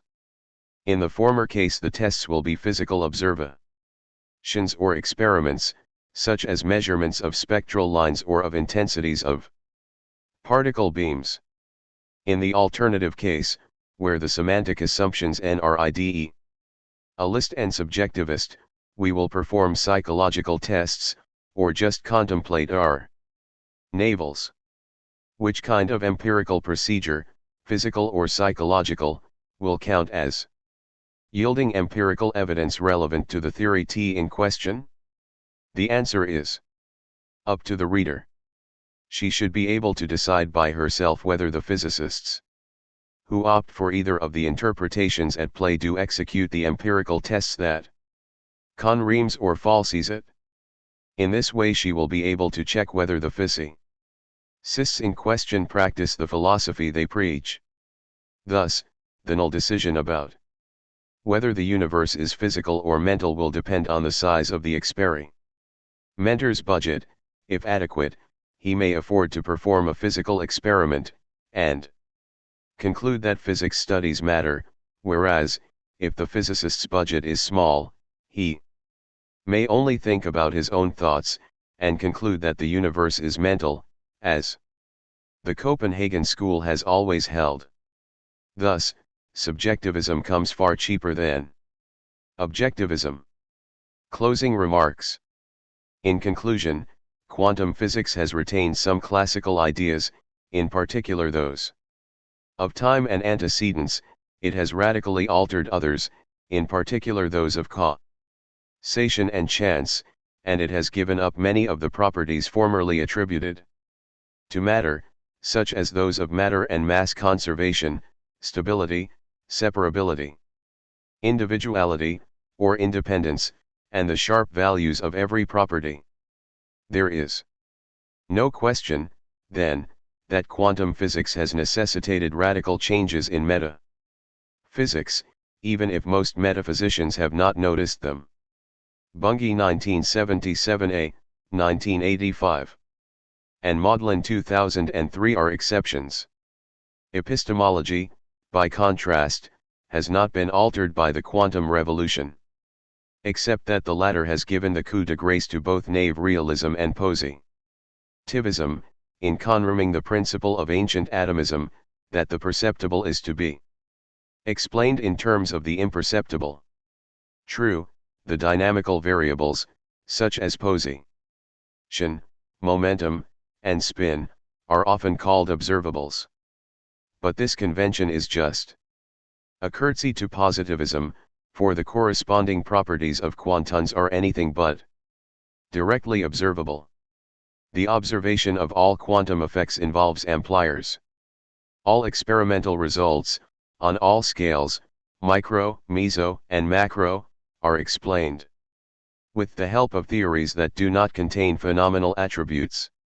The design, calibration, and improvement of even the simplest of laboratory devices, such as scales, ammeters, photographic plates, and Geiger counters, calls for several theories.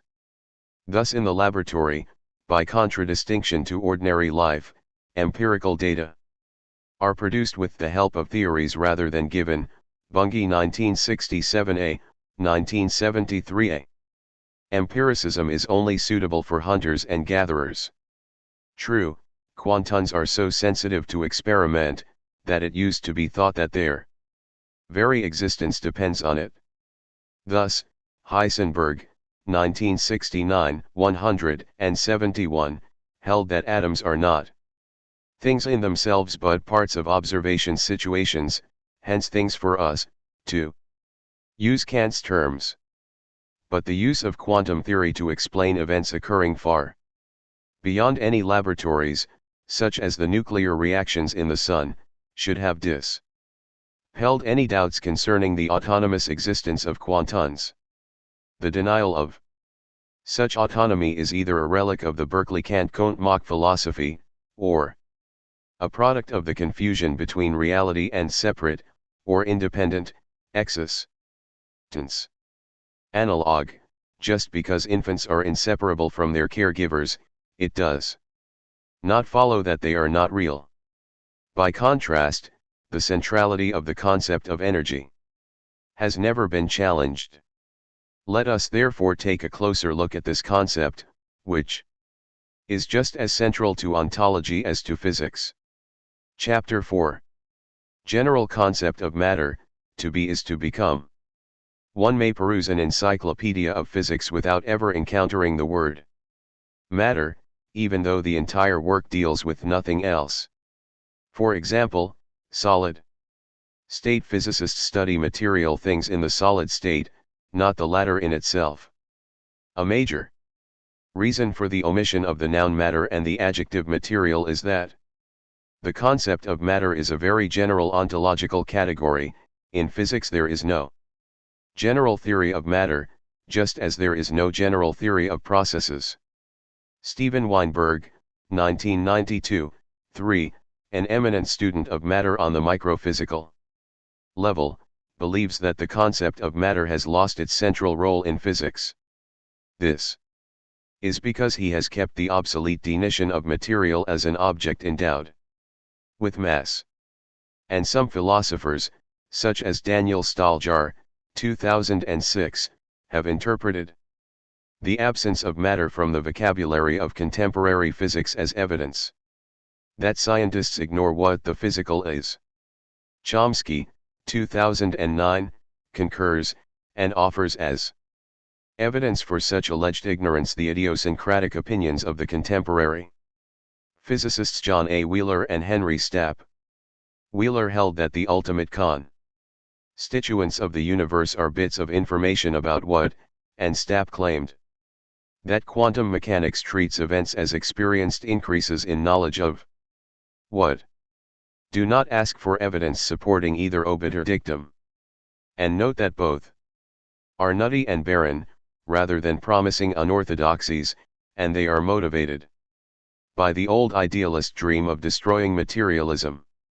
Getting hold of a handful of attention-grabbing anti-realist and anti-materialist eccentricities is far easier than studying physics or chemistry, the sciences of matter par excellence. Besides, such newfangled pearls of wisdom are not worse than the much earlier phenomenalist pronouncements of Locke, Berkeley, Hume, Kant, Comte, and Mach, that knowledge is limited to describing appearances, that things in themselves are bound to remain mired in mystery, or might not even exist. See Bunge 2006 for a criticism of phenomenalism. I submit that Mysterianism is not just barren, it is also an obstacle to the advancement of knowledge and an alarming indicator of intellectual decadence. The closest thing to a general physical theory of matter is classical thermostatics, which deals with isolated macrophysical systems of arbitrary composition, hence, regardless of any particular properties, such as specific heat or viscosity.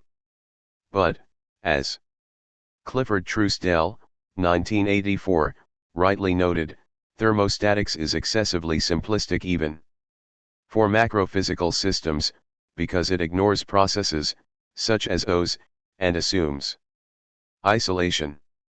Indeed, like neoclassical microeconomics, thermostatics is concerned only with closed systems, and it treats every change as a sequence of slow timeless transitions between equilibrium states. Hence, it is neither as general nor as inaccurate as Planck and Einstein believed it to be. So, if we wish to craft a general concept of matter, we must turn elsewhere. I suggest we look at the most abstract formulations of the most general physical theories, those based on variational or extremal principles, such as Hamilton's, c. Langchow's 1949. These principles are all about the one universal physical property: energy. Is there a property common to all material objects, and such that no immaterial, ideal, imaginary, abstract objects can possess? In other words, which, if any, is the universal physical property, hence the one that individuates matter? Answer: energy. But there are several kinds or species of energy: kinetic and potential, elastic and thermal, electric and magnetic, nuclear and chemical, and so on.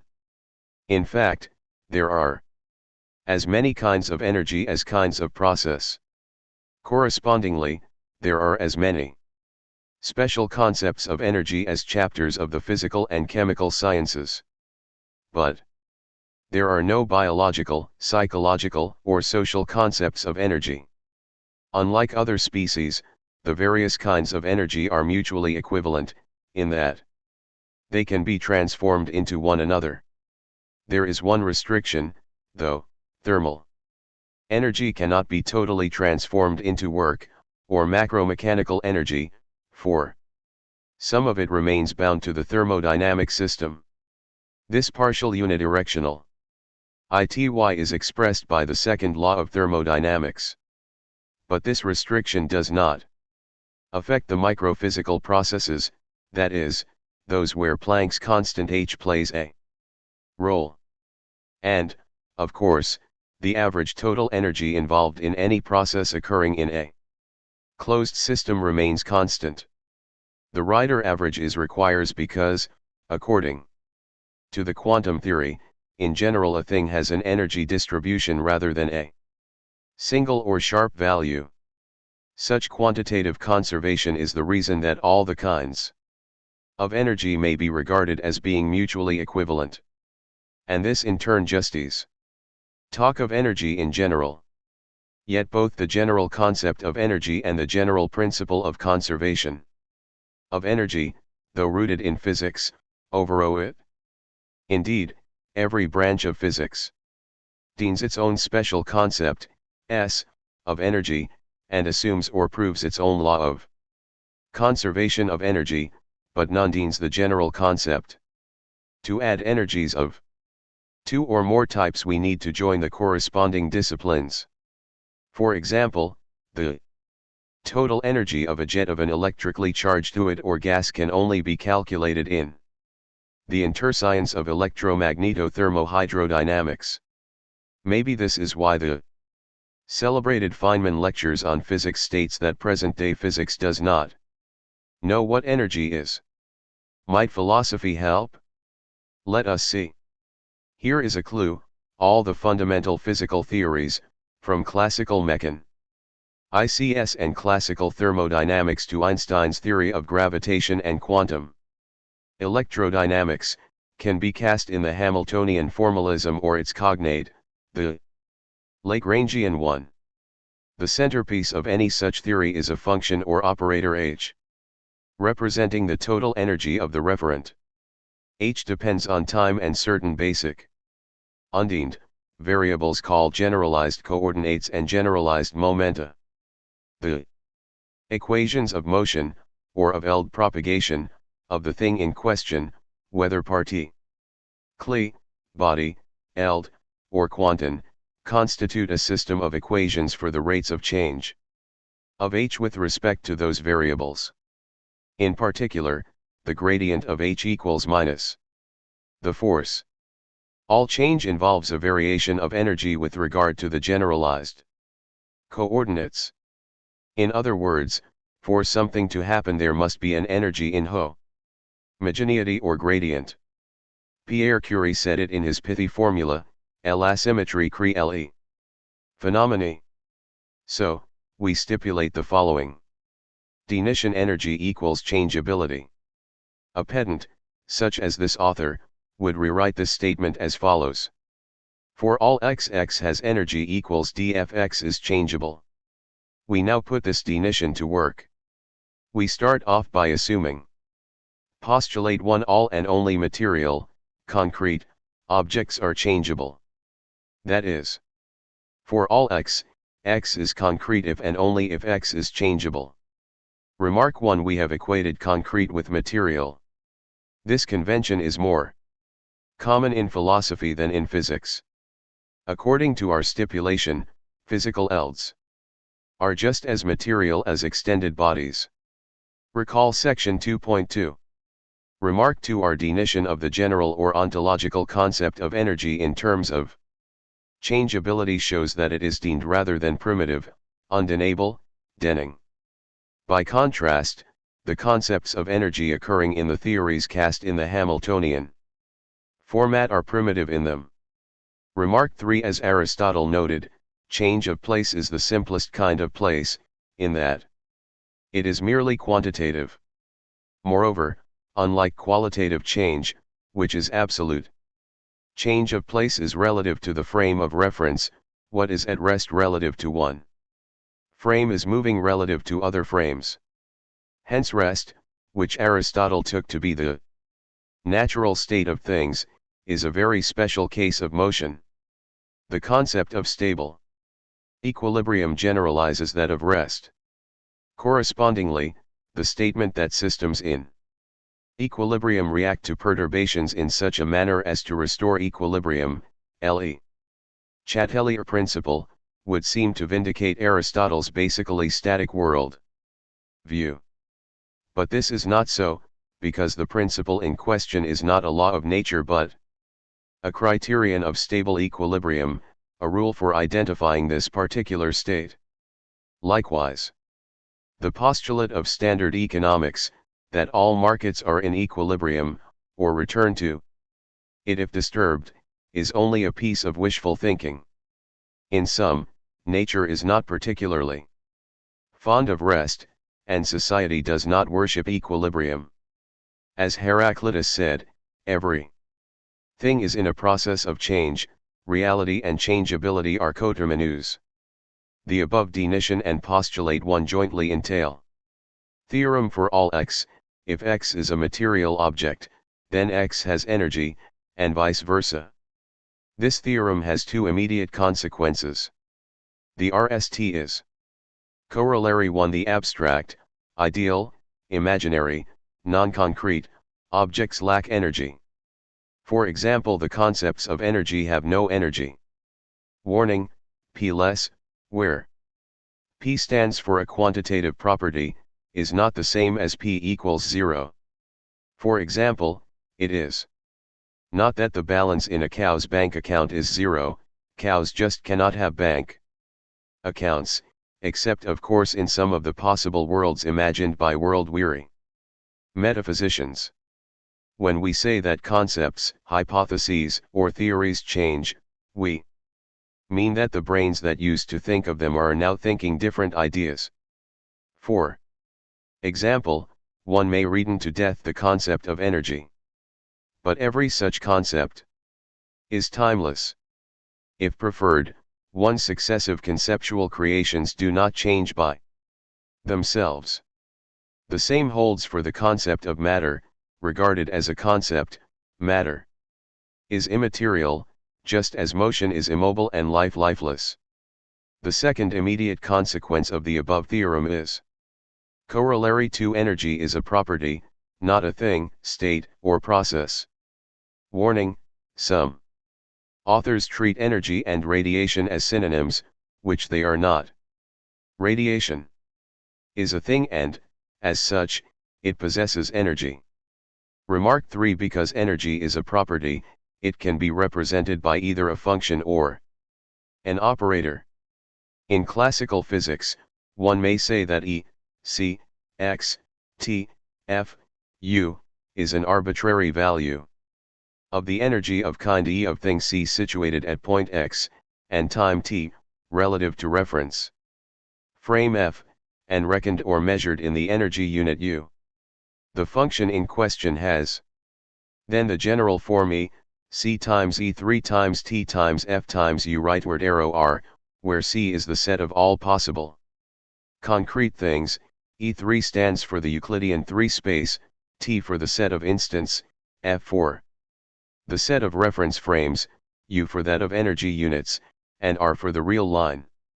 In the case of an interaction energy, such as the gravitational or the electric one, C will be replaced with the set C times C of pairs of concrete entities. In quantum physics, energy is represented by a Hamiltonian operator. For example, the kinetic energy operator of a quantum of mass m is IH/2 pi, 2/2 m. The corresponding property is the energy density psi h psi, which depends on place and time. Incidentally, all the densities are intensive or non-additive quantities, unlike lengths and time intervals, which are extensive. Remark 4. All energy values are frame-dependent. Hence one and the same thing has as many energies as reference frames moving at different speeds relatively one another. For instance, the kinetic energy of a particle relative to a frame attached to it is nil, whereas it is non-zero relative to any moving frame. Similarly, the total energy of a thing embedded in a eld becomes zero when its kinetic energy equals its potential energy. However, Zero energy is not the same as lack of energy, just as zero temperature, on some scale, is not the same as lack of temperature. In these cases, unlike the case of the non-existent photon mass, zero is just a special numerical value. Moreover, it often depends upon a conventional scale. Remark 5. Admittedly, there are some dubious cases. For example, are books, bank bills, contracts, blueprints, circuit diagrams, musical scores, and maps material things? Yes, but they are also something more. They convey meanings. They are semiotic objects, whence they belong to culture. This is why they are useless unless accompanied by codes allowing their users to read or interpret them. And this is why they can be realized in multiple ways, that is, by multiple physical carriers. Think of the many incarnations of money, coin, bill, credit card, money order, promissory note, etc. More in Bunge 2003a. Remark 6. Corollary 2 entails that the concept of a material thing cannot be replaced with that of energy. There is no such thing as energy in itself.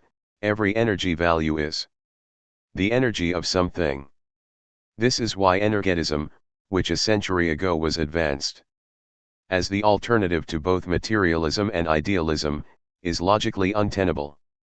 However, the energetists, particularly the great physical chemist Wilhelm Ostwald, 1902, were right in holding that energy is universal, a sort of cross-disciplinary currency. They would have been even more right had they proposed the following. Postulate 2. Energy is the universal physical property, the only trait common to all material things. Remark 7. One might think that position in space-time is another universal physical property. It is but, according to any relational, as opposed to absolute, theory of space-time, example Bunge 1977a, Bunge and Garcia Mene 1977, Perez Bergliafa et al. 1998, the latter is not basic but derived, it is the basic structure of the collection of all things, every one of which possesses energy. Roughly, space is rooted to the spacing of things, and time to their change. No space without things, and no time without change. Aristotle nods. Remark 8. Postulate 2 does not state that everything has a precise energy value at any given time and relative to any given reference frame. It does not, because sharp energy values are the exception rather than the rule. Indeed, according to the quantum theory, typically a quantum is in a superposition of innately many energy eigenfunctions, the corresponding eigenvalues of which scatter around a central value, such as an atomic energy level or the spatial average of an energy distribution. Our null assumption is Postulate 3. The total energy of an isolated material object does not change in the course of time. Remark 9. This is of course the general principle of conservation of energy. It is so extremely general that it belongs in philosophy rather than in physics. Remark 10. It has been held that energy is not conserved in an expanding universe. But, since the universe has no walls, it is not a closed system, so that the principle in question does not apply to it. Remark 11. Any violation of the above principle is suspect. Example 1, the steady-state cosmology, popular in mid-20th century, postulated the continuous creation of matter, hence of energy too, out of nothing. This hypothesis contributed to the discredit and ultimate downfall of the theory, Bunge 1962. Example 2. Telekinesis, or the ability to move things by sheer mental power, involves the violation of energy conservation. This did not deter a number of philosophers. Among them C. D. Broad and K. R. Popper. Remark 12. According to quantum electrodynamics, the vacuum energy is not zero, but fluctuates irregularly around zero. This result does not invalidate the characterization of energy as the universal property of all things. All it does is to restrict the domain of validity of the classical definition of the vacuum as the absence of real entities endowed with mass. The electromagnetic field that remains in a region of space after all the electric charges have been neutralized, and all the electric currents have been switched off, is a concrete though tenuous thing. It is so concrete that it exerts the measurable Casimir force on the outer sides of two parallel conducting plates, thus sticking them together. The Lamb shift of atomic energy levels is another of several measurable properties of the void. In short, there is no total void, the universe is a plenum. Aristotle and Descartes might feel vindicated. But whereas their ether was sheer fantasy, the quantum vacuum is described in exact terms, and its existence has been confirmed by many experiments. Remark 13. There has been much talk of dark energy in recent cosmology. This expression is unnecessarily mysterious, for it is admitted that dark energy is the name given to the unknown entity or process that counteracts gravity.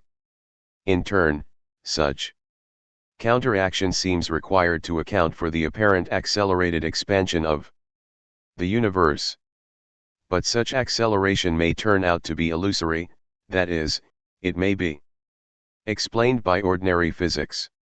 Remark 14. The concept of energy may be used to deem that of causation, and to distinguish the latter from correlation. Indeed, causation may be deemed as energy transfer, as in the cases of the light beam that burns a dry leaf or activates a photo cell. In both cases the cause is light absorption, not light. Likewise, the effects are processes, combustion in the RST case, and electron emission in the second. To generalize, the relata of causal relations are events or processes. By contrast, no energy transfer need be involved in a correlation between two factors or variables. If only for this reason, it is wrong to deem causation as a particular case of probability. Namely when the latter equals unity, the way Supps, 1970, did in his probabilistic metaphysics. This completes our mini theory of energy. The upshot is that energy is the universal physical property, that the various special laws of conservation are so many examples of the general principle of conservation, and that matter is deemable as having energy, or having the ability to change. This philosophical result has been reached through combining ontology with physics. Let us explore the relation between the concepts of matter and information. There are several concepts of information, in particular the semantic and the technical ones. The former is roughly equivalent to that of knowledge bearer, such as a text or a diagram. By contrast, the technical concepts of information refer to concrete things such as communication systems, nervous systems, and systems composed of DNA molecules and the proteins they code for. No material bearer, no information. Claude Shannon published his theory of information the very same year of 1948. That Norbert Wiener launched cybernetics, or the general science of control. Both disciplines became instantly famous and, because of their generality, they were promptly applied and misapplied. Wiener, 1948, 155, famously wrote, "Information is information, not matter, or energy. No materialism which does not admit this can survive at the present day." However, all the technical definitions of information show clearly that, far from being self-existing like matter, information is a property of very special material systems, such as nervous systems and TV networks, and as such inseparable from stuff and energy. the vast majority of things do not carry information, whereas all information rides on energy axes, all of which are material. Thus, in the end, information is just as material as energy, though far less ubiquitous because it involves coding, and codes are conventional as well as artificial. For example, traffic lights work only for people who know the convention that green light denotes go and red light stands for stop. By contrast, the traffic in neural networks obeys only certain natural laws, such as those that govern the corresponding electrical and chemical signals. In sum, the concept of information is derivative, nor primary. In particular, it depends upon that of matter. Indeed, all information is transmitted by some physical process, just as every bit of energy is the energy of some material entity, and every energy transfer is a physical process that connects two or more physical entities. What is true is that the information theories are so general, that they do not specify the composition of the communication systems, they are stuff neutral. An example of such a thing is a switch, since it can be in either of the two states on and off, and thus encodes one bit of information. To invert John A. Wheeler's famous slogan, "We always get bits from bits, never the other way round." And yet the idea that information is more basic than either matter or energy became rather popular in all research fields during the second half of the past century, from physics to biochemistry to molecular biology to psychology to sociology. Suffice it to remember the attempts to understand DNA as constituted by the letters A, C, G, and T, Hilary Putnam's proposal to view the mind as a set of computer programs, and Nicholas Luhmann's assertion that society is a communication system where people do not matter, a graph without nodes. These fantasies hang on the coattails of the information revolution, but they have not contributed anything to our understanding of reality. This is because they focus on a single aspect of things and processes, and propose shallow views of the mechanisms that make material things tick. For instance, while it is true that all social transactions are accompanied by information exchanges, it is equally true that we only understand them when studying their specific features, such as what distinguishes manufacturing from politicking, or courting from trading. Digital metaphysics is the doctrine that bits are the building blocks of the universe, and that God is a computer programmer. This is a new version of the Pythagorean myth, as Gregory Chaitin, 2006, a prominent member of the new esoteric brotherhood, has admitted. This idea seems to have several sources. Arst root, obvious. In Wilczek, 2008, and other distinguished scientists, is the confusion between real things and our models of them. This confusion is a feature of the magical thinking involved in sticking pins on dolls as a cheap and safe murder method. Another source of digitalism is the computer cult and the concomitant worship of programmers as omniscient beings, and of computer models as infallible and as having a life of their own. A third, independent source of digital philosophy, is the old positivist confusion of evidence. How do you know, with reference, what is it about? Indeed, we know that an observation or a measurement has not been completed until its outcome has been recorded, that is, translated into a piece of information. From this, Wheeler inferred that information creates reality. As Paul Davies, 2004, 10, put it, Wheeler sought to turn the conventional explanatory relationship matter rightward arrow information rightward arrow observers on its head, and place observership sick at the base of the explanatory chain. Observers rightward arrow information rightward arrow matter. Thus arriving at his famous it from bit dictum, the it referring to a physical object such as an atom, and the bit being the information that relates to it. In it from bit, the universe is fundamentally an information processing system from which the appearance of matter emerges at a higher level of reality. There is a missing step in the preceding argument, namely Berkeley's formula. To be is to perceive or to be perceived. Indeed, Wheeler's reasoning looks correct, if that link is explicitly interpolated. But then it becomes clear that Wheeler's thesis is just a rehash of Berkeley's subjectivism, the original source of all the anti-realist interpretations of science, Bunge 1955, 2006a. Worse, the existence of the universe prior to the emergence of atomic physics becomes then highly problematic. A further gap in the it from bit story is the mechanism whereby material things emerge from symbols. How is it possible for energy to be created from abstract objects that, like 0 and 1, are devoid of energy and obey man-made rules rather than physical laws?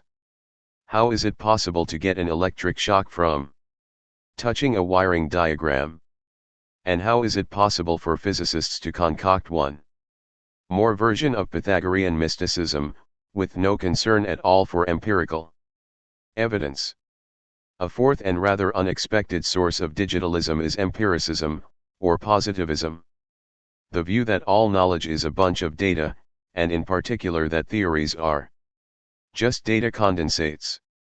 This view involves the thesis that we only need computable numbers, or, to put it negatively, that we do not need real numbers other than fractions, since every measurement outcome is a fraction. A tolerant positivist will allow mathematicians to play with transcendental or non-computable numbers, such as pi, definable as the inite series. Pi/4 equals 1/1/3 plus 1/5 1/7 plus. This number can be computed to any desired approximation, by truncating the above series and adding up the resulting polynomial. But a radical positivist will seek to persuade mathematicians that they should give up real numbers, and reconceptualize lines as strings of fractions. That is, the radical empiricist would attempt to digitalize all the sciences. This would involve giving up the vast majority of number pairs, which are non-computable. Consequently, it would also force us to bury the infinitesimal calculus and replace differential equations with night difference equations. Fortunately, the vast majority of mathematicians and scientists have not even heard the digital siren. What about virtual reality? How real are the virtual worlds that computer buffs like to navigate? Admittedly, those worlds do not exist outside computer screens and the brains that look at them, yet virtual realities are every bit as real as those brains, since these conjure them up, just as dreams. Location in someone's external world is sufficient but not necessary for real existence. Her internal world is in your external world. Let us dwell in it for a while. Why is there something rather than nothing? This question, often credited to Heidegger, was actually asked by Leibniz, 1956, 2:1038, and it has always been debated in Islamic theology. The question makes sense to theologians wondering, what reason could God have had to create the universe? But it has no place in a secular ontology, which takes the existence of the world for granted and attempts to explain it. Only the existence of particular things, by contrast to that of the totality of things, might interest some of us. For instance, biologists would like to know, why do organisms exist, particularly in view of Richard Dawkins' popular myth that they are just funnels for gene transmission, hence dispensable in principle, and thus paradoxical. Economists must wonder why emotion occurs, since it can only distort or even block the clever calculations of a rational actor. And political philosophers must ask themselves whether democratic socialism could exist, given the force of individual interests. In his main work, Being and Time, the famous existentialist writer Martin Heidegger only dealt with human existence, or rather a handful of traits of it. This is all he had to say about being. One generation later, the essence of being is it itself. Heidegger 1954.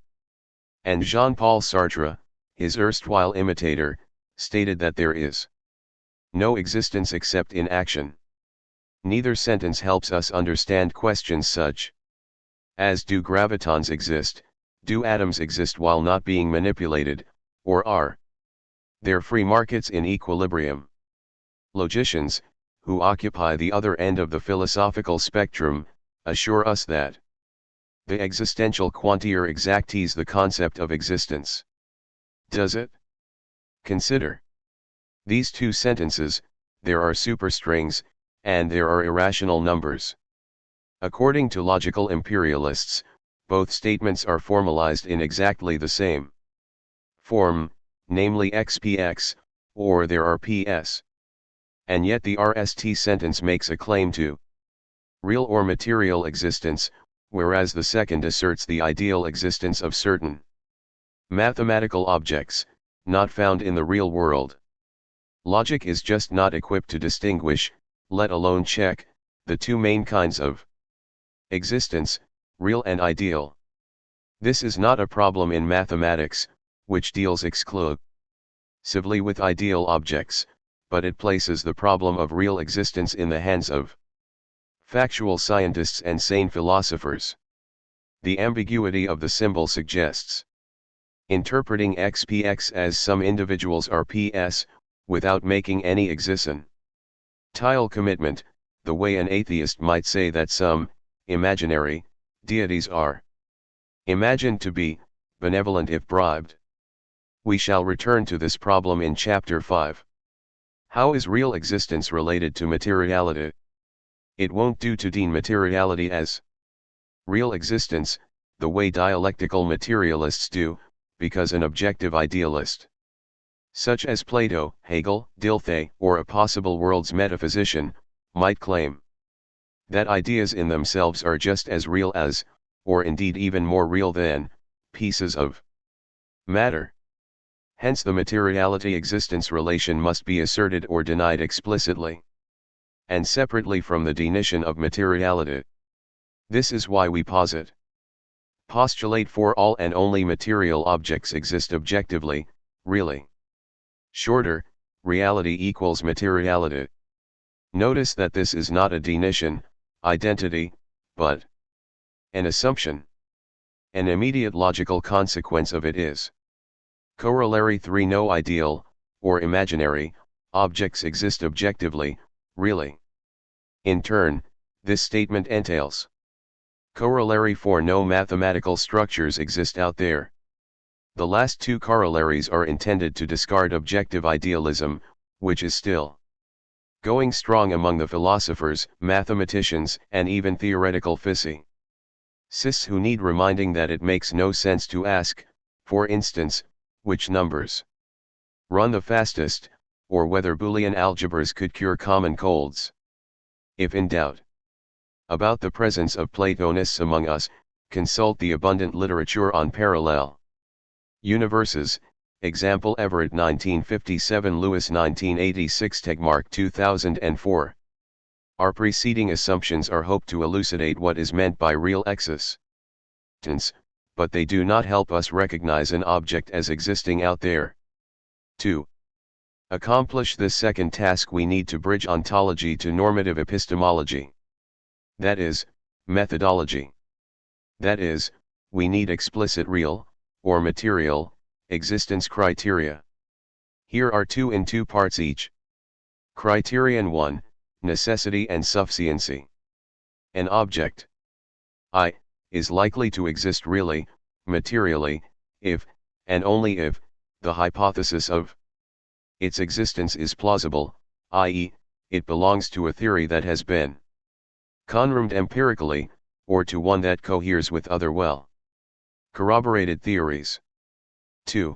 Exists really, materially, if, and only if, it has been detected directly, by the senses, or indirectly, with the help of scientific instruments. Part I of this criterion was used when judging the likelihood of the existence of electromagnetic waves, Maxwell, positrons, Dirac, and gravitational waves. Einstein, before acquiring experimental evidence. As for part 2, direct detection is of course perceptual, whereas indirect detection is achieved with the help of observation instruments, whether simple like magnifying glasses or complex like ammeters or radio telescopes. In addition, we need criterion 2, sufficiency. An object exists really, materially, if it reacts, kicks back, when acted upon. 2. It has been reproduced or made. Reactivity to a stimulus, involved in part I, is sufficient but not necessary. Because our action may not be energetic enough to provoke a testable reaction, as when aiming a light at the sun. And part 2 applies in the laboratory, the bench, or the ELD. A recent example is the experiment performed at CERN to produce and detect the Higgs boson that had been postulated theoretically. Physicists will note that our reality criteria differ substantially from those advanced by Einstein, Podolsky, and Rosen, 1935, in their famous paper. With hindsight we realize that they had conated real with classical, since they presupposed that what they called elements of reality are classical entities or properties, such as separability and simultaneous sharp position and velocity values, Bunge 1979b. They had also subordinated the ontological problem of reality to the epistemological question of predictability. They had stipulated that X exists if X can be predicted with certainty. Bohr and his followers used this unfortunate confusion of realism with classicism to defend their own confusion, the contraband of subjectivist positivism under the guise of quantum mechanics. With hindsight, one realizes that realism can be kept along with the quantum theory, Bunge 1967b. However, epistemological realism without materialism is vulnerable and useless to science, because one may adopt Plato's or Hegel's objective realism, that is, the view that ideas exist by themselves. To a Platonist the existence, or reality criterion is non-contradiction. An idea exists provided it is not self-contradictory. Obviously, this criterion does not apply to material entities, for contradiction and its dual, namely consistency, are peculiar to constructs, and checking for them does not require any empirical procedures. The best way to shore up epistemological realism is to combine it with materialism, producing what may be called hylorealism, Bunge 2006a. Thus a hylorealist will admit a scientific theory that posits the existence of previously unknown things, however weird or paradoxical, provided they are well confirmed and do not contradict the bulk of the background knowledge.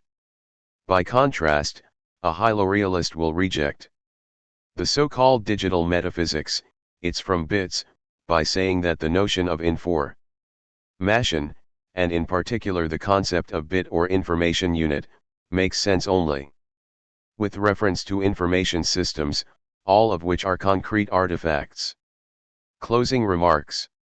The concepts of matter and energy have undergone huge changes along the history of science, just like other key ontological concepts, such as those of space, time, causation, chance, life, and mind.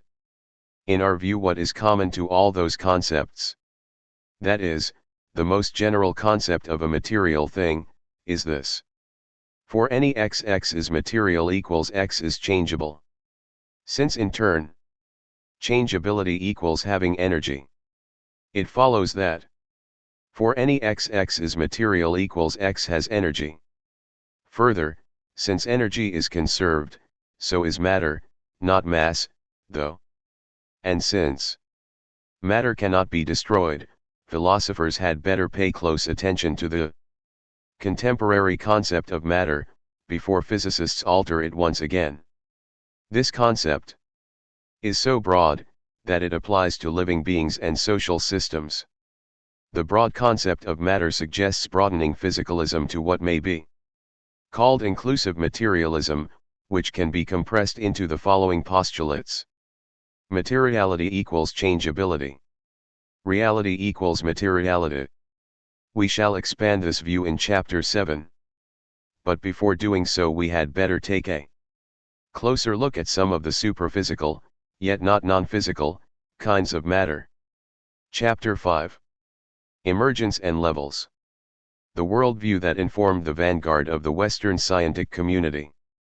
Between ca 1600 and ca 1850 conceived of the universe as the maximal self-winding mechanism, recall Chapter 2. By the end of that period a number of discoveries and inventions contributed to the decline of this, the earliest scientific worldview, the marvels of eld physics, chemical synthesis, embryology, and biological and social evolution. These and more showed that matter, far from being the passive substance imagined by the traditional metaphysicians, was capable of spontaneous self-organization, the transmutations and metamorphoses dreamed up by the ancient alchemists and naturalists. Some of these processes turned out to be real, and they were not admired with natural piety, in the manner of the holists. They were now analyzed into their elementary components. In some cases, it was attempted to replicate them in the laboratory, and even to better nature, for instance, by manufacturing artificial materials such as paper and plastics, as well as transura, neons, GMOs, and, of course, by organizing utterly unnatural social systems such as schools, churches, businesses, armies, and governments. By mid-20th century it was known that the elementary constituents of lead and DNA are the same, namely electrons and nucleons, as well as the gluons that keep the latter together. Platinum has only one electron more than iridium. We share with chimpanzees about 99% of our genes, both New York and a primitive Amazonian village are inhabited by members of the same biological species. Lime poems and vile slanders can be composed of the same words, and so on.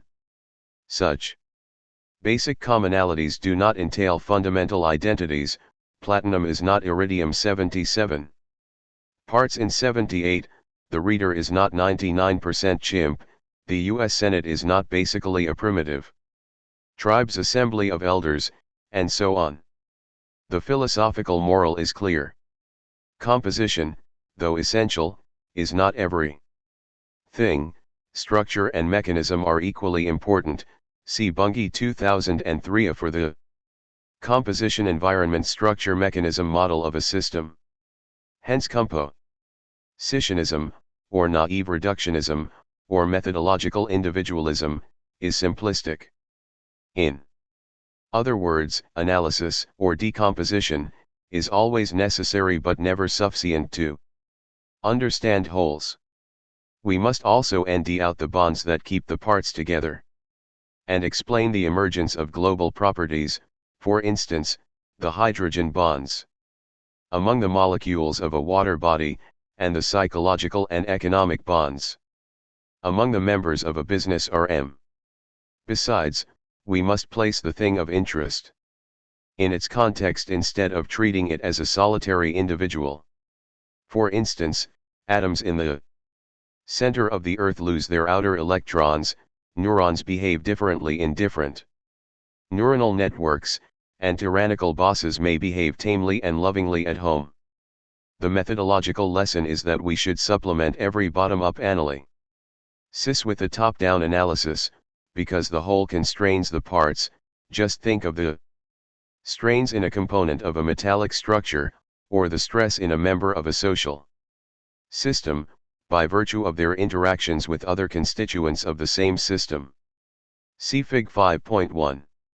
This conclusion contradicts the principle of the physicalist, or vulgar materialist, worldview, according to which the universe is laid out on a single level, that of physical things, whence physicists may eventually craft the theory of everything.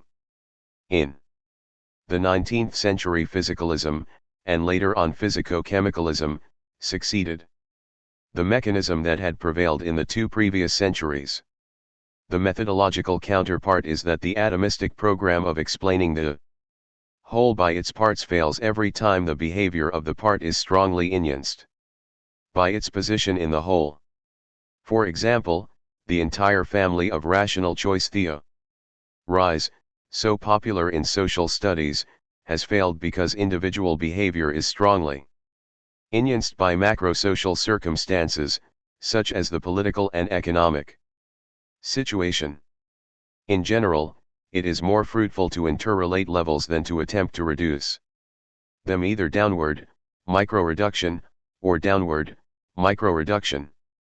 Button. Coleman diagrams, Bunge 1996, Coleman 1990, are therefore likely to appear in all the disciplines that involve two or more levels of organization, see Fig 5.2. In the course of the last 2 centuries, chemistry, biology, and social science have found systems of millions of different kinds, thus confirming the impossibility of crafting an altering theory.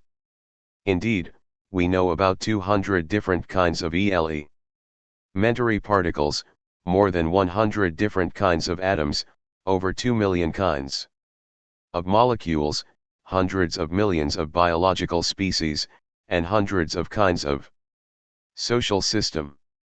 In other words, some collections of things, whether atoms, molecules, specks, burrs, Lego building blocks, people, or what have you, may combine.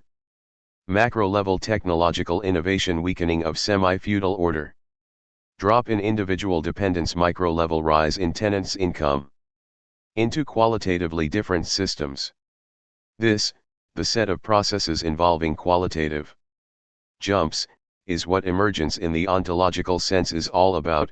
See, example Alexander 1920, Bida and Humphreys 2007, Blitz 1992, Bunge 1969, 1979a, 2003a, Lewis 1874, Luzzi 2006, Morgan 1933, Needham 1943, Sellers 1970, Wimsa 2007. Emergence and levels are found everywhere except in classical mechanics, which deals only with bodies small and large. This science overlooks the fact that a collection of particles, such as water molecules, can organize itself in different ways. As snowflakes, ice pellets, liquid drops, lakes, rivers, seas, or clouds. Each of these things has properties that the others lack. Other familiar examples of emergence and levels are pile of bricks, wall, house, town, population, gang, RM, conglomerate, and letter, word, phrase, sentence, text. The higher levels are dependent upon the lower ones, but they are not reducible to them in an ontological sense, even if the complex things, systems, are shown to emerge from the interaction of their constituents. Analysis should explain emergence, instead, or trying to eliminate it. More on reduction in section 9.8. Although all that has been known for quite a while, the explicit and general notion of an integrative level, or level of organization, is rather recent. Bunge 1968, 1969. 1980b, Hartman 1949, Novikov 1945. And neither this concept nor that of a SYS TEM has yet reached mainstream metaphysics. Worse yet, because more expensive and time-consuming, is the oversight of the level structure of the universe, for it has facilitated the unchecked proliferation of basement-level theories such as the promised theory of everything, quantum theories of the universe, and fantasies. On the physical, not biosocial, nature of the mind, as well as on the reducibility of social science to biology. It is therefore necessary to recall some of the salient points of the levels doctrine. The ancient atomists, and 2 millennia later on statistical mechanics as well, contradicted the one-layer doctrine, asserting instead that everyday life things are composed of imperceptible entities. They also held that macrophysical things possess emergent properties, such as temperature and entropy, that their microphysical components lack. Furthermore, the micro-macro bridges involve the concept of objective chance, which occurs neither in classical mechanics nor in classical electrodynamics. The epistemological consequence of the micro/macro split was obvious. We need 2 sets of physical theories, microphysical and macrophysical, to account for physical reality. Quantum physics confirmed this conclusion, although the ending of quantum macrophysical entities, such as superconducting rings, shifted the boundary between the 2 strata, from micro/macro to quantum/class-on, or quantum/classical. In any event, the hope for a single theory of everything was dashed before birth, by both materialist philosophy and modern physics. The initial program of atomic physics since antiquity was clear: to account for perceptible macro things in terms of imperceptible micro things. In our terminology, the goal was to construct class-ons from quantons. Much of this program has been successfully carried out. For example, a century ago photocells were explained in terms of the electrons ejected by incident photons, magnets were explained in terms of the spins, and the associated magnetic moments, of the atoms composing the magnets, and the macro properties of pieces of condensed matter of certain kinds. Particularly the semiconductors used in electronic devices, are explained in terms of the properties of their atomic constituents. Of all these achievements, the latter had the most important impact on industry, for the digital electronic computer is the child of the marriage of quantum solid-state physics, and the mathematical theory of computation. However, the standard, or Copenhagen, interpretation of the quantum theory tells a different story. According to it, this theory only calculates the possible outcomes of observations. For instance, it is postulated that the eigenvalues of an operator representing an observable, dynamical variable, are the possible results of measurements of the said observable, as if there were universal meters. Furthermore, it is assumed that all measurements and experiments involve exclusively classically describable devices. But this is obviously false, since explaining the ionization occurring in the cloud chamber and in the Geiger counter, as well as the chemical reactions occurring in a photographic plate, require quantum physics. In any event, the Copenhagen orthodoxy erects a strict duality between quantons and class-ons, where the latter are to be regarded as irreducible. Actually, the dogma states that the observer, his apparatus, and the object of observation constitute an unanalizable whole. Astrophysics, which relies heavily on the quantum theory, belies this thesis, for no measuring instruments, let alone observers, could get even near a star. This micro-macro duality, which is in stark contrast to the atomistic program, is not a scientific result but a philosophical interpolation. In fact, it derives from the subjectivist, or positivist, principle, that there is no such thing as objective reality. There would be only phenomena, that is, appearances to some observer. In particular, the quantum facts would arise only from observation. Actually, as Bohr and Heisenberg once declared, even macro facts, such as the passing of a streetcar, are results of repeated observations. The naive reader might ask, observation of what? If not atoms, streetcars, or what have you. But he would be told, as my teacher, Guido Beck, was told when working for Heisenberg in Leipzig, that this and sim. Euler questions should not be asked. Mussolini's slogan, believe, obey, GHT, was adapted to read believe, obey, calculate. Until recently the Copenhagen orthodoxy could only be countered by conceptual analysis, by showing that neither the axioms of the theory nor experimental data refer to observers. This situation changed in the 1990s with the development of decoherence theory and experiment, see Schlosshauer 2007. Recall, for instance, the diffraction of buckyballs, such as C70 molecules, which are about 1 nanometer across. At temperatures below 1000 K degrees, these things diffract when passing through double slits, they are quantons.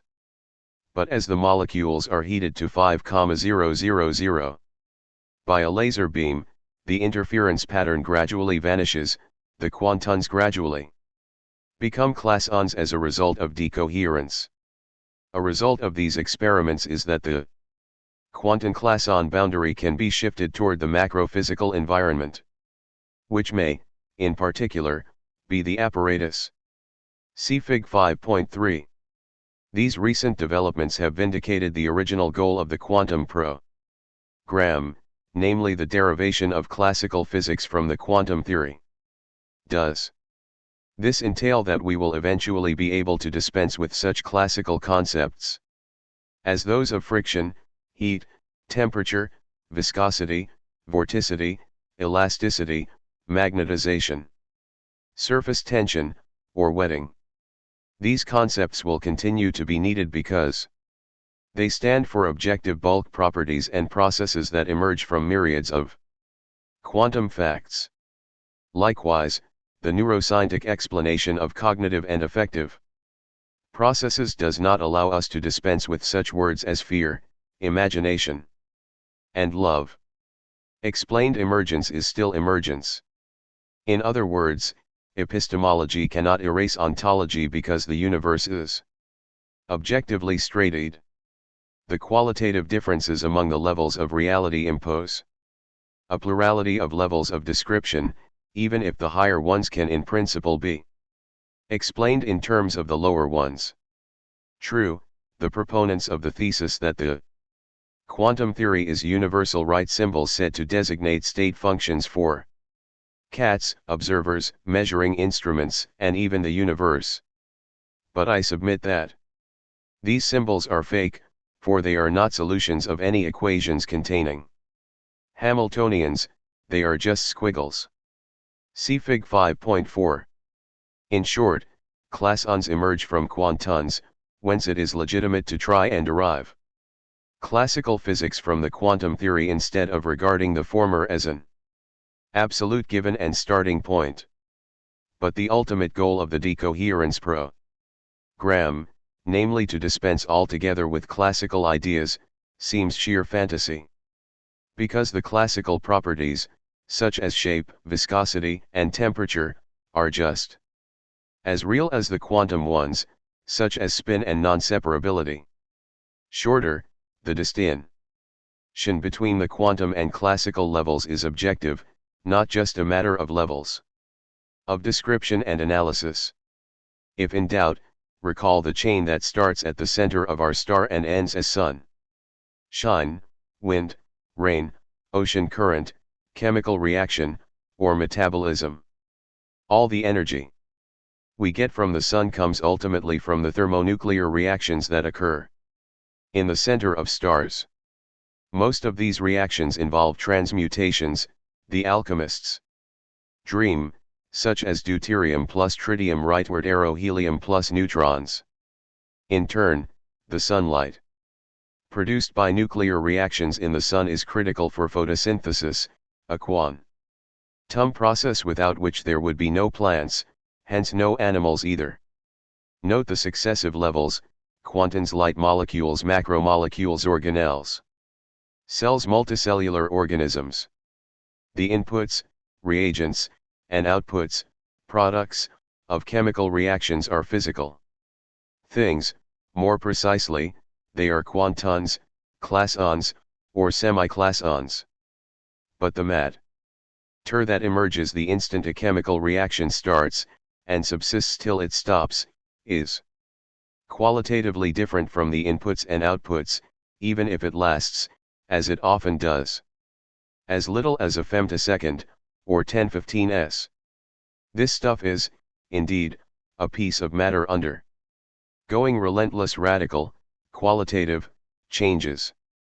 Familiar pieces of chemical matter are AMS, rusting iron pipes, fermentation vats, the contents of cooking pots, and decaying living matter. Chemists may be tempted to regard living beings as very complex chemical reactor. But biologists know that the thousands of chemical reactions going on in an organisms at any time are scheduled and coordinated in such a way that three non-chemical traits, homeostasis, self-repair, and survival, are assured. It is generally thought that molecules are bits of matter composed of atoms. However, their mode of composition is far less well known. For example, the hydrogen molecule, H2, the simplest of all, does not emerge from the mere juxtaposition of two H atoms. In fact, these atoms are the precursors of the H2 molecule. Rather its components, since, when combined, the original protons and electrons are redistributed in a counterintuitive fashion. Indeed, despite their mutual electrostatic repulsion, the two atomic electrons get together and interpose between the two protons, and this pair constitutes the chemical, or covalent, bond. This kind of bond, discovered in 1916, is quite different from the ionic bond, such as that which keeps the chlorine and sodium ions together in the salt molecule. Whereas the ionic bond exemplifies electrostatic attraction, known since antiquity, the explanation of the covalent bond involves the concept of an electron, which was invented only in 1898. Incidentally, when Nature commemorated the 50th anniversary of this feat, it included a discussion on whether it was a discovery or an invention. To a realist, the answer is clear: the electron was discovered, but the various theories of the electron were invented. So much so, that electron beams can be generated and manipulated in the lab, whereas electron theories can only be expanded, corrected, or replaced with paper and pencil. Like all emergents, H2 has properties that its precursors lack, such as a characteristic dissociation energy, and a band spectrum rather than a line one. A far more complex molecule is the buckyball C60, a major resource of nanotechnology.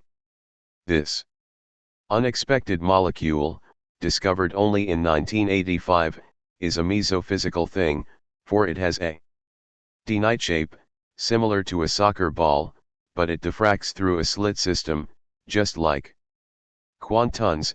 It is then a semi-classon, or semi-quanton. Note that the key ontological concepts in the preceding description, those of matter, energy, system, precursor, and emergence, are conspicuously absent from mainstream metaphysics, and even from the standard philosophical dictionaries. Consider next the molecules that emerge from non-elastic collisions between simpler molecules. One of the simplest is the water molecule, usually symbolized as H2O. This formula exhibits the atomic components, or rather precursors, of the system, but does not suggest its structure, which is partially shown by the structural formula HO. H, together with the data that the system is V-shaped, the angle being about 104, and the interatomic distances about 1a. If water molecules get close together in large numbers, a body of liquid water emerges, one that belongs in the fourth integrative level after those of elementary particles, atoms, and molecules. We all know something about liquid water, but only quantum chemists know why it exists at all. Indeed, since H2O is rather light, water would be a gas at ordinary temperature were it not for the strong hydrogen bond, a non-classical type of intermolecular coupling.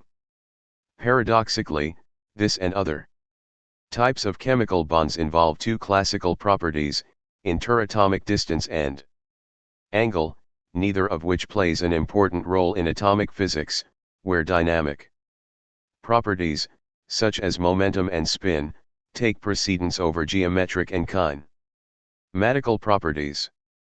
Shape emerged along with molecules, the components of the so-called early universe were shapeless. Water has unique properties that make it essential to life. One of them is that it is gregarious. The H2O molecules tend to clump into snowflakes and ice pellets, droplets and lakes, glaciers, and seas. The bonds that bring such systems into being are of two kinds, covalent and hydrogen bonds. As we saw above, a covalent bond is a pair of electrons shared between two atoms, as in the case of the hydrogen molecule H2 mentioned above. By contrast, a hydrogen bond is an interaction between a hydrogen atom and an electronegative atom such as oxygen. Both bonds occur in a water body, and they exchange places in rapid succession, a dynamical feature that is absent from the familiar ball and rod model of molecules. Water is unique in that the total number of bonds of a water molecule is up to 4, which explains the high boiling point of that liquid. See Fig 5.5.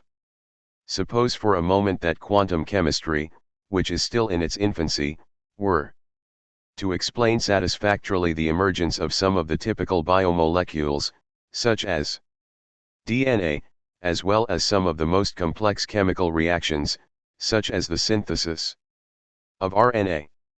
If this were to happen, chemical theory would be deduced from quantum theory together with some subsidiary assumptions. Most scientists would claim that such reduction would disprove the ontological thesis that there is such thing as a distinct chemical level. I beg to differ. I submit that there is such a supra-physical level, deemed as the set of all systems wherein chemical bonds change. Besides, quantum mechanics has to be enriched with subsidiary hypotheses in order to yield quantum chemistry, see Bunge 1982a.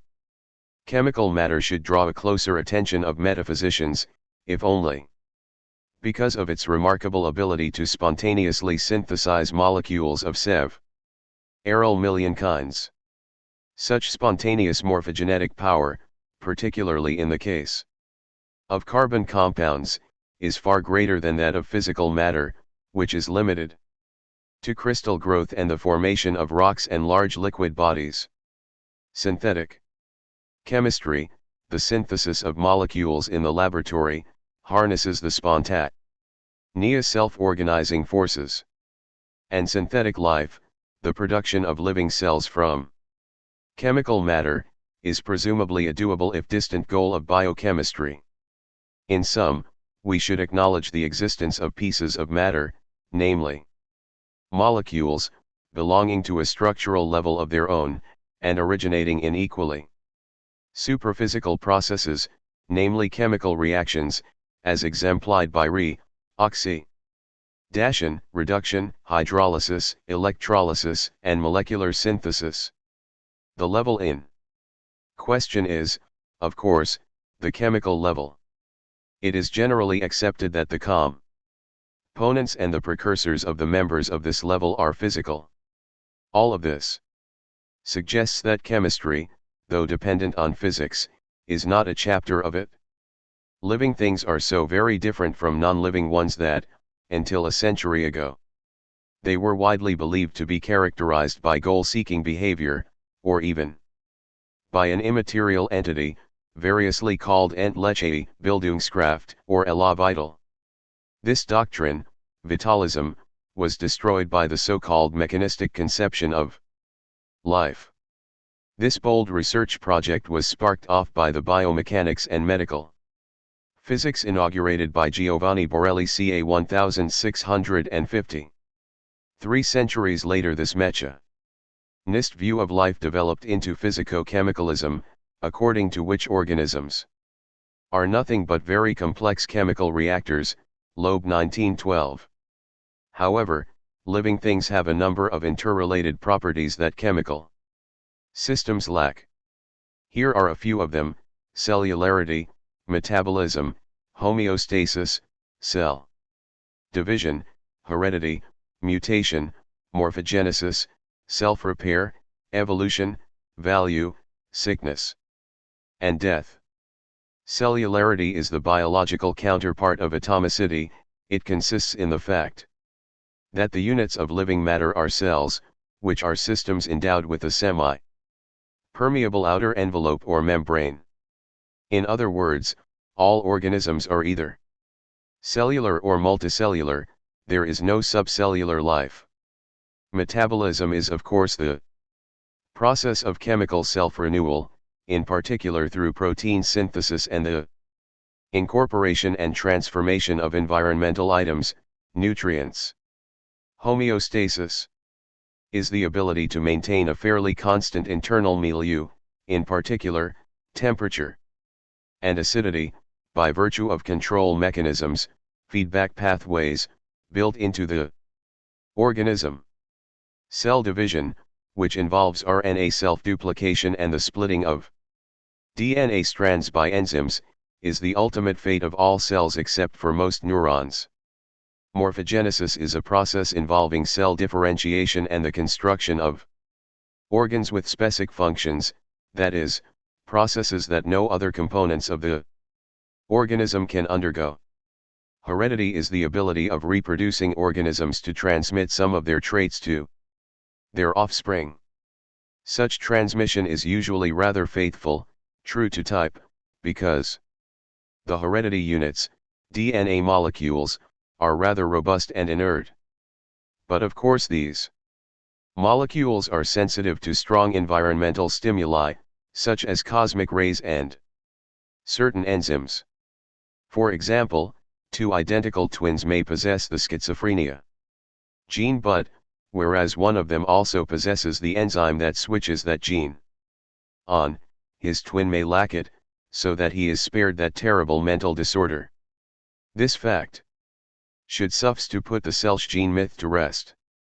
As for evolution, most biologists agree that it has resulted from the concurrent operation of mutation, environmental selection, niche construction, hybridization, mainly in plants, and a few other mechanisms present on all levels, from molecule to whole organism to population to community.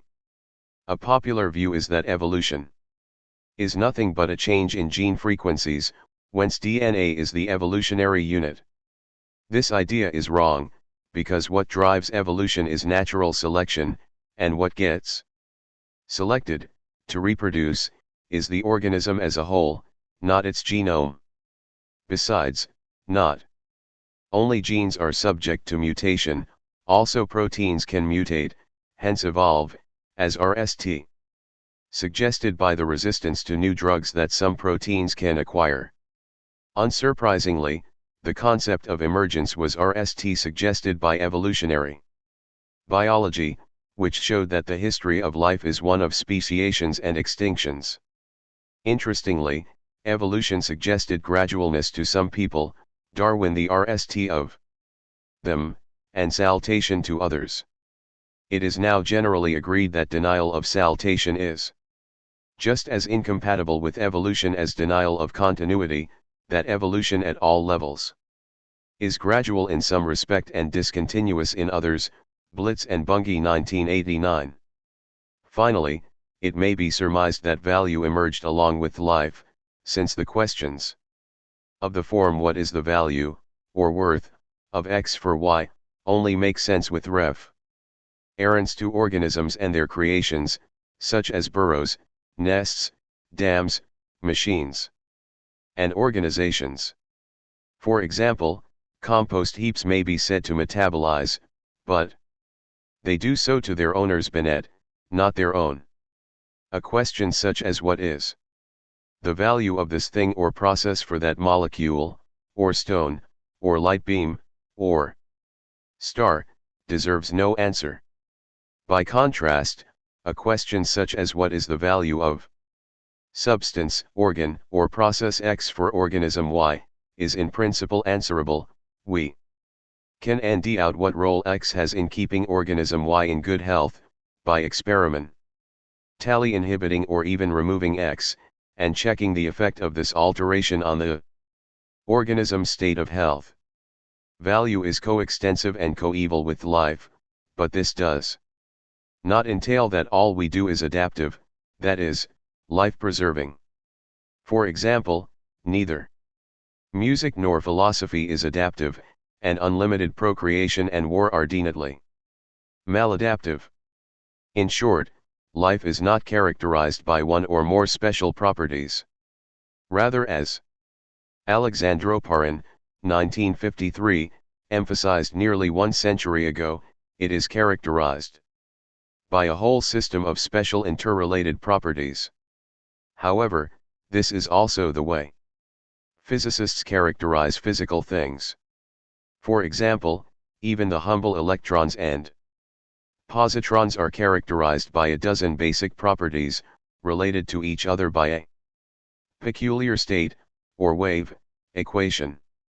So far, biologists have found some of the basic biotic variables, but not the counterpart of a physical state equation. The most they deliver is lists of key properties, such as the one proposed above.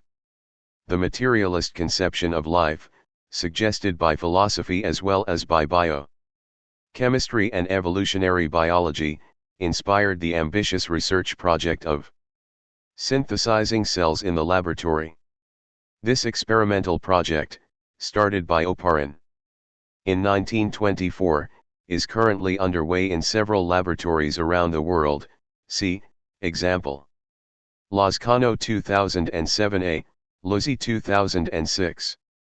Experts agree that life on Earth emerged about 3.5 billion years ago, but they still disagree on the precise sequence from molecule to earliest cell. In fact, there are at least 10 competing hypotheses about biogenesis. However, they can be grouped into two main schools. Most workers, the genetic RST or heterotrophic school, conjecture that genetic material, in particular RNA, and Darwinian evolution were essential. But a strong minority, the metabolism RST, or autotrophic school, speculates that biogenesis was a purely physico-chemical process that led straight from non-genetic catalytic networks of macromolecules to the RST cells. Since both schools employ the scientific method, their rivalry has stimulated their productivity instead of degenerating into barren controversy. Besides, the rivalry vanishes when the controversy is placed in a wider context, since the genetic school admits that the early genetic material self-assembled from abiotic material. In 1953, two sensational advances reinforced the hypothesis that living matter is just as material as non-living matter, the molecular biology revolution, and the RST successful synthesis of amino acids by Miller and Urey, followed by Khorana's synthesis of long chains of nucleic acids. On the downside, molecular biology led to the reductionist exaggeration that genes rule life, whence the successful sequencing of the human genome would reveal the secret of life. Another negative aspect of the molecular biology revolution was the careless way in which the ambiguous expression genetic information has been used. Indeed, it has often been interpreted anthropomorphically as the set of instructions for assembling an organism as if it were a Lego toy. Genetic information SHN is actually short for the order of the nucleotides in nucleic acids. This concept is unrelated to both the physical concept of information as entropy or disorder, and the statistical information concept used in communications engineering. However, we should not complain too loudly, because there is a price to be paid for any conceptual novelty, namely vagueness. In short, biology has given philosophy at least 3 gifts in the course of 1.5 centuries, the concept of an integrative level, and the theses of the materiality of life, and of bioevolution through modification and natural selection. By the same token, biology got rid of creationism, vitalism, and radical reductionism, the view that only the composition of a system matters. The reader is invited to compare this rich crop to the contributions made by metaphysicians to both their own discipline and to science during the same period. We adopt the psychoneural identity hypothesis. That is, we assume that the res cogitans is not the mythical immaterial soul but the brain of highly evolved animals. This philosophical assumption, which originated in ancient Greek medicine, has been the guiding principle of cognitive and affective neuroscience, the recent fusion of neuroscience and psychology. This thesis will be developed in chapters 9, 11. Itis. Stated here only so as not to miss a step in the levels ladder to be introduced later on. It might be thought that psychology becomes dispensable if mental processes are regarded as brain processes. But such elimination, actually proposed by the self-styled eliminative materialists, would not be advisable, because psychologists study mental processes in highly gregarious animals, whose brains are bombarded by social stimuli coming from other brains, and in turn affect the affective and cognitive processes undergone by other people. This is why we need social psychology, the interscience that investigates the way thinking matter interacts with social matter. We shall come back to this subject in chapter 9. Social interactions, from sexual pairings to political GHTS, generate, maintain or alter social systems, from families and RMS to nations and beyond. Such systems are composed of animals, but they have no biological properties, they do not metabolize, for one thing.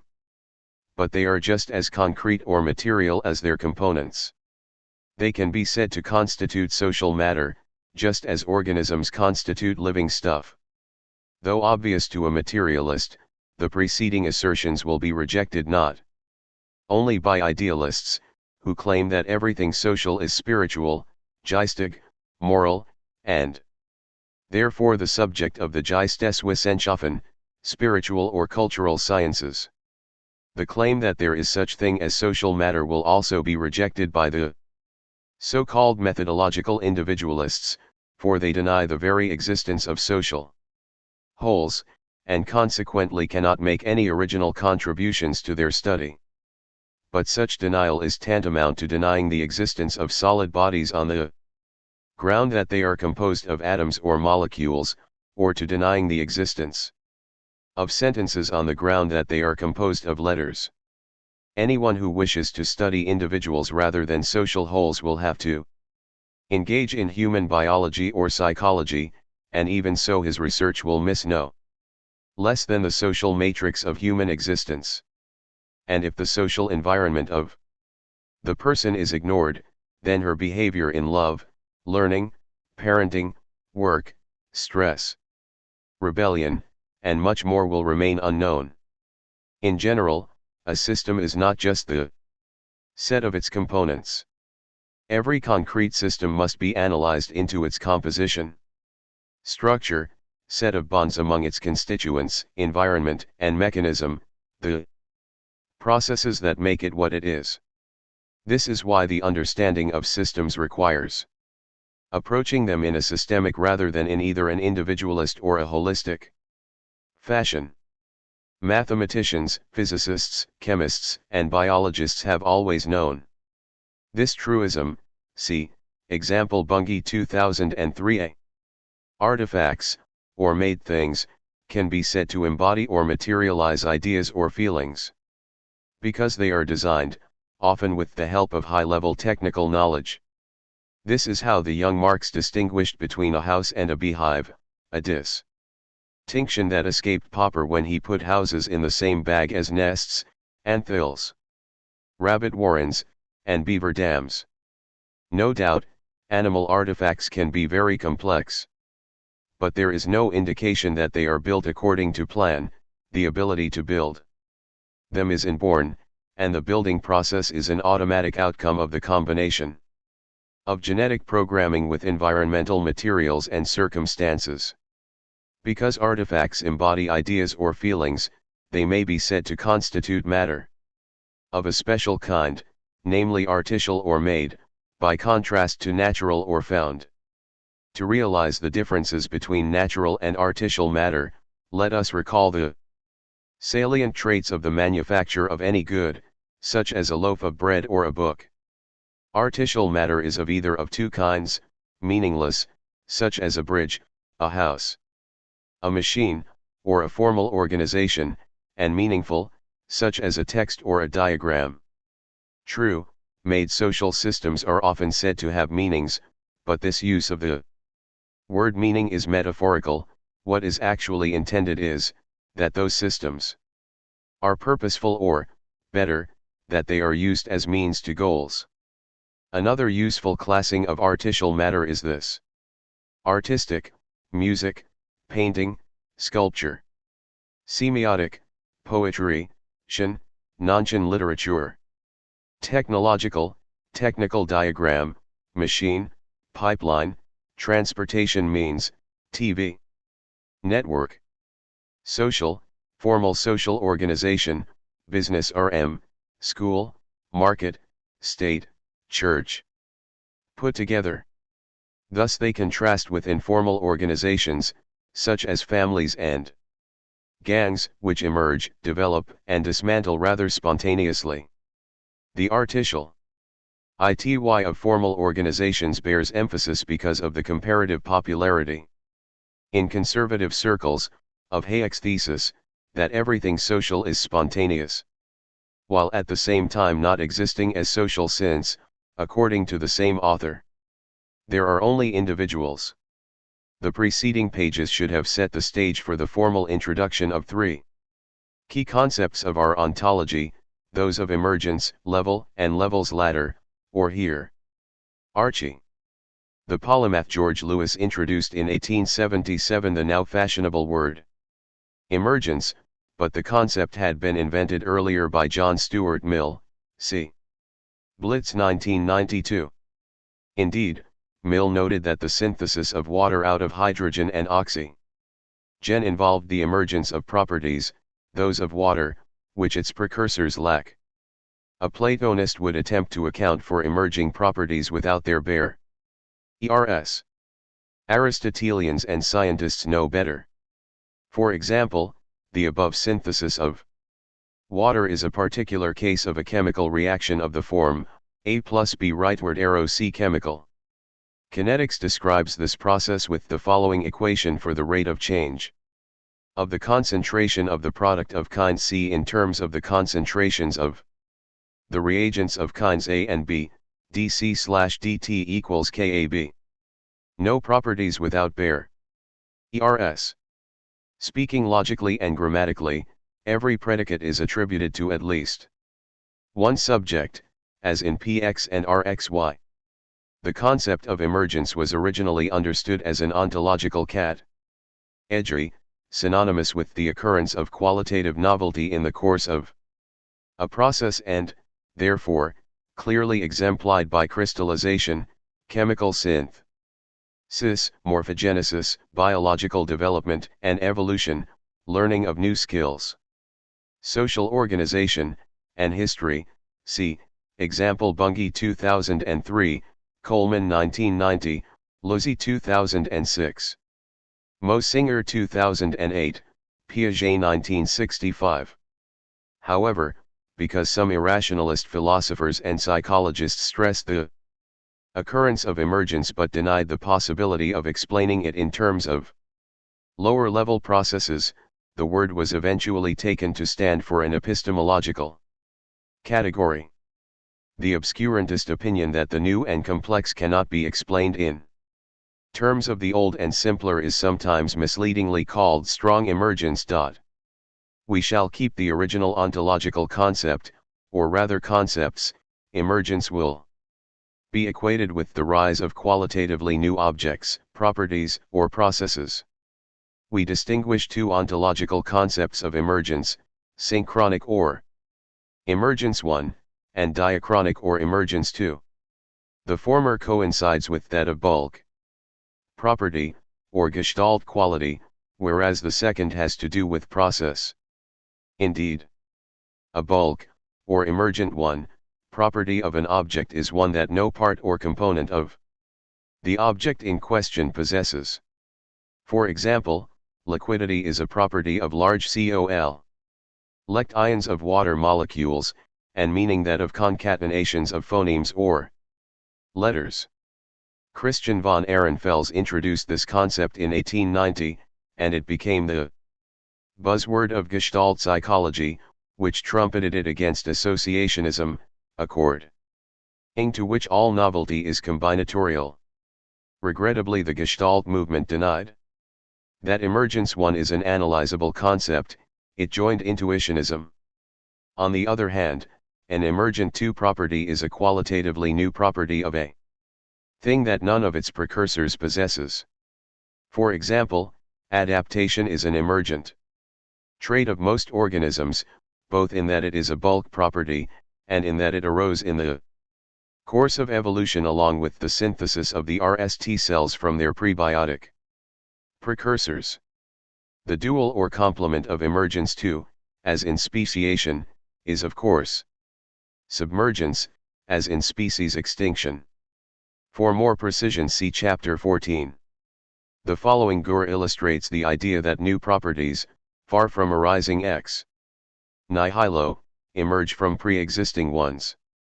If a thing alpha with properties A and B generates a thing beta with properties A, B and C, then thing beta and the new property C are emergent relative to alpha, A, and B.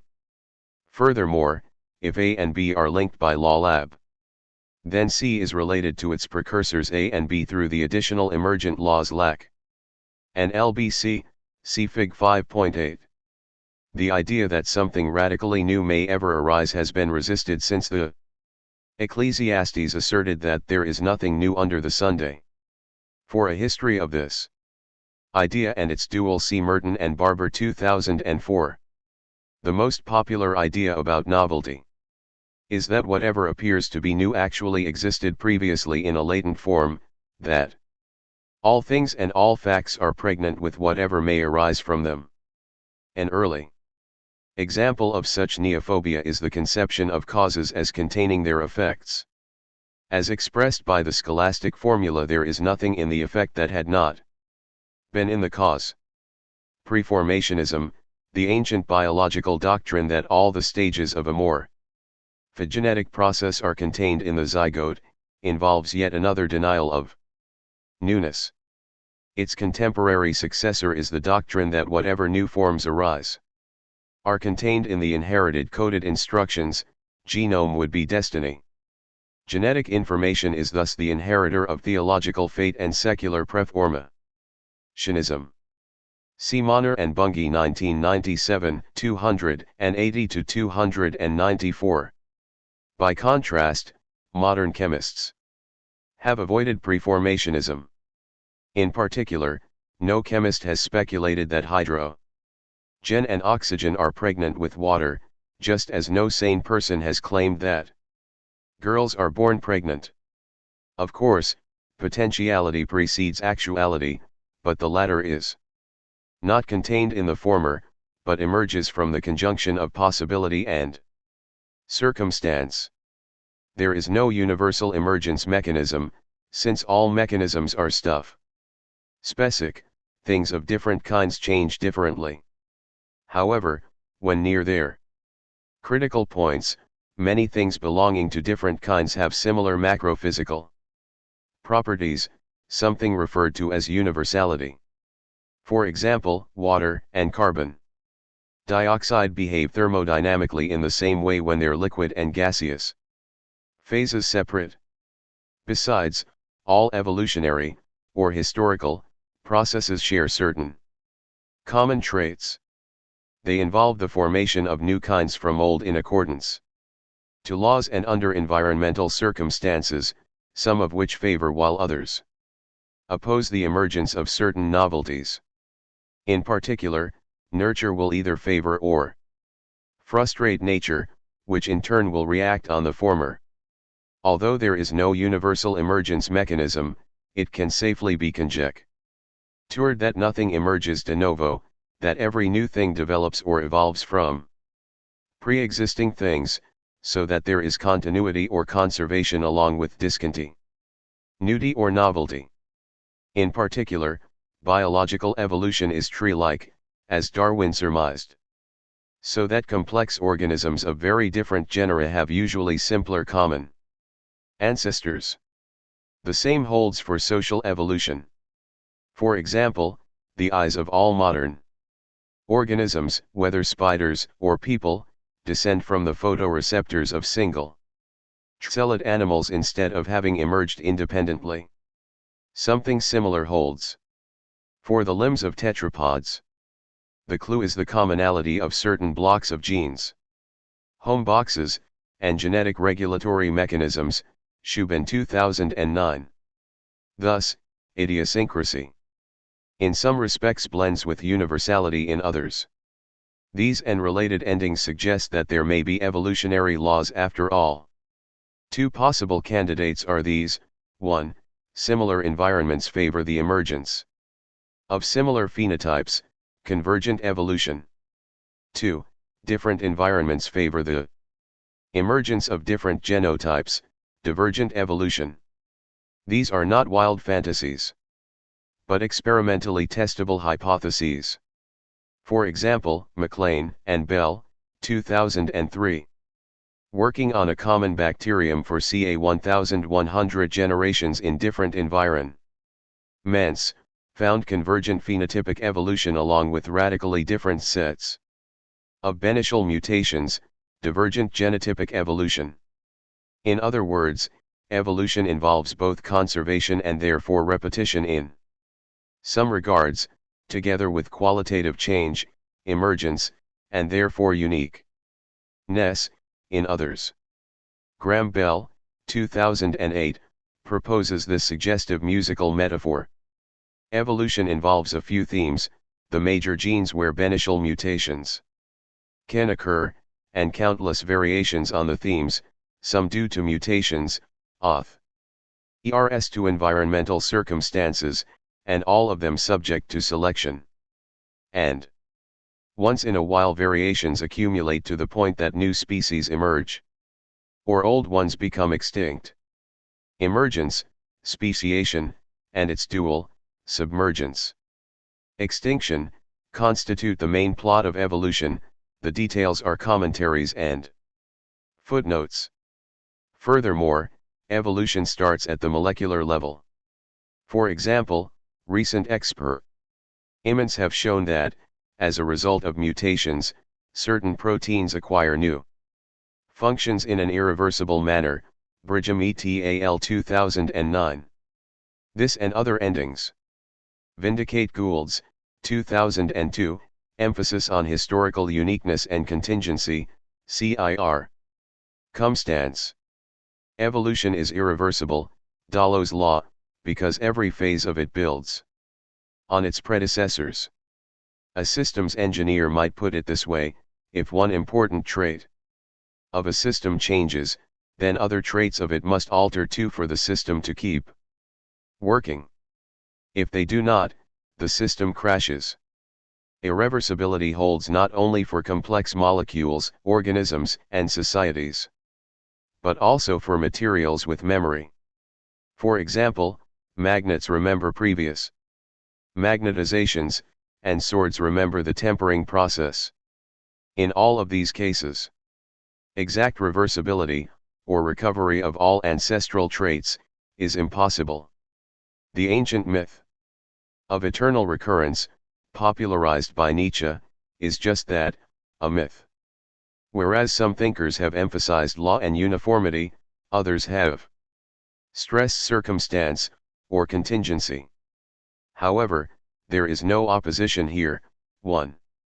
May assume that present circumstances, or initial conditions and constraints, are but the null state of a previous process following different laws. Thus, whether a seed swept by an air current will fall on fertile land and germinate, or on a stone and be eaten by a bird, depends not only on the laws of aerodynamics, but also on the distribution of soil, rocks, and birds in the region concerned.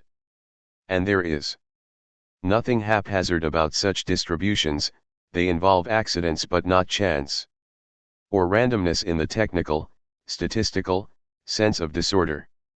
To conclude this section, notice that the concepts of emergence analyzed above are only faintly related to that of supervenience, familiar to philosophers.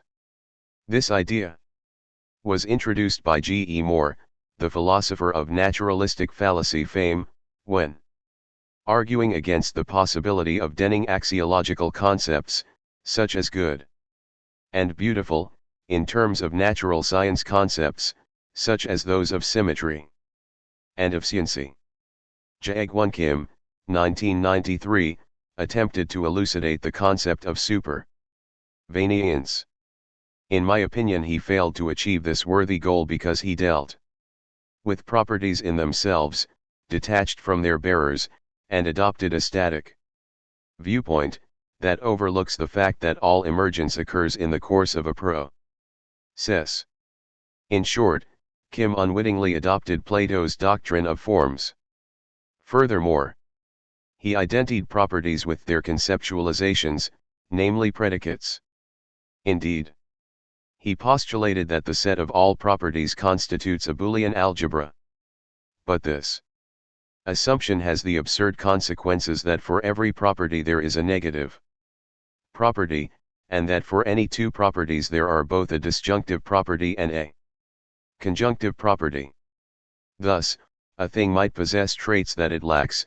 It could have the properties of not having a spin, of being a sh or an accountant, inclusive or, and of being at once an elephant and light.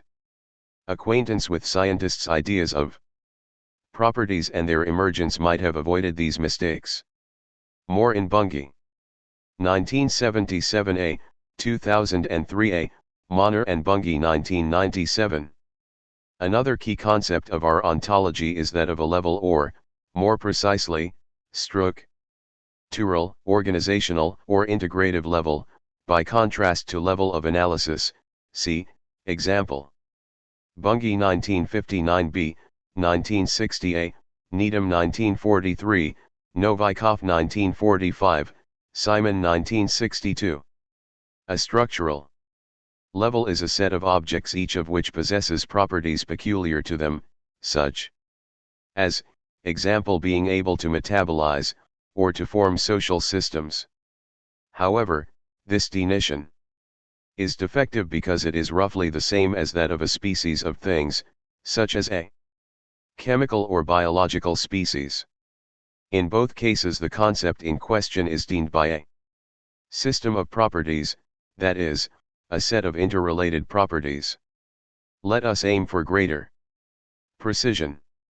To uniquely characterize the notion of a level of reality, we also need that of relation between two adjoining levels. We stipulate that level Ln 1 precedes level Ln if every object in Ln is composed of objects in Ln 1. Thus, the part-whole relation deans the level precedence relation. We posit that the set of all levels is ordered by the relation of level precedence. It may be called the level's ladder or, if preferred, the great chain of being, a grand ancient idea, Lovejoy 1953. The level's ladder should not be likened to an onion's layers, and this for three Reasons. First, because the peels of an onion are all qualitatively alike, whereas the point of using the concept of a level is to mark qualitative distinctions. Second, whereas onion peels and other layers are real, the structural levels are sets, and therefore conceptual objects. They are not independently real, although we hope that they are realistic. Note that, whereas real is an ontological category, realistic, or true, is a semantic and epistemological one. For example, all theories are unreal, since they lack independent existence, but some are more realistic, i.e., truer, than others. Our levels differ then from Nikolai Hartmann's, 1949, layers. Level ladders are also called hierarchies, which is alright as long as this word is not understood in the traditional sense as involving a power or dominance relation, as in formal organizations and the celestial hierarchies imagined by Plotinus, Dionysius the Pseudo-Areopagite, and Dante, not to mention uncounted modern philosophers. Belonging in a rung of a natural levels ladder confers no value or power on members of another rung, whether higher or lower, for dependence may be reciprocal. For example, survival depends on water, but in turn the ability to explore the environment facilitates access to water. We propose the levers ladder shown in Fig 5.9. However, each of the levels indicated may be split into several sublevels. As a matter of fact, we have already distinguished two physical levels, those of clasons and quantons. Chemists draw a line between small molecules and macromolecules such as polymers, biologists between unicellular and multicellular organisms, and social scientists between the microsocial, the mesosocial, and the macrosocial. The concept of a level allows us to read that of emergence, namely thus. Instead of saying that property P is an emergent, we should say that P emerges on level Ln, which suggests that P was not possessed by any entities on the preceding level Ln. 1. For example, presumably the property of being valuable emerged along with the life level, and that of acting purposefully emerged along with the level composed of animals endowed with a prefrontal cortex, roughly mammals and birds. Notice the virtuous circle, the concept of emergence means that of level, which in turn renies the emergence concept. The levels examined in the previous section are ontic, not epistemic. Their constituents are material things, not ideas. The epistemic counterpart of the ontic ladder 5.9 is shown in Fig 5.10. Whereas the ontic levels are ordered by the ontic relation of precedence, the epistemic levels are ordered by the relation of reducibility, as when physicists explain magnets in terms of the spin and the associated magnetism of their constituent atoms, and social scientists claim that all social facts emerge from individual actions. The radical reductionist thesis is that all the higher level constructs are deducible from, reducible to, lower level ones, so that eventually all of the factual sciences will be derivable from physics. The most famous case of reduction is that of the thermodynamics, which indeed is deducible from laws satisfied by the microphysical components of thermodynamic systems. But there are not many examples like this. Not even within physics, see Bunge 1973a. The limited success of the reductionist program is rooted in two features of the real world. One of them is that emergence and the accompanying level structure of reality are pervasive, Bunge 2003a. The second feature that limits the feasibility of reduction is that, although wholes emerge from their constituents, once in place they constrain the latter. Recall Fig 5.1. For example, the strong bonds among the molecules of a water body, shown in Fig 5.5, explain the comparatively high boiling point of this liquid, A. Physical level property is here explained in chemical terms. Second example, half. A century ago Ronald Meltsack discovered that dogs raised in isolation are insensitive to stimuli that cause pain in normal dogs. Pain, like love and shame, would be largely learned. Or take the familiar case of a person who is a tyrant at home and a slave at work. His personality changes with his environment. Again, macroeconomic constraints and circumstances explain some of what a business RM, a microeconomic thing, does. In short, while in some cases our knowledge of things in LN is derivable from pieces of knowledge regarding LN 1. In other cases the converse is the case. In short, the epistemic levels are not isomorphic to the levels of being, which suffices to ruin the Reaction theory of knowledge, Bunge 1959b. The noted differences between the higher and the lower should not lead us to the holist and idealist thesis that the higher owes nothing to the lower. And yet, all idealists have held that the spirit or mind, the secular successor of the Theogean soul, is free from material constraints, in particular biological and economic ones. Kant, the neo-Kantians, hermeneuticists, intuitionists, phenomenologists, and existentialists have claimed that their ontological thesis that the spiritual is way above the material entails the methodological principle that the study of the spirit and its works calls for a method of its own, such as intuition or interpretation. Verstehen, that owes nothing to the scientific method. In short, the ontological dualists of all stripes are wedded to methodological dualism. At RST site, the levels doctrine gives aid and comfort to the dualist party since it, too, seems to violate monism, or the continuity principle upheld by all naturalists and most materialists. The levels doctrine appears to connect also with scientific realism, which is scientistic, in that it affirms the universal validity of the scientific method. But here, as elsewhere, appearances can deceive. Indeed, the levels doctrine is compatible with substance monism, though not with property monism.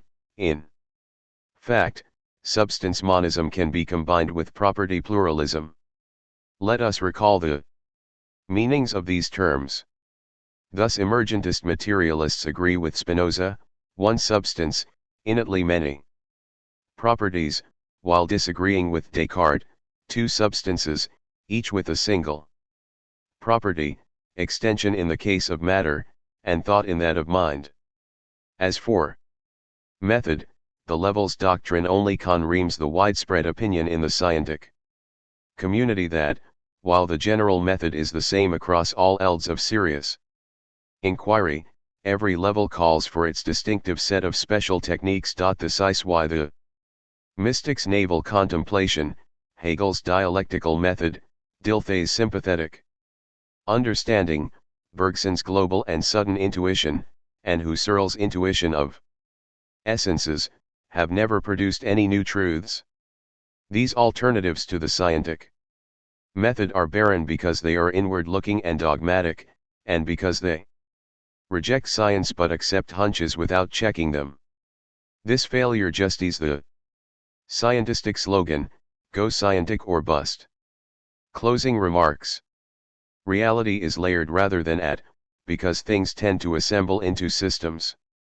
And every system has, emergent, properties that its components lack. Consequently, materialism, to be consonant with science, must be at once systemic, rather than individualist, and emergentist, rather than physicalist. If this injunction is taken seriously, naturalism is seen to be insufficient. However, naturalism is such an important worldview that it deserves a chapter of its own, the next one.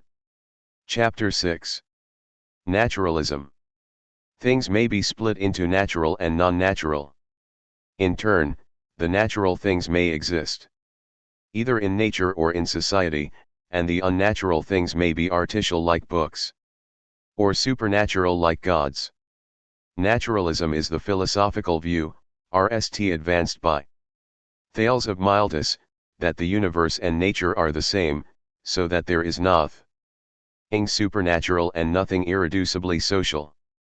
For example, according to Aristotle, 1941, 1253a, it is evident that the state is a creation of nature, and that man is by nature a political animal. We may distinguish two kinds of naturalism, naive and sophisticated. The naive naturalists hold that everything desirable comes naturally, that is part of human nature, innate, or hardwired in the brain. Thus, both selfishness and aggressiveness, or else fairness, would be in our genes, and rationality and science would be just extensions of common sense. Moreover, everything natural would be superior to anything artificial, hence the preference for natural medication, quackery, and the abhorrence of genetically molded organisms. The romantic slogans, "Back to nature," and "Feeling trumps reason," are examples of naive naturalism. But so is animism, the precursor of religion, that postulates that all things are ensouled. Although naive naturalism itself may come naturally, it is false and self-destructive. It is false because artificiality is known to be just as distinctively human as versatility. Even the most primitive hunter-gatherers make or use tools of various kinds, invent social conventions, and organize themselves into social systems, all of them being quite unnatural since they are constructed and eventually reformed or dismantled. And naive naturalism is also self-defeating because it may be used to justify the law of the land, religion, and other social constructions. Remember the claim that slavery, or else capitalism, is the natural social order. Sophisticated naturalism is something else. It is just a reminder that, for all our sophistication, humans are animals, and consequently should attend to their biological needs, and anchor the various human sciences to biology. Sophisticated naturalists demand, in particular, that social science, ethics, and epistemology be naturalized. In turn, sophisticated naturalism comes in three main varieties: humanistic, like Spinoza's; vitalist, such as Nietzsche's; and pragmatist, such as Peirce's, James's, Dewey's, and Hugo Dingler's. Let us peek at them. Spinoza was a humanist naturalist, in that he held at once the identity of reality and nature, the further identity of nature and God, and the sacredness of our fellow human beings. Kant rephrased the latter as the norm that all persons should be regarded and treated as ends rather than as tools, a principle that, if taken seriously, would be seen as endorsing egalitarianism. Vitalism is the doctrine that all our ideas and actions should serve the individual's survival, whereas pragmatism is action-oriented. Though different, vitalism and pragmatism are rather close to each other. Thus Goethe, the great romantic poet and amateur naturalist, stated in his masterpiece, Faust, that the green tree of life is far superior to great theory, and that in the beginning was action, not word. The vitalist and the pragmatist versions of naturalism are utterly different from Spinoza's naturalism. They are anthropocentric and rather egocentric. Whereas Spinoza wrote always in the third-person mode, vitalists and pragmatists are centrally interested in what is convenient for them to believe and do. Otherwise, pragmatists are very different from vitalists. Whereas vitalists reject reason and science altogether, pragmatists have no use for disinterested inquiry. They wish to make full use of science and technology to improve the human condition. This explains the well-known connection between vitalism and fascism, through the blood and soil doctrine, but it also explains the pragmatism-democracy connection.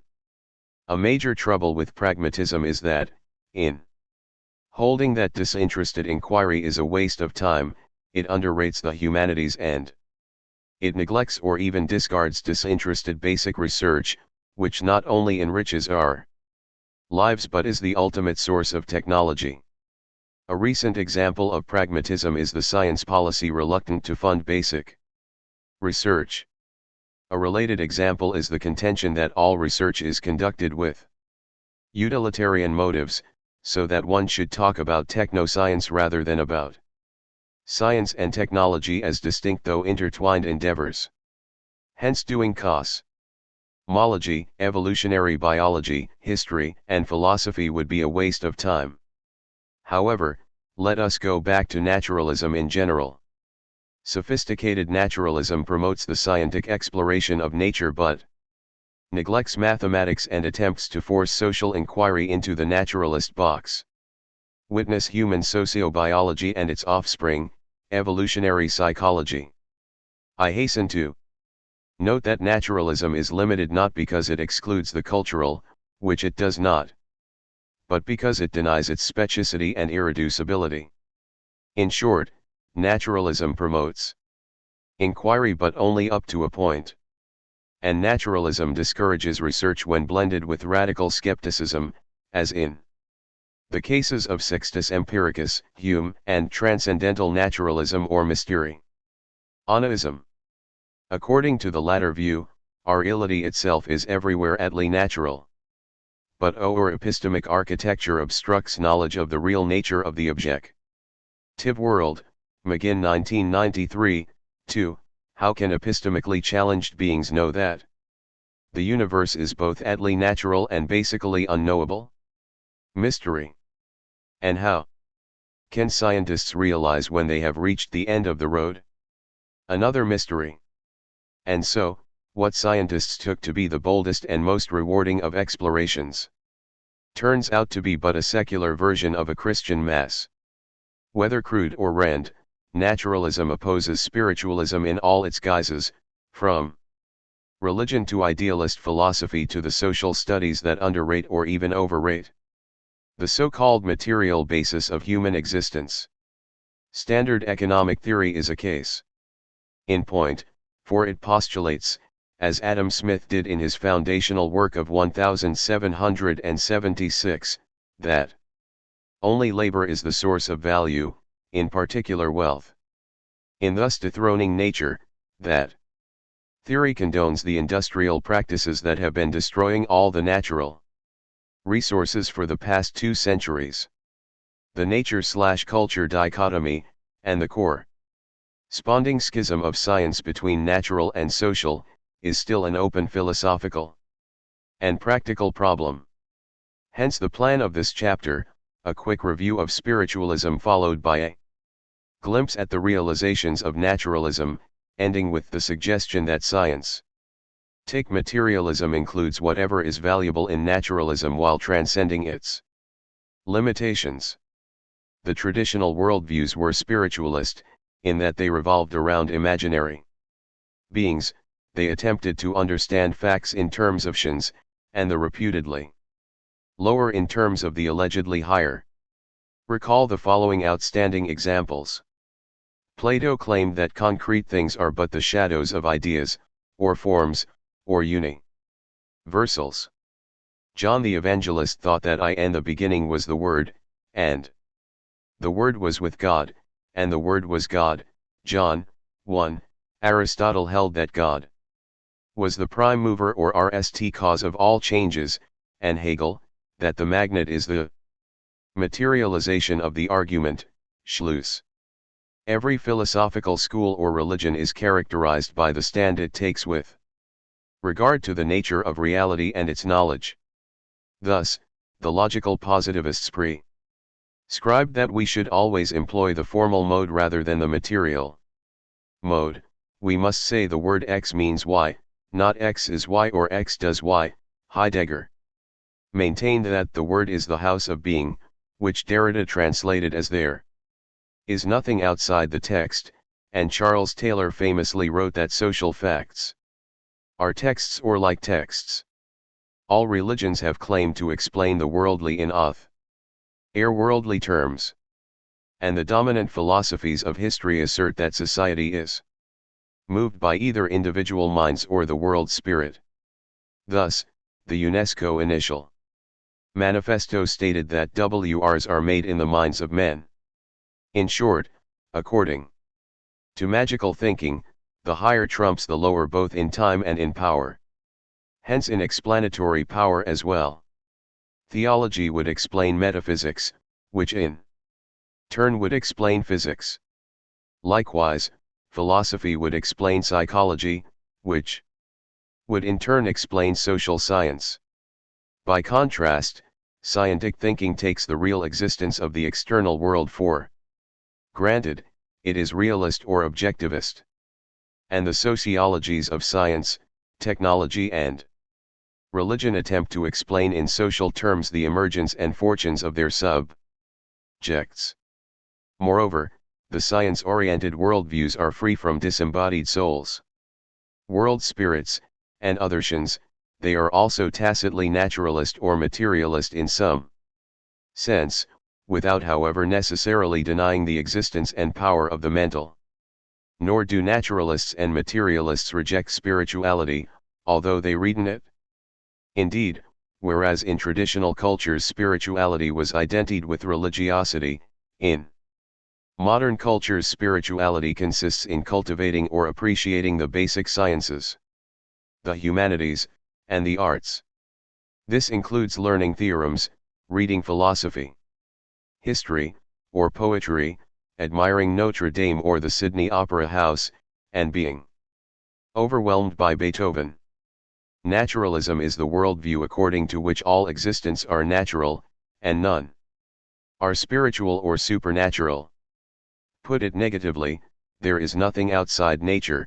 See example Bechtel 2008, Konitscheider 1996, 2007, Krikorian 1944, Papineau 1993, Ryder 1994, Sellers 1969, Shimony 1993, Vollmer 1986. Many materialists call themselves naturalists, some to avoid being mistaken for greedy hunters after material goods, and others to dodge the accusation of being crass materialists. Or, worse, soft on Marxism. Thus, naturalism is often only timid materialism, just as many agnostics are bashful atheists. But just as often naturalism is a form of nothing butism or radical reductionism. This view focuses on the ultimate components of things, with disregard for their structure and modus operandi or mechanism.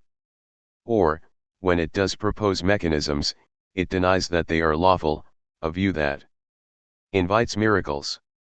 Naturalism is particularly obvious in the cases of physicalism, geneticism, according to which genome is destiny, and sociobiology, which holds that every thing social is au fond biological.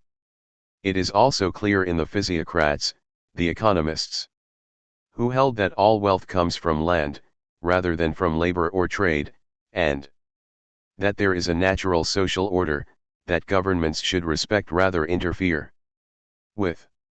It is debatable whether the natural law school is another instance of naturalism, because it was proposed and upheld not only by the ancient Stoics, who were radical naturalists, but also by such theologians as Thomas Aquinas and Jeremy Bentham criticized natural law but attempted to explain all human behaviors in terms of pleasure and pain.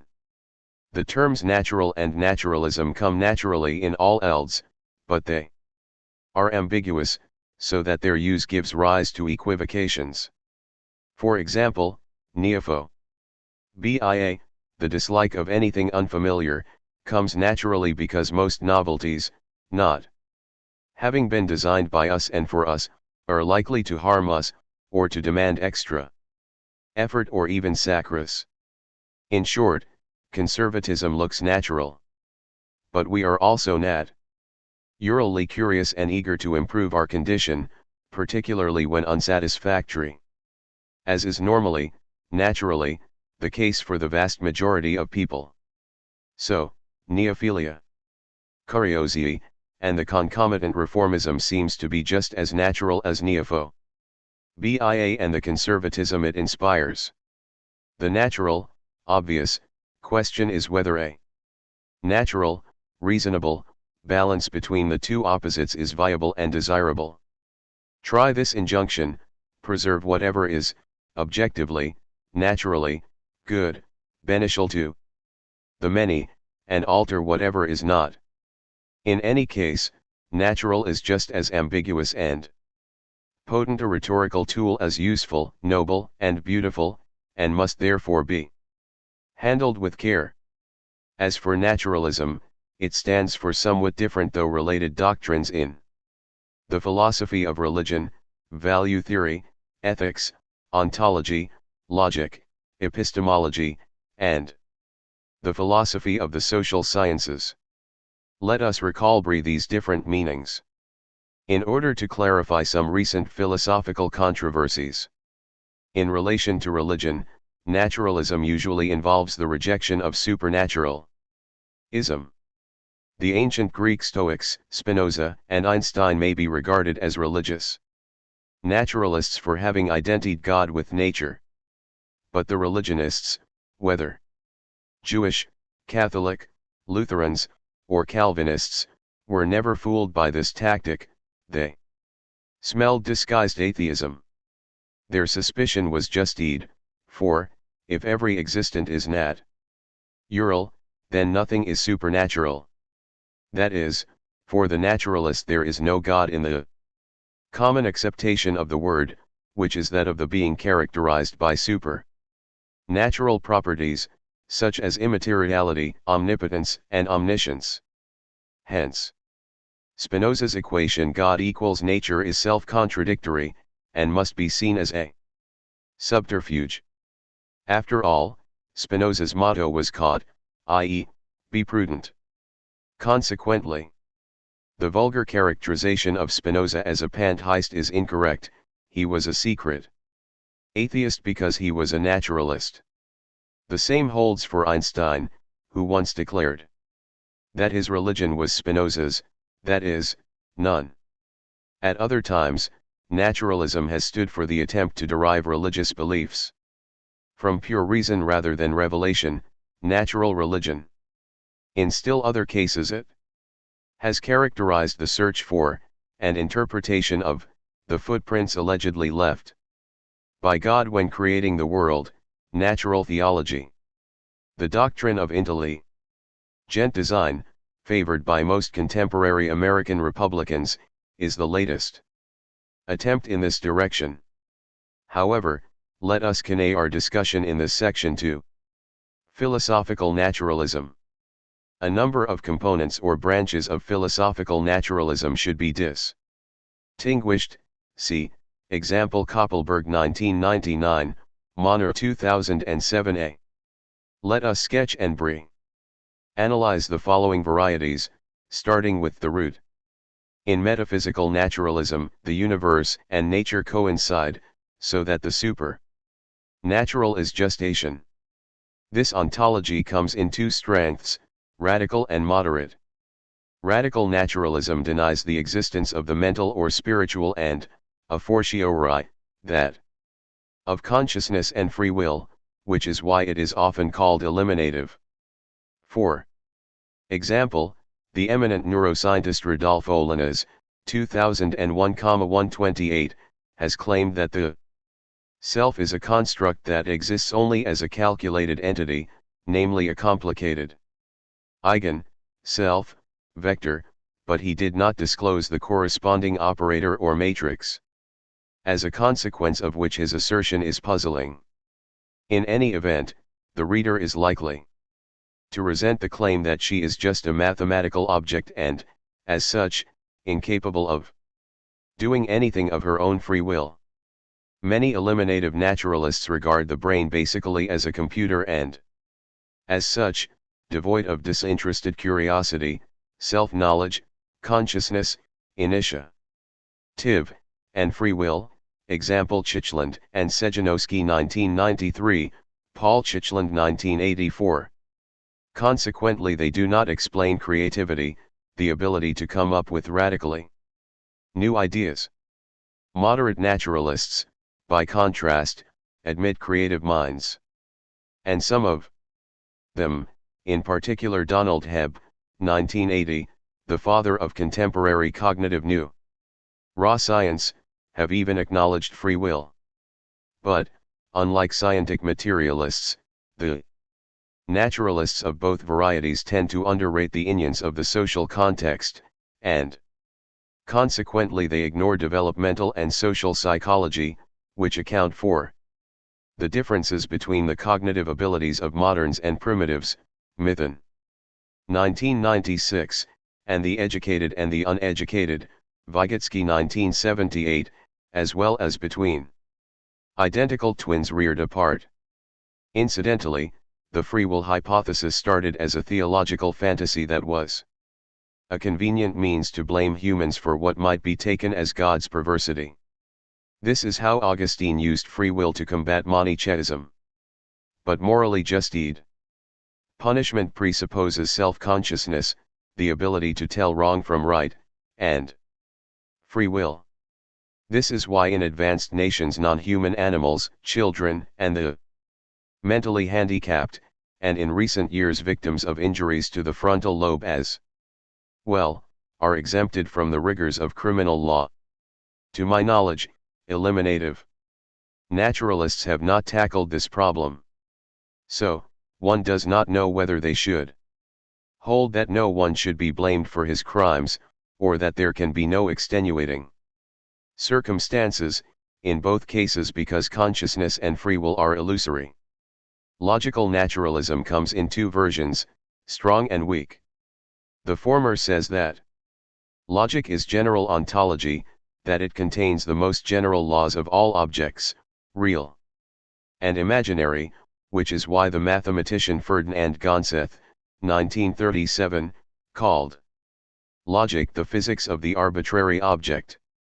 This view, RST hinted at by Aristotle, is false, for the laws of science are material-specific, whereas logic is topic-neutral. Nagel 1956. What is true is that logic refers to anything even though it describes nothing extra-logical in particular, see Bunge 1974b. Indeed, the predicates in predicate logic, just like the sets in set theory, and the functions in functional analysis, are arbitrary, which is why logic refers to anything, which in turn makes it eminently portable across research fields. But formal logic does not contain the concept of change, which deans that of matter, recall chapter 4. Presumably, this is why Hegel, 1926-1812, thought that formal logic is subjective, whereas his own logic, metaphysics, pivoted around the notion of becoming. The weak version of logical naturalism holds, with George Boole, that the laws of logic are laws of thought, and as such psychological, or neuroscientific, laws. Dewey, 1938, was even more of a logical naturalist. To him logic was a biology product and the summit of evolution. This view is false, as shown by the fact that most natural, spontaneous, untutored, thinking is logically invalid, see, example. Johnson Laird and Wason 1977. These are some of the most common fallacies, a. Confusing some with all, or a with the, b. Identifying necessity with necessity and sufficiency, or a b with a b, c. Concluding a from if a then b and b. The laws of logic are actually rules, and as such artifacts. Moreover, there is no single logic. In addition to the standard or classical logic, there are many non-classical logics, see, example Hawk 1996. Much the same holds for the laws of pure mathematics. They are not natural or intuitive. If they were, they would not look mysterious to the vast majority of people. A few examples will bear this out. First, it is natural to think that there are half as many even numbers as integers, but it is false, as Galileo proved 4 centuries ago. Second, most subjects, when asked to draw an arbitrary triangle, will choose an acute triangle, even though there are 3 times more obtuse than acute triangles. Third, most people disbelieve the equality 0, 0 equals 1, although it is just a special case of the identity x 0 equals 1 for all x. In short, mathematics does not come naturally to most of us. See Connet Scheider 2006 for an analysis and defense of mathematical naturalism, and Bunge 2006b for a comment. The discrepancy between mathematics and intuition explains why logic and mathematics emerged less than 3 millennia ago. They had to be invented, just like bronze, money, writing, and the state. In short, logical naturalism is untenable. By contrast, materialists have something to say about logic and mathematics, namely that, just like plows and poems, they are human creations rather than residing either in minds or in Plato's lofty realm of ideas. Quine once proposed what he called mathematical realism, which Putnam adopted in one of his many phases. This sounds like mathematical naturalism, and actually is a sort of generalized Platonism, for it states that the mathematical objects exist in the same way as atoms and stars. Moreover, it sounds obvious to anyone naive enough to believe that there is single concept of existence, namely the one exacted by the ill-named existential quantier, as in the polytheistic principle. X is a god. But, just as we distinguish between abstract objects, with conceptual attributes, and concrete objects, with non-conceptual properties, we must distinguish between formal, or conceptual, existence, on the one hand, and real, or material, existence on the other. If there were a single existence concept, there would be a single method for proving the existence of anything. But, whereas formal existence must be either postulated or proved in a strictly formal fashion, material or real existence is a given. Furthermore, it must be justified by empirical tests, by showing that, in fact, the thing whose existence has been assumed can be kicked and can kick back. This is so because material things, unlike abstract objects, possess energy and the ability to absorb it and release it. They are changeable, recall chapter 1. Like all stray opinions, mathematical realism is sketchy, fuzzy, and arbitrary. Because it is not accompanied by an exact definition of the concept of a physical object, mathematical realism is not even capable of distinguishing material existence from conceptual existence. Worse, Quine never formulated an exact and comprehensive ontology sketching the salient traits of the things that compose his world. This is why all of his philosophical opinions, like Wittgenstein's, have gained instant popularity, because they come in small doses and strikingly worded, on top of being extravagant, and thus original after all. An even weaker version of logical naturalism is this: some assumptions are more natural, familiar, obvious, very similar, than others, and some proof methods, particularly Genson's and Beth's, are more natural, simpler, intuitive, didactic, than others. But here again there is no consensus on the very meaning of natural. And in any case, since formal logic is just over 2 millennia old, and quite hard to teach, it would seem unnatural to call it natural. Semantic naturalism says that meaning and truth, the two foci of philosophical semantics, should be accounted for in a naturalistic fashion. For instance, In the late 19th century, Franz Brentano, 1960, equated reference, a component of meaning, with intentionality. In fact, he claimed that the peculiarity of mental phenomena is their reference to an object other than the said phenomena, a clear case of obscurum per obscurius. Searle, 2007, 6, 2. Conated intention, or intentionality, a psychological category with reference or aboutness, a semantic one. Which is like claiming that a single theory can cover race in the two main acceptations of this term, competition and ethnic group. John Dewey, 1958, claimed that meaning is not a mental object but a property of behavior. Words elicit dispositions to overt behavior. Quine, 1968, adopted this behaviorist project, only to jump suddenly to the crypto-idealist thesis that it makes no sense to say what the objects referents of a theory are, beyond saying how to interpret or reinterpret that theory in another, OPCIT, 202.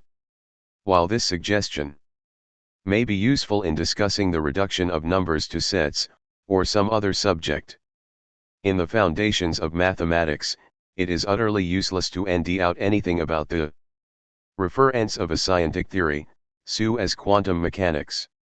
This task is performed by analyzing the postulates of the theory and the way the theory is used to account for facts of a certain kind. For example, no extra scientific theory is needed to discover that mechanics is about bodies, suffice to note that all the specific or technical predicates in this theory represent properties of bodies. The ontology, universe of discourse or ref. Aaron's class, is the set of all bodies. Any ontological referential relativity would be out of place here. But I confess that I do not know how to interpret or reinterpret mechanics in another theory, and anyway Quine offers no hints.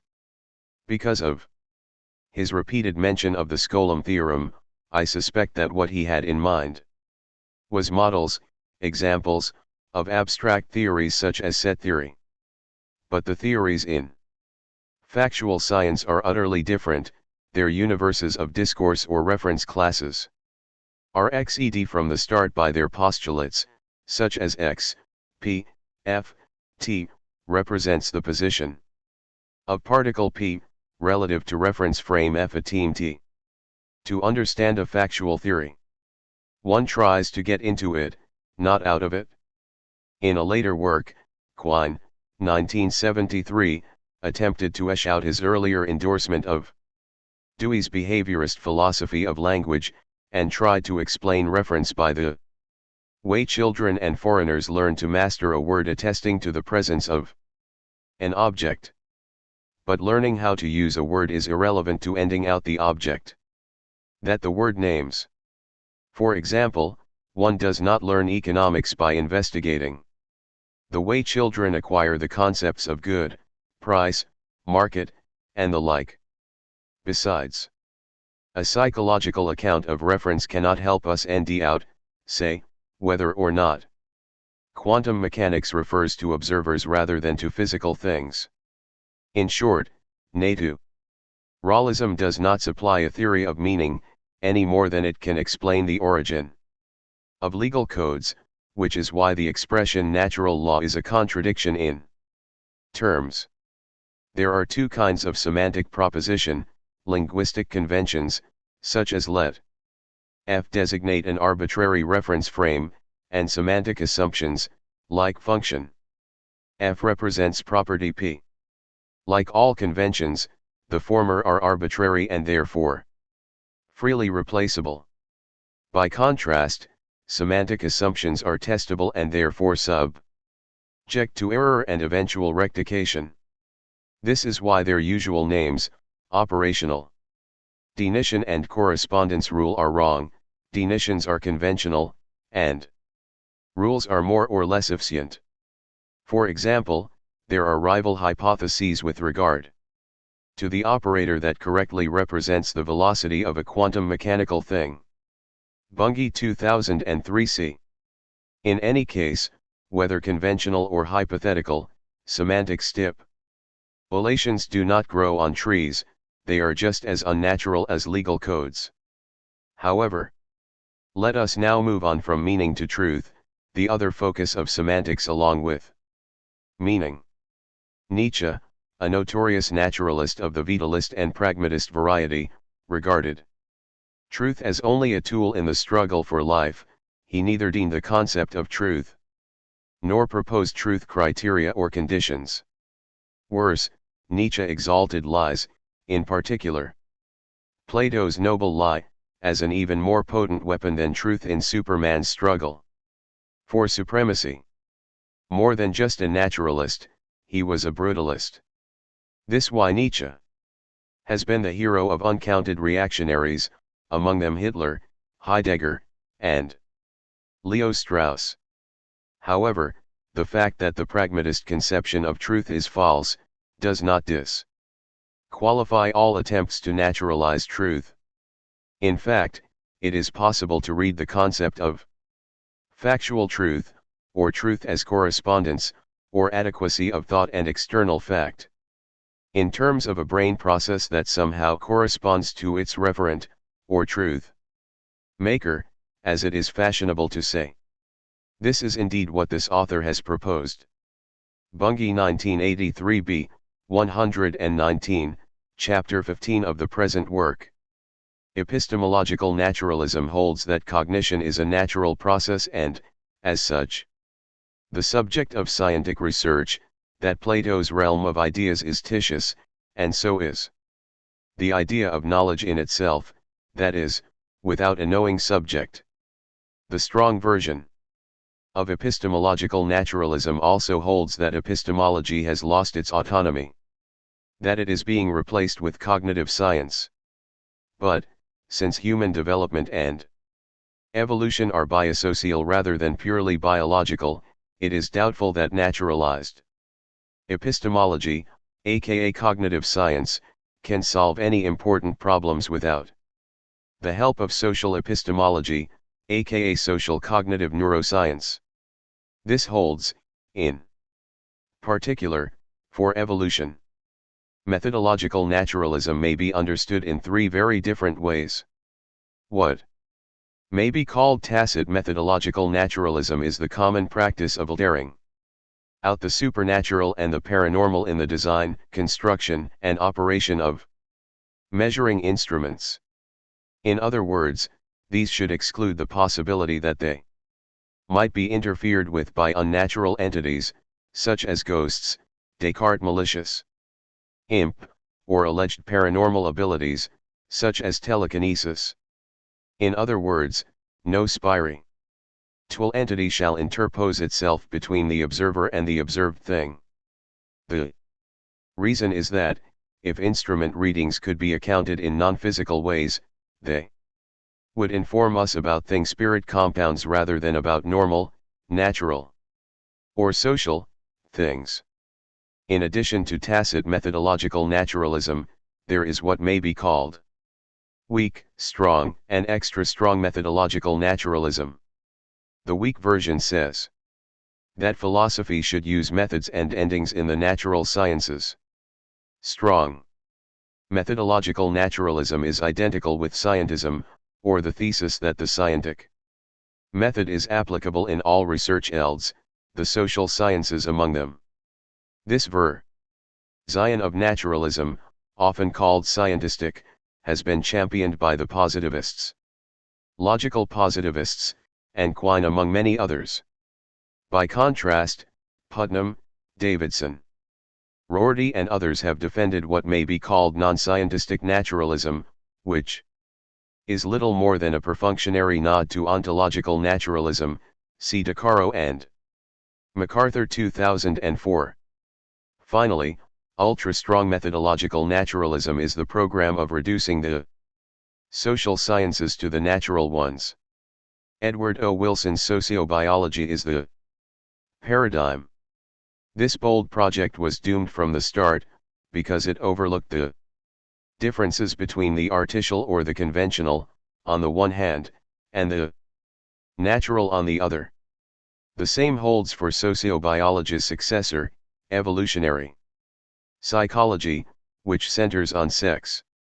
While it is true that mating is natural, courting and marriage are social constructions that vary across societies. The failure of sociobiology should have been anticipated, because the very expression social naturalism is an oxymoron. We shall return to this matter in section 6.5. It is well known that lizards like to bask in the sun. But they do not know that they owe the heat to the sun, and the warmth they feel to their nervous system. This is because, as Lovejoy, 1955, 401, put it, a knowing subject will have the power of imputing otherness and beyondness to what it perceives, and thus need not be blind to the rest of the universe. She has this power because her nervous system, unlike a lizard's, can think in addition to being able to perceive. In other words, whereas the lizard's worldview is necessarily phenomenalist, hence lizard-centered, a person's can be naturalistic and objective. Phenomenalism states that there are only phenomena, that is, appearances to someone. It is the ontology of empiricism and, in particular, logical positivism. The logical positivists, in particular the members of the Vienna Circle, were the heirs to Mach, who followed Comte, who in turn owed much to Kant's subjectivist idealism, which had been invented by Berkeley. In his RST critique, Kant, 1787, had held that the world is a pile of phenomena, appearances, rather than a collection of noumena or things existing in themselves, that, although all things exist in space and time, these are in turn forms of intuition rather than traits of the real world. Whence things are in the mind, and that God is a mere idea. Thus Kant was a timid naturalist, a position that could satisfy neither materialists nor idealists. The same applies to Hume, his precursor, although, unlike Kant, Hume granted the independent existence of the external world. But Hume denied the possibility of knowing anything other than phenomena, appearances, and this at a time when physicists and chemists were studying non-phenomenal facts such as planetary orbits, imperceptible gases, and invisible chemical reactions. It is not that Hume was unaware of these novelties, he rejected them explicitly because they contradicted phenomenalism. A century later Ernst Mach, 1914, the great experimental physicist and physiological psychologist, embroidered Berkeley's, Hume's and Kant's phenomenalism. He stated unambiguously the thesis that the building blocks of the universe are sensations. Obviously, this claim is naturalistic but also unscientific, because it is anthropocentric. A possible root of this claim, apart from its historical origin in Berkeley and Hume, is the confusion of reference with evidence, Bunge 1967a. Thus, a piece of empirical evidence for the hypothesis that this lump of material is radioactive, is hearing the clicks of a Geiger counter placed in its vicinity. In my time one could buy for a dime a tiny sample of radioactive material mounted on a screen that would be seen to sparkle in the dark. But of course one did not identify radioactivity with the perception of such tiny brief ashes, this was just evidence for the presence of the said material. In sum, phenomenalism is still rather popular because it is commonsensical. After all, it takes theory and experiment to unveil the thing in itself underneath the thing. For us or phenomenon. And yet, when Bas van Fraassen, 1980, stated that the aim of science is to save the phenomena, many philosophers felt this as a breath of fresh air, while actually it was nothing but Ptolemy's 2 millennia-old epistemology. H. G. Wells would have been pleased to learn that philosophers can drive his time machine.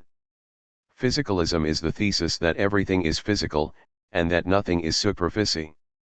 Let alone supernatural. For example, a consistent naturalist will claim that eggs are nothing but pieces of cloth, consequently she will not understand why so many people have died defending their eggs. Like all isms, physicalism comes in at least two varieties, hard and soft.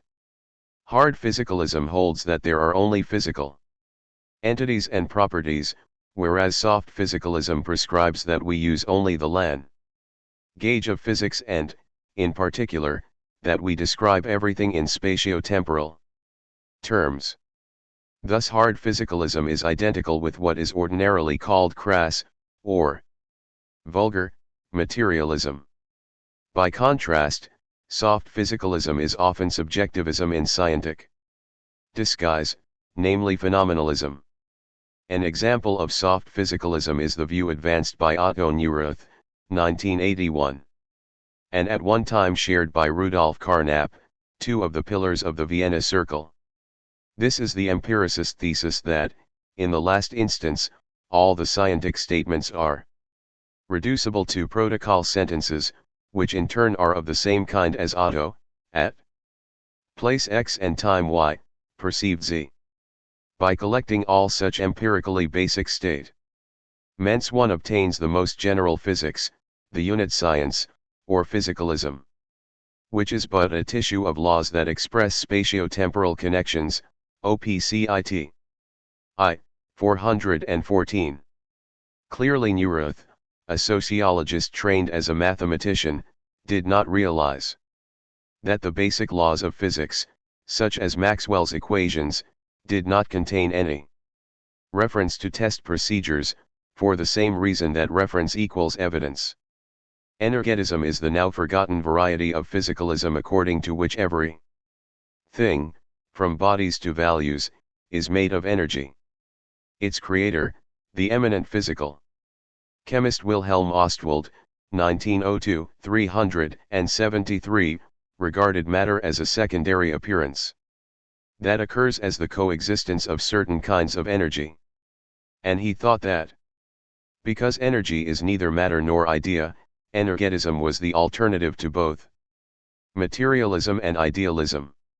He dedicated his book to Ernst Mach, who could not have approved of it because for Ostwald energy takes precedence over sensation. But of course there is no such thing as energy in itself, energy is a property of concrete, material, things, indeed their peculiarity, chapter 4. That this is so, is shown by inspecting any physical formula containing the concept of energy, such as the most famous of all, E, closed system, equals constant, and E, body of mass m, equals mc2. No energy bearers, which are material things, no energy. Finally, strong or authentic physicalism is the thesis that all existents are physical, if not manifestly so, at least when analyzed into their ultimate constituents. For example, the brain would be a physical system, and feeling and thinking would be physical processes. Physicalism may also be understood as radical naturalism, in the sense that it affirms that everything in the world is natural, and denies that there are qualitative differences between the physical, on the one hand, and the chemical, biological, social, semiotic, and technological, on the other. Understandably, physicists are the most enthusiastic of physicalists. However, it is not easy to be a consistent physicalist philosopher. For example, Papineau, 2003, 353, a self-styled physicalist, conceives of a mental state as the instantiation of a mental property. But this locution is doubly Platonist rather than materialist.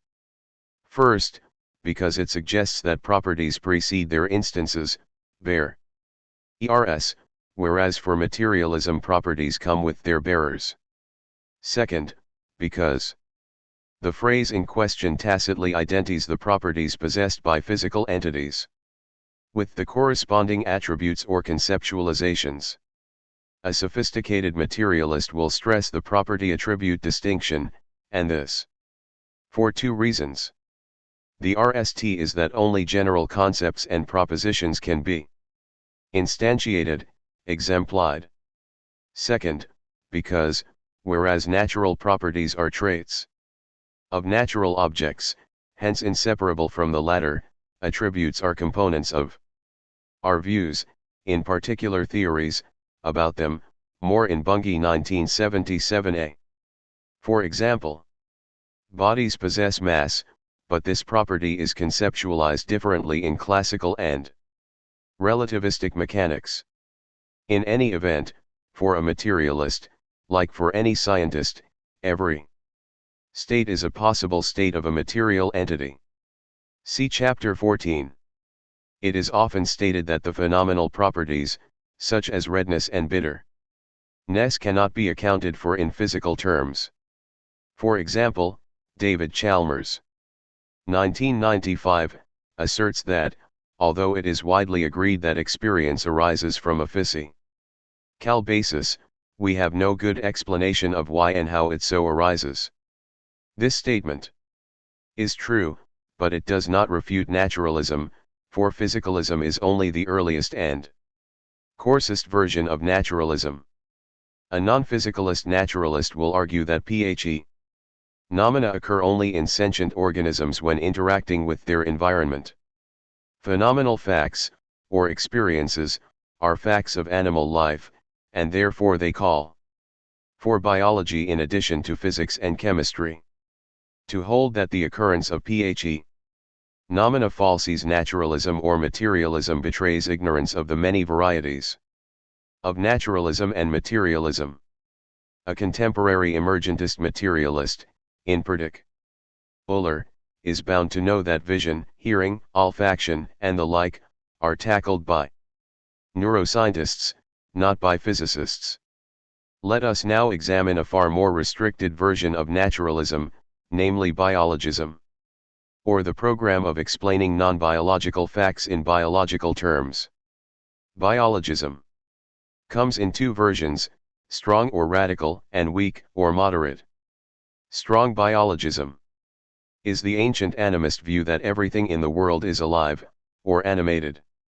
This worldview was common in ancient India, and it was partly shared by Plato, who in his Timaeus held that the earth is an animal. However, this particular belief of Plato's did not contaminate his remaining works, which were thoroughly rationalist. By contrast, the consistent vitalists, such as Nietzsche and Bergson, were irrationalists, in particular intuitionists. Weak biologism holds that everything human is understandable in purely biological terms, without recourse to psychological or sociological concepts. A number of modern doctrines fall under biologism: Nietzsche's vitalism, social Darwinism, the Nazi cult of race and instinct, human sociobiology, the Gaia hypothesis, and current evolutionary psychology. Ludwig Feuerbach's Philosophical Anthropology, 1845, which influenced Marx and Engels, belongs in the same tradition. His famous Apothem manist was manist, man is what he eats, inspired the Catalonian biologist and philosopher Ramon Turró, who in 1912 claimed that what generates knowledge is not curiosity, as Aristotle taught, but hunger, whence the name trophology, the study of eating, for his doctrine. Trophology is alive and well. Hillard Kaplan and co-workers, 2000, held that the distinctive feature of our species is the tendency to procure calorie-dense, large package, and skill-intensive food resources.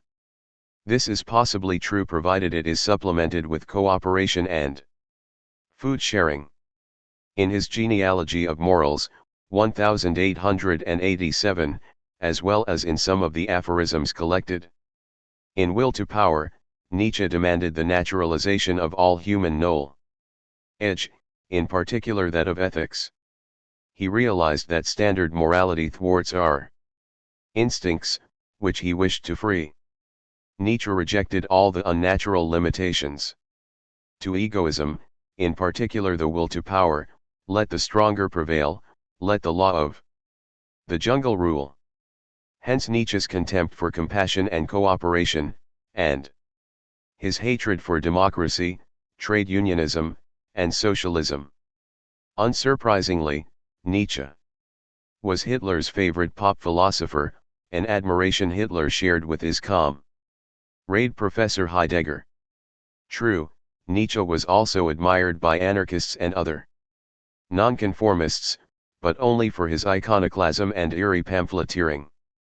Nietzsche was radical, superficial, inconsistent, and vitriolic enough to win the admiration of half-educated rebels, as well as of supporters of savage capitalism, such as the pop philosopher Ayn Rand, a naturalist, realist, and vehement advocate of rational egoism. Her star pupil, the super banker Alan Greenspan, stands accused of being partly responsible for the 2008 financial meltdown. He admitted that this crisis took him by surprise because he was content that rational egoism would lead bankers and financiers to make only wise decisions.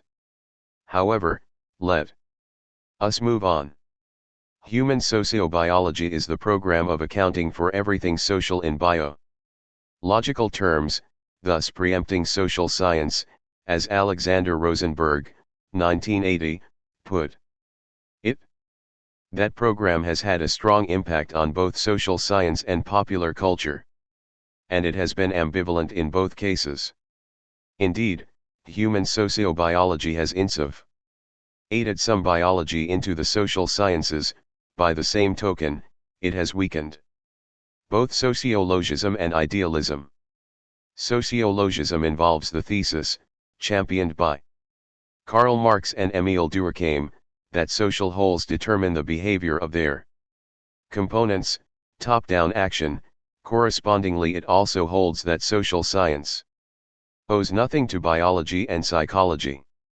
And the idealist school in social studies, championed by Wilhelm Dilthey, spread by Heinrich Rickert, paid lip service to by Max Weber, and practiced by Pitirim Sorokin, Alfred Schutz, Clifford Geertz, and the ethnomethodologists among others, holds that the social scientist should focus on the inner or spiritual lives of people, whence the name sciences moralis and Geisteswissenschaften, spiritual or cultural sciences.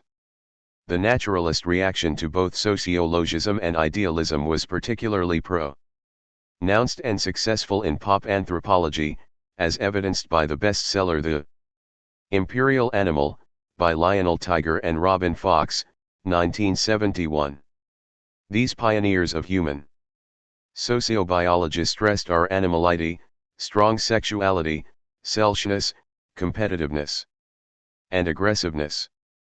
They also proclaimed the superiority of the male, as well as the primacy of brute force and domination over work, intelligence, cooperation, compromise, and morality. According to them, hunting over females, and having sex has always been more important than sociality. The lack of empirical evidence from archaeology did not inhibit those fantasists. In particular, the absence of warring scenes from the realistic cave paintings, which covered 25 millennia, told them nothing about human nature.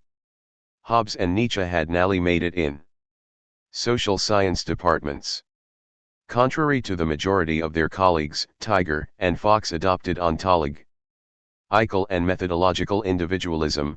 They focused on individuals rather than social systems such as families, bands, tribes, business concerns, armed forces, or churches. And they were not interested in the manner in which people made their living and adapted the environment to their needs. They pictured men as obsessed with power for the sake of sex. Accordingly, Tiger and Fox had no patience with democracy, feminism, the welfare state, or passism. In their view, human nature was XED. About 100,000 years ago, and it is so robust that social reforms are doomed to fail.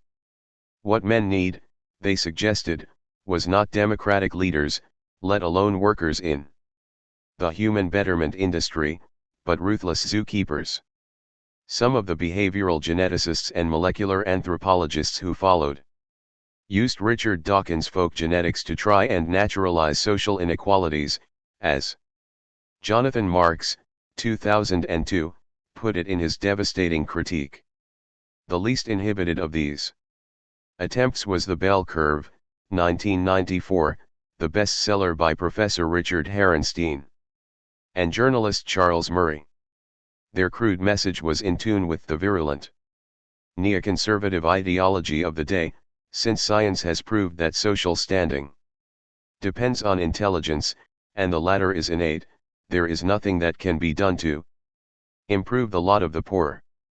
Evolutionary biology had from the beginning a strong impact on social theory and politics, both on the left and on the right. Marxists saw in it indirect evidence for the view that institutions are historically changeable, and conservatives interpreted it as confirming the dogma that people are born commoners or upper class, as well as racially inferior or superior. Biologism has also inspired purely academic pursuits, such as the attempt to explain the evolution of languages by analogy with biological evolution, with utter neglect of economic and political factors. Yet it seems obvious that nowadays English would not be the language of choice if Britain and America had remained culturally backward and had not conquered huge tracts of the planet. Languages evolve along with the cultures that speak them. In particular, they prosper or decline together with the scientific, technological, artistic and humanistic communities they serve, and when people migrate, they carry their words along with their genes. See, example Cavalli Sforza et al. 1994. Likewise, rock music would not dominate the music market today if it had emerged in Albania or Nepal rather than in Britain and the United States, and if it had not been linked to the records, electric guitar, drugs, show business, and television industries, and if young people in the affiant nations had been kept on the small allowances that their ancestors had received. Music historians cannot ignore that the Wagner cult peaked together with the European colonial empires, any more than they cannot overlook the powerful business factor in the rise of large-scale commercial music around 1950. In short, cultural historians have much to learn from social, economic, and political historians, but nothing from biologists, except that even the most sophisticated artists must eat. Could biologists explain why Mozart and Schubert died poor, whereas Elvin and the Beatles niched wealthy? They can not even explain why death merchants and warmongers make far more money than good parents. After all, the measure of biological success is not body count but Darwinianness, progeny size.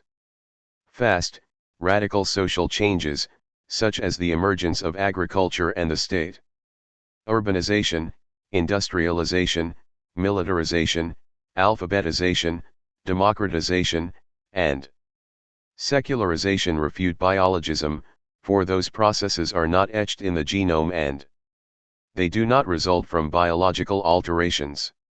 On the contrary, they cause changes in nutrition, metabolism, hygiene, and modes of thinking. For example, the emergence of cities favored the spread and lethality of plagues, the decline of the Maya civilization was followed by a decrease in stature, the discovery and looting of America decimated the indigenous populations because it spread Western germs. Among them, social inequality induces stress and the accompanying pathologies. And so on. On the positive side, suffice it to recall the health benefits of sanitation. the reduction in the length of the workday, female emancipation, and progressive social legislation. In short, social organization has a strong biological impact. This is why advancing the biosocial sciences and technologies is far more important and urgent than attempting to reduce the social sciences to biology. Bunge 2003a, 2009. In conclusion, the zoological, or ethological, approach to the social was entirely positive insofar as it reminded social scientists that we are animals. But its negative impact was far stronger and noxious. It diverted attention from the specifically social, and was used by the American New Right to justify its attack on the welfare state and its preference for military aggression over international cooperation. In short, biologism, from Nietzsche to Nazism to human sociobiology and evolutionary psychology, failed as a new foundation for social science, and ended up as a right-wing ideology. Biologism is on the decline in academia. The rising view is that we are the products of both genome and culture, and that these two factors have co-evolved. Example: Cavalli-Sforza and Feldman 1981, Richardson and Boyd 2005. This could not be otherwise, because sociality is an essential property of humans, and nearly everything social is artificial, not natural. For instance, eating is natural, but eating junk food is not. Sitting is natural, but sitting long hours in front of a screen is not. And the combination of bad eating habits with sedentariness have caused the current epidemics of obesity, diabetes, arthritis, and cardiovascular diseases, all of which are contributing to the decline of fertility. In short, biologism is wrong because it ignores the obvious fact that humans are largely artificial. As Merlin Donald, 1991, 382, put it, the Darwinian universe is too small to contain humanity. We are a different order. But the failure of biologism is that of naturalism, which is a version of vulgar materialism, not that of emergentist materialism, a much broader version of materialism, to be defended in the next chapter. The writings of the mechanist or vulgar materialists Ludwig Buchner, Jacob Moleschott, and Karl Voigt, were hugely popular in the second half of the 19th century. Buchner, a physician, was by far the most original and influential of the three. His Force and Matter, 1855, circulated in several languages throughout Europe, and remained in print for half a century. True, the annexation of biology, psychology and social science remained at the programmatic stage, but the spiritualist cosmology was severely wounded in almost all domains. Frederick Engels, 1954, Mockeries did nothing to discredit mechanistic materialism, particularly since he opposed to it the alleged depth and subtlety of Hegel's dialectics. It was only natural for the friends of science to side with Buchner, Moleschott, and Voigt, rather than with its most strident enemy. 1 century later, another troika lit the enthusiasm of the naturalists, that composed of Richard Dawkins, example 1976, Steven Pinker, example 2003, and Daniel Dennett, example 1995. These popular writers enjoy an advantage over their predecessors: they preach from the academic lectern. Regrettably, as will be argued anon, the naturalism of these three musketeers involves some bad science of their own making, as a consequence of which they have actually weakened the naturalist cause. To begin with, all three writers in question have propagated nativism, whose central dogma is nature trumps nurture, or genome is destiny. This doctrine is, in turn, based on an extravagant version of genetics, according to which the DNA molecule is self, or intent on spreading its own kind as far and wide as possible. Genes would also be self-sufficient, in particular self-duplicating, as well as the subjects and units of natural selection. By contrast, the very existence of the whole organism would be paradoxical, since its only function would be to serve as the means for the transmission of genetic material from one generation of organisms to the next. Ironically, geneticism is at variance with genetics. Indeed, DNA is rather inert, and only enzymes can divide it. Furthermore, DNA does not specify the mode of folding of proteins, which is strongly influenced by the cellular milieu. Second, no one knows yet how to induce a bag containing DNA molecules and a mixture of water and biomolecules to metabolize, which is the very RST condition for being alive. Consequently, synthetic biology, which intends to manufacture cells from their abiotic components, will have to encompass much more than genetic engineering. Third, the whole organism, not the genome, is subject to natural selection, and therefore the unit of evolution.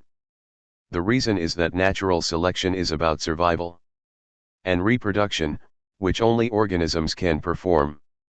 If one were to die before reproducing, one's precious genes would not be transmitted to the next generation.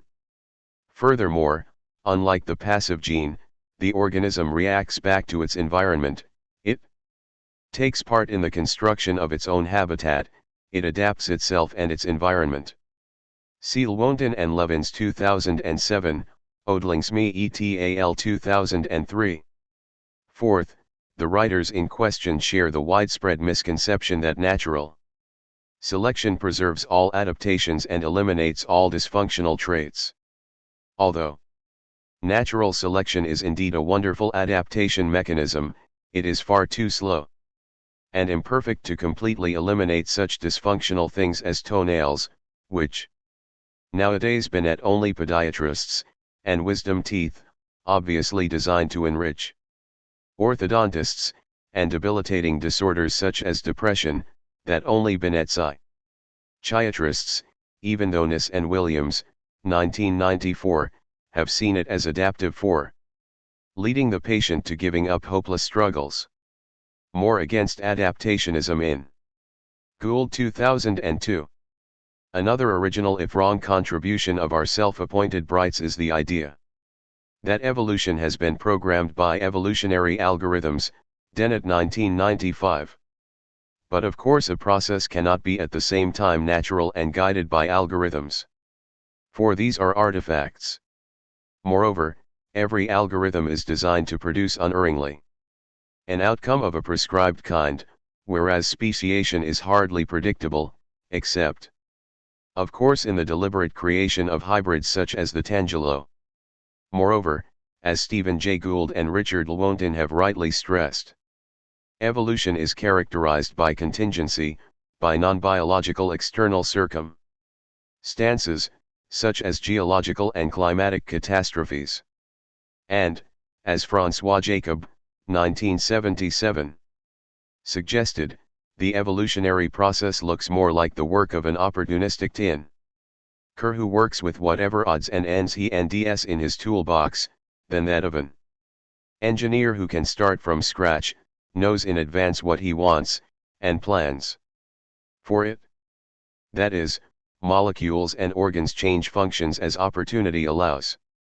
For instance, sponges, which are extremely primitive organisms, contain the same neurotransmitters that in humans play eminent roles, and human suprarenal glands, which in a well-designed body would be inside the brain, straddle the lowly kidneys. Nature is a collagist, not a sculptress.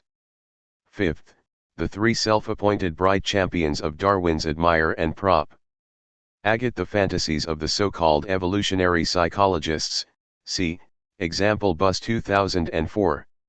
In particular, these writers share the belief that the human mind was basically adapted to the Pleistocene environment, a period that started about 1.6 million years ago.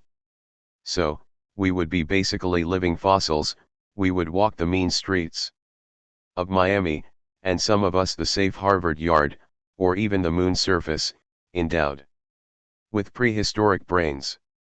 Nothing, not even the Neolithic, industrial, or French revolutions, could possibly have altered human nature. Human evolution stopped about 100,000 years ago, so that evolutionary psychology could be invented. The reason, we are told, is that human nature resides in the genome, which is assumed to be unchanging, basically self-sufficient, and the RST motor of everything human. True, none of the writers in question denies the influence of the environment, in particular the social context. But the point that all three miss is that sociality and artificiality are part of human nature, a part that falls beyond the ken of biology.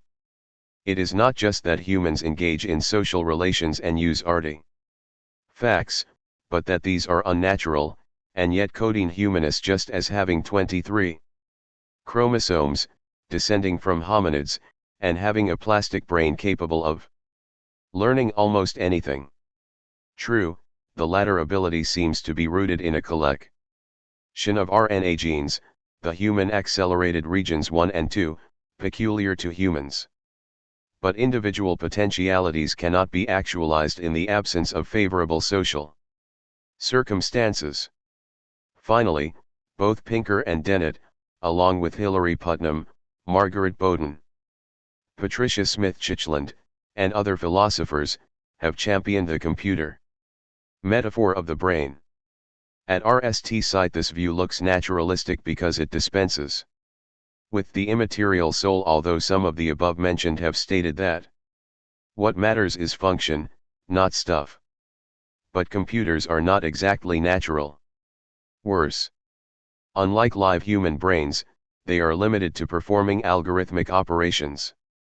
They lack spontaneity, creativity, insight, intuition, the ability to feel emotions, and sociality.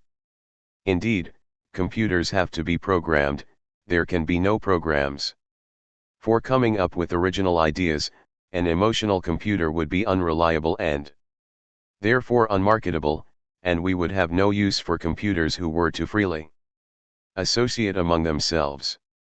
More on this in Chapter 11. In sum, the cause of naturalism has not been well served by the three musketeers. Muskets are outmoded. Psychologism is the attempt to account for social behavior and social traits in psychological terms, with disregard for irreducible social items like social structure, institution, and social movement. The social forays of Freud and Searle are so many examples of psychologism. So is the rational choice approach, so popular in social studies. Freud claimed that all social conics ultimately result from Oedipus complex. Men would revolt against authority because they identify their boss with their father. That women too can revolt against the establishment, and that one may object to a social ill without letting personal animosities occlude one's judgment, did not occur to Freud. In any event, the psychoanalytic interpretation of social facts is now out of fashion.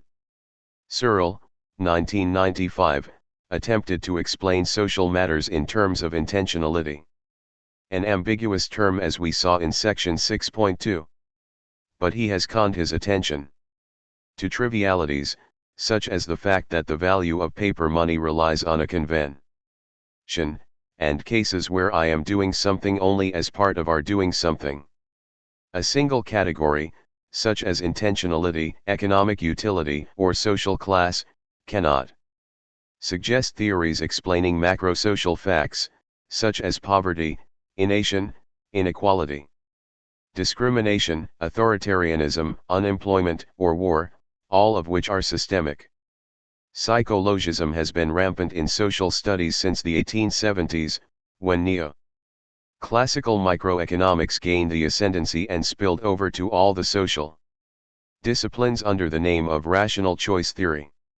Indeed, this theory postulates that individual action is the root of all social events, and that all individuals, regardless of their place in society, act so as to maximize their expected utilities.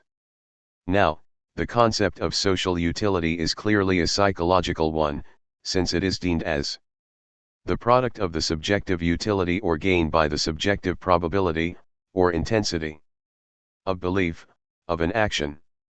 Since neither feature is accessible to objective measurement, both are usually assumed a priori, hardly a scientific procedure, see Bunge 1996. By contrast, experimental economics is the scientific study of the economic behavior of individuals, such as the relation between productivity and incentives of various kinds, and that of work satisfaction with the ability to enhance management decisions. However, such studies, such as those of Daniel Kahneman and Ernst Fehr, concern individuals rather than economic systems, such as RMS and national economies. Hence, the classing of such research as experimental economics is incorrect. It belongs in social psychology, even though most of its practitioners are active in economics departments. So far, experimental economics proper is not even a research project, even though it should be an interesting and useful one, particularly if we're to avoid psychologism. The rejection of psychologism does not involve the denial that social actors are largely motivated by their beliefs. In 1928, the sociologist W. I. Thomas pointed out that people react not to social facts in themselves but to the way they perceive them. Merton 1968, 19-20. Hence it is true that some social being is partly in the eye of the beholder. It is also true that we act on our values and beliefs, but always within social contexts that precede and usually overwhelm the individual, as Marx noted. And these contexts are bound to react upon the individual actor. As a result, some of his actions will be frustrated, while others will have unintended consequences. In other words, the consequences of an action are not restricted to the specific area in which they are intended to center and occur in interrelated else explicitly ignored. At the time of action, Merton 1976, 154. Naturalism predisposes the student of society to adopt an individualist approach. That is, to start from individual action. But every action happens to occur in a pre-existing social context. Think of job hunting in a period of economic recession. There is little that the isolated individual, however smart and well-informed, can do to alter the social situation. Only organizations, such as states, political parties, and big corporations, can alter societal facts. And such organizations cannot be understood by individual psychology, for this discipline studies brains, not social systems. In short, naturalism cannot cope with social matters because these are artificial. Let us now peek at 4 naturalization projects, starting with linguistic naturalism, or biolinguistics. This is the thesis that language is natural and moreover instinctive. Whence linguistics is basically a natural science, Pinker 2003. At the same time, most of the advocates of this view have adopted Cartesian mind-body dualism, which, incidentally, confirms the need to distinguish naturalism from materialism. Part of this naturalization project is the bold assertion that we are born knowing universal grammar, UG, the intersection of the grammars of all the particular grammars. Unfortunately, no one has bothered to explicitly state the rules of UG. And geneticists have not found the presumptive UG gene, S. Nor is there any reason to expect such endings, for languages are highly conventional.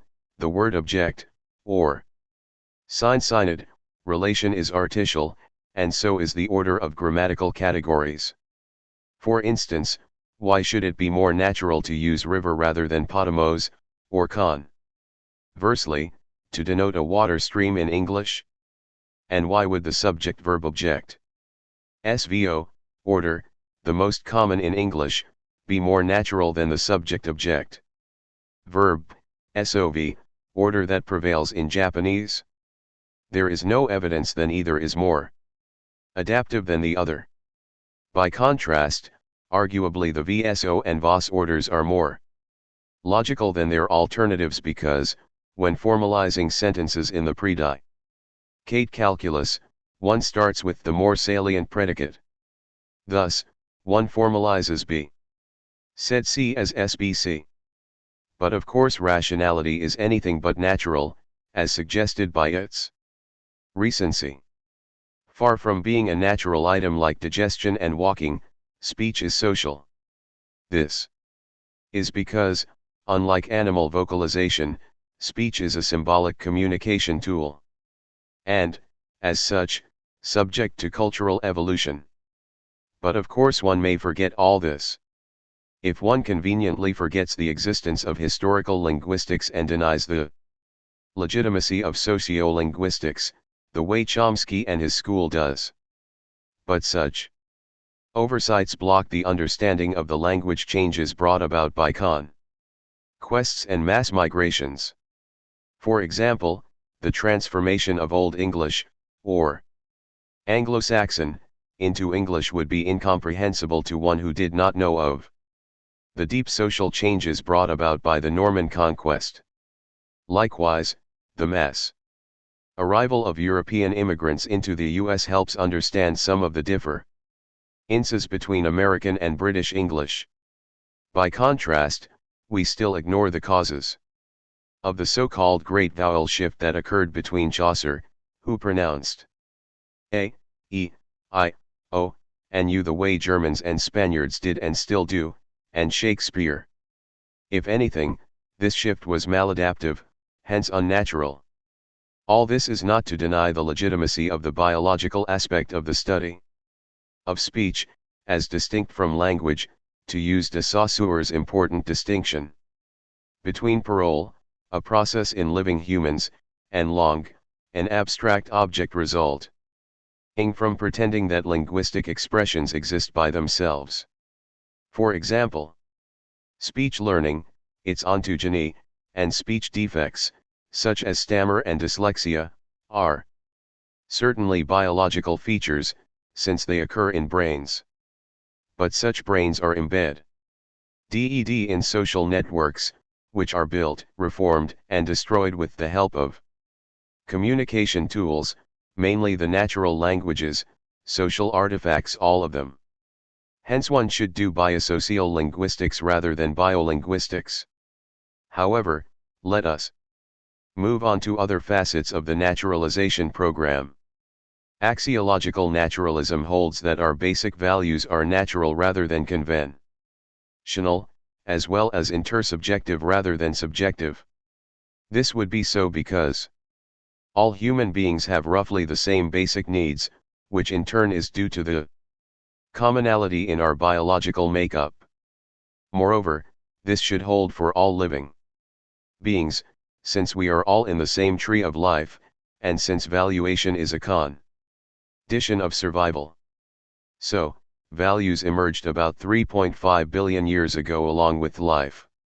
Consequently, there is nothing fallacious about value naturalism. On the contrary, what is fallacious is G. E. Moore's famous denunciation of the naturalistic fallacy.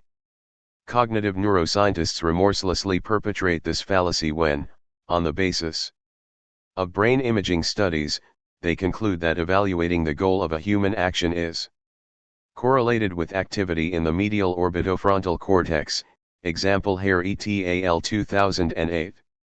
Biology has trounced axiological idealism. Axiological naturalism compelling for biological values, particularly well-being, but not for social, moral, and aesthetic values.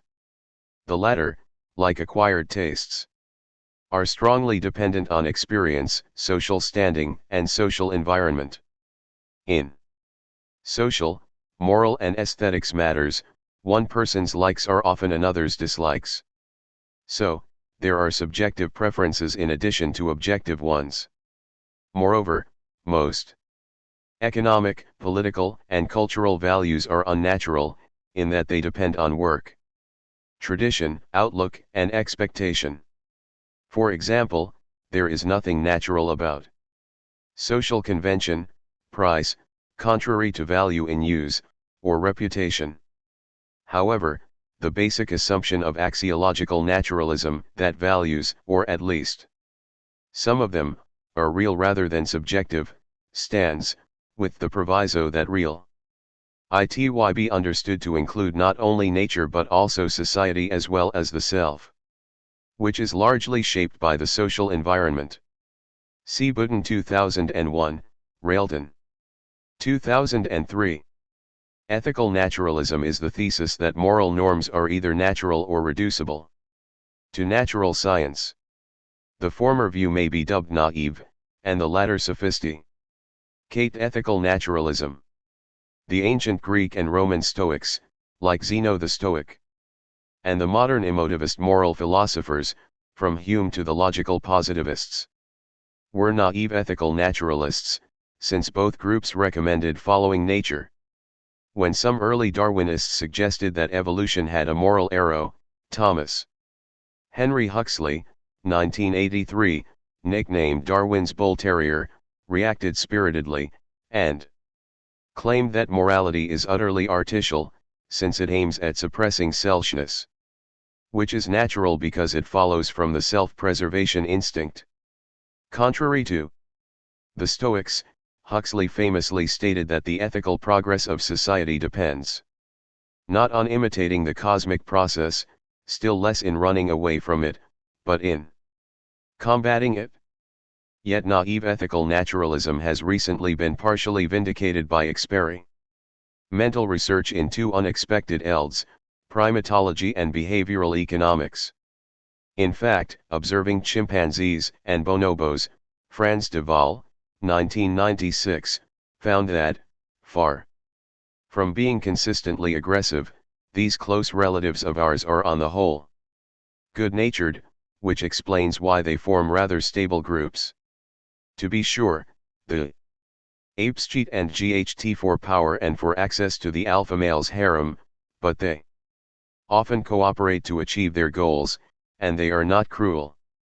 In short, they do not behave the endish way pop anthropology used to tell us. But they are not good Samaritans either. Contrary to chimpanzees, adult humans would seem to be strong reciprocators, imbued with a sense of fairness. In fact, working with humans, some behavioral or experimental economists, from Daniel Kahneman to Ernst Fehr and his COL leagues at the University of Zurich, have corroborated what any parent and teacher knows but the orthodox economists and the self-styled evolutionary psychologists ignore, namely that most of us are basically fair. Fehr and Fischbacher 2003, Gintis et al. 2005. By contrast, chimpanzees are basically selfish, Jensen et al. 2007. Moreover, this is an aspect of human nature, for the feeling of inequity has a neural correlate, namely the insula. Indeed, in humans the activity of this region of the prefrontal cortex is the more intense, the more unfairly a situation is perceived by the subject. HSU et al. 2008, Pervs et al. 2008, 615. In short, inequity aversion is generalized.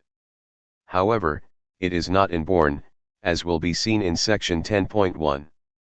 Thus, contemporary psychology has confused the pessimistic Judeo-Christian view of human nature, whereas it has confirmed Adam Smith's on moral emotions as the root of our attitudes to fairness and distributive justice. But, like all natural dispositions, the sense of fairness is altered by education and reaction, as shown by the individual differences in reactions to inequity. For example, practical considerations may force someone a trade-off between equity and efficiency, as in medical triage. In this case the putamen, which responds to an efficiency, competes with the insula, and a third region, the caudate/septal subgenual region, is activated as well, HSUETAL 2008. A moral of this story is that the sense of fairness involved in distributive justice is not just an academic subject, let alone a mirage. It is deeply embedded in any brain that has not been irreparably damaged by either standard economics or by a conservative ideology. A more general lesson is that our moral ideas have strong emotive roots that may intertwine with cognitive roots. This ending confutes utilitarianism and constitutes a partial vindication of emotivism, only partial because the latter overlooks the cognitive component.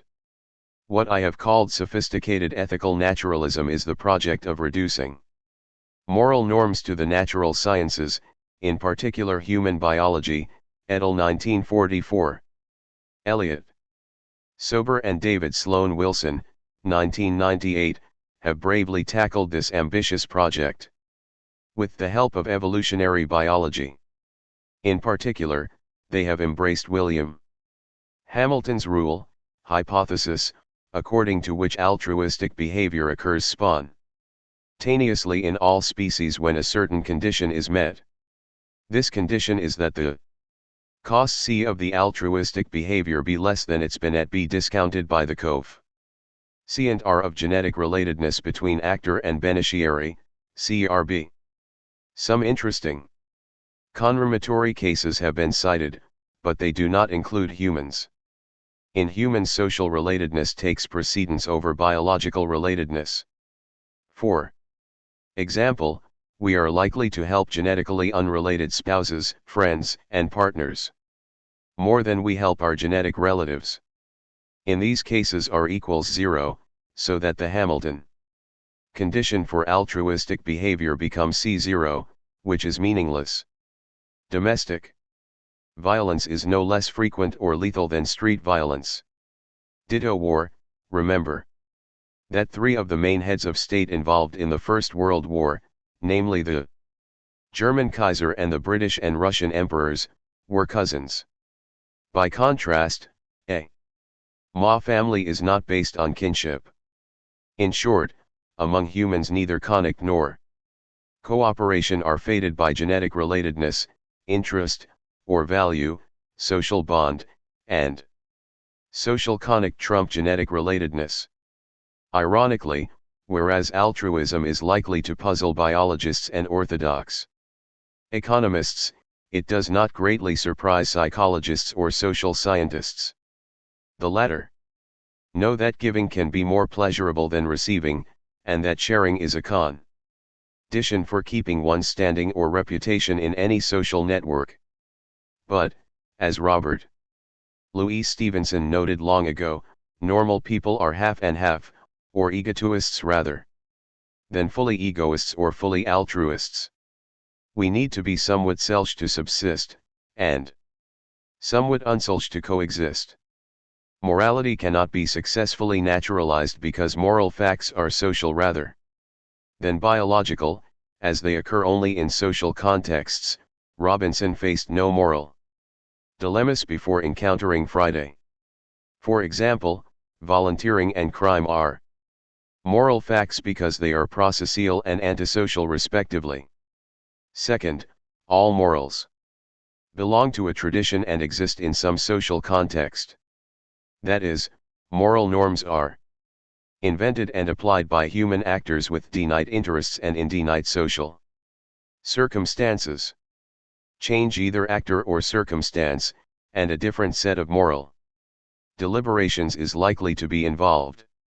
This is why morals differ from one society to the next, why they have changed through history, and why there can be moral progress, as in the cases of the abolition Of slavery and capital punishment, see, example Westermark 1906-1908.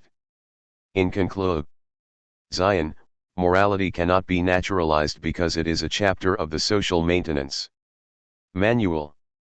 But it can be materialized in the sense that it can and must be regarded as a feature of the social coexistence of material agents, persons, in material systems of the social kind. What holds for morals also holds, mutatis mutandis, for ethics, or the study of morals. Ethics analyzes and evaluates rules of behavior, and as such it is a social technology, not a branch of natural history. And, unlike social crafts, social technologies are expected to make deliberate use of scientific laws.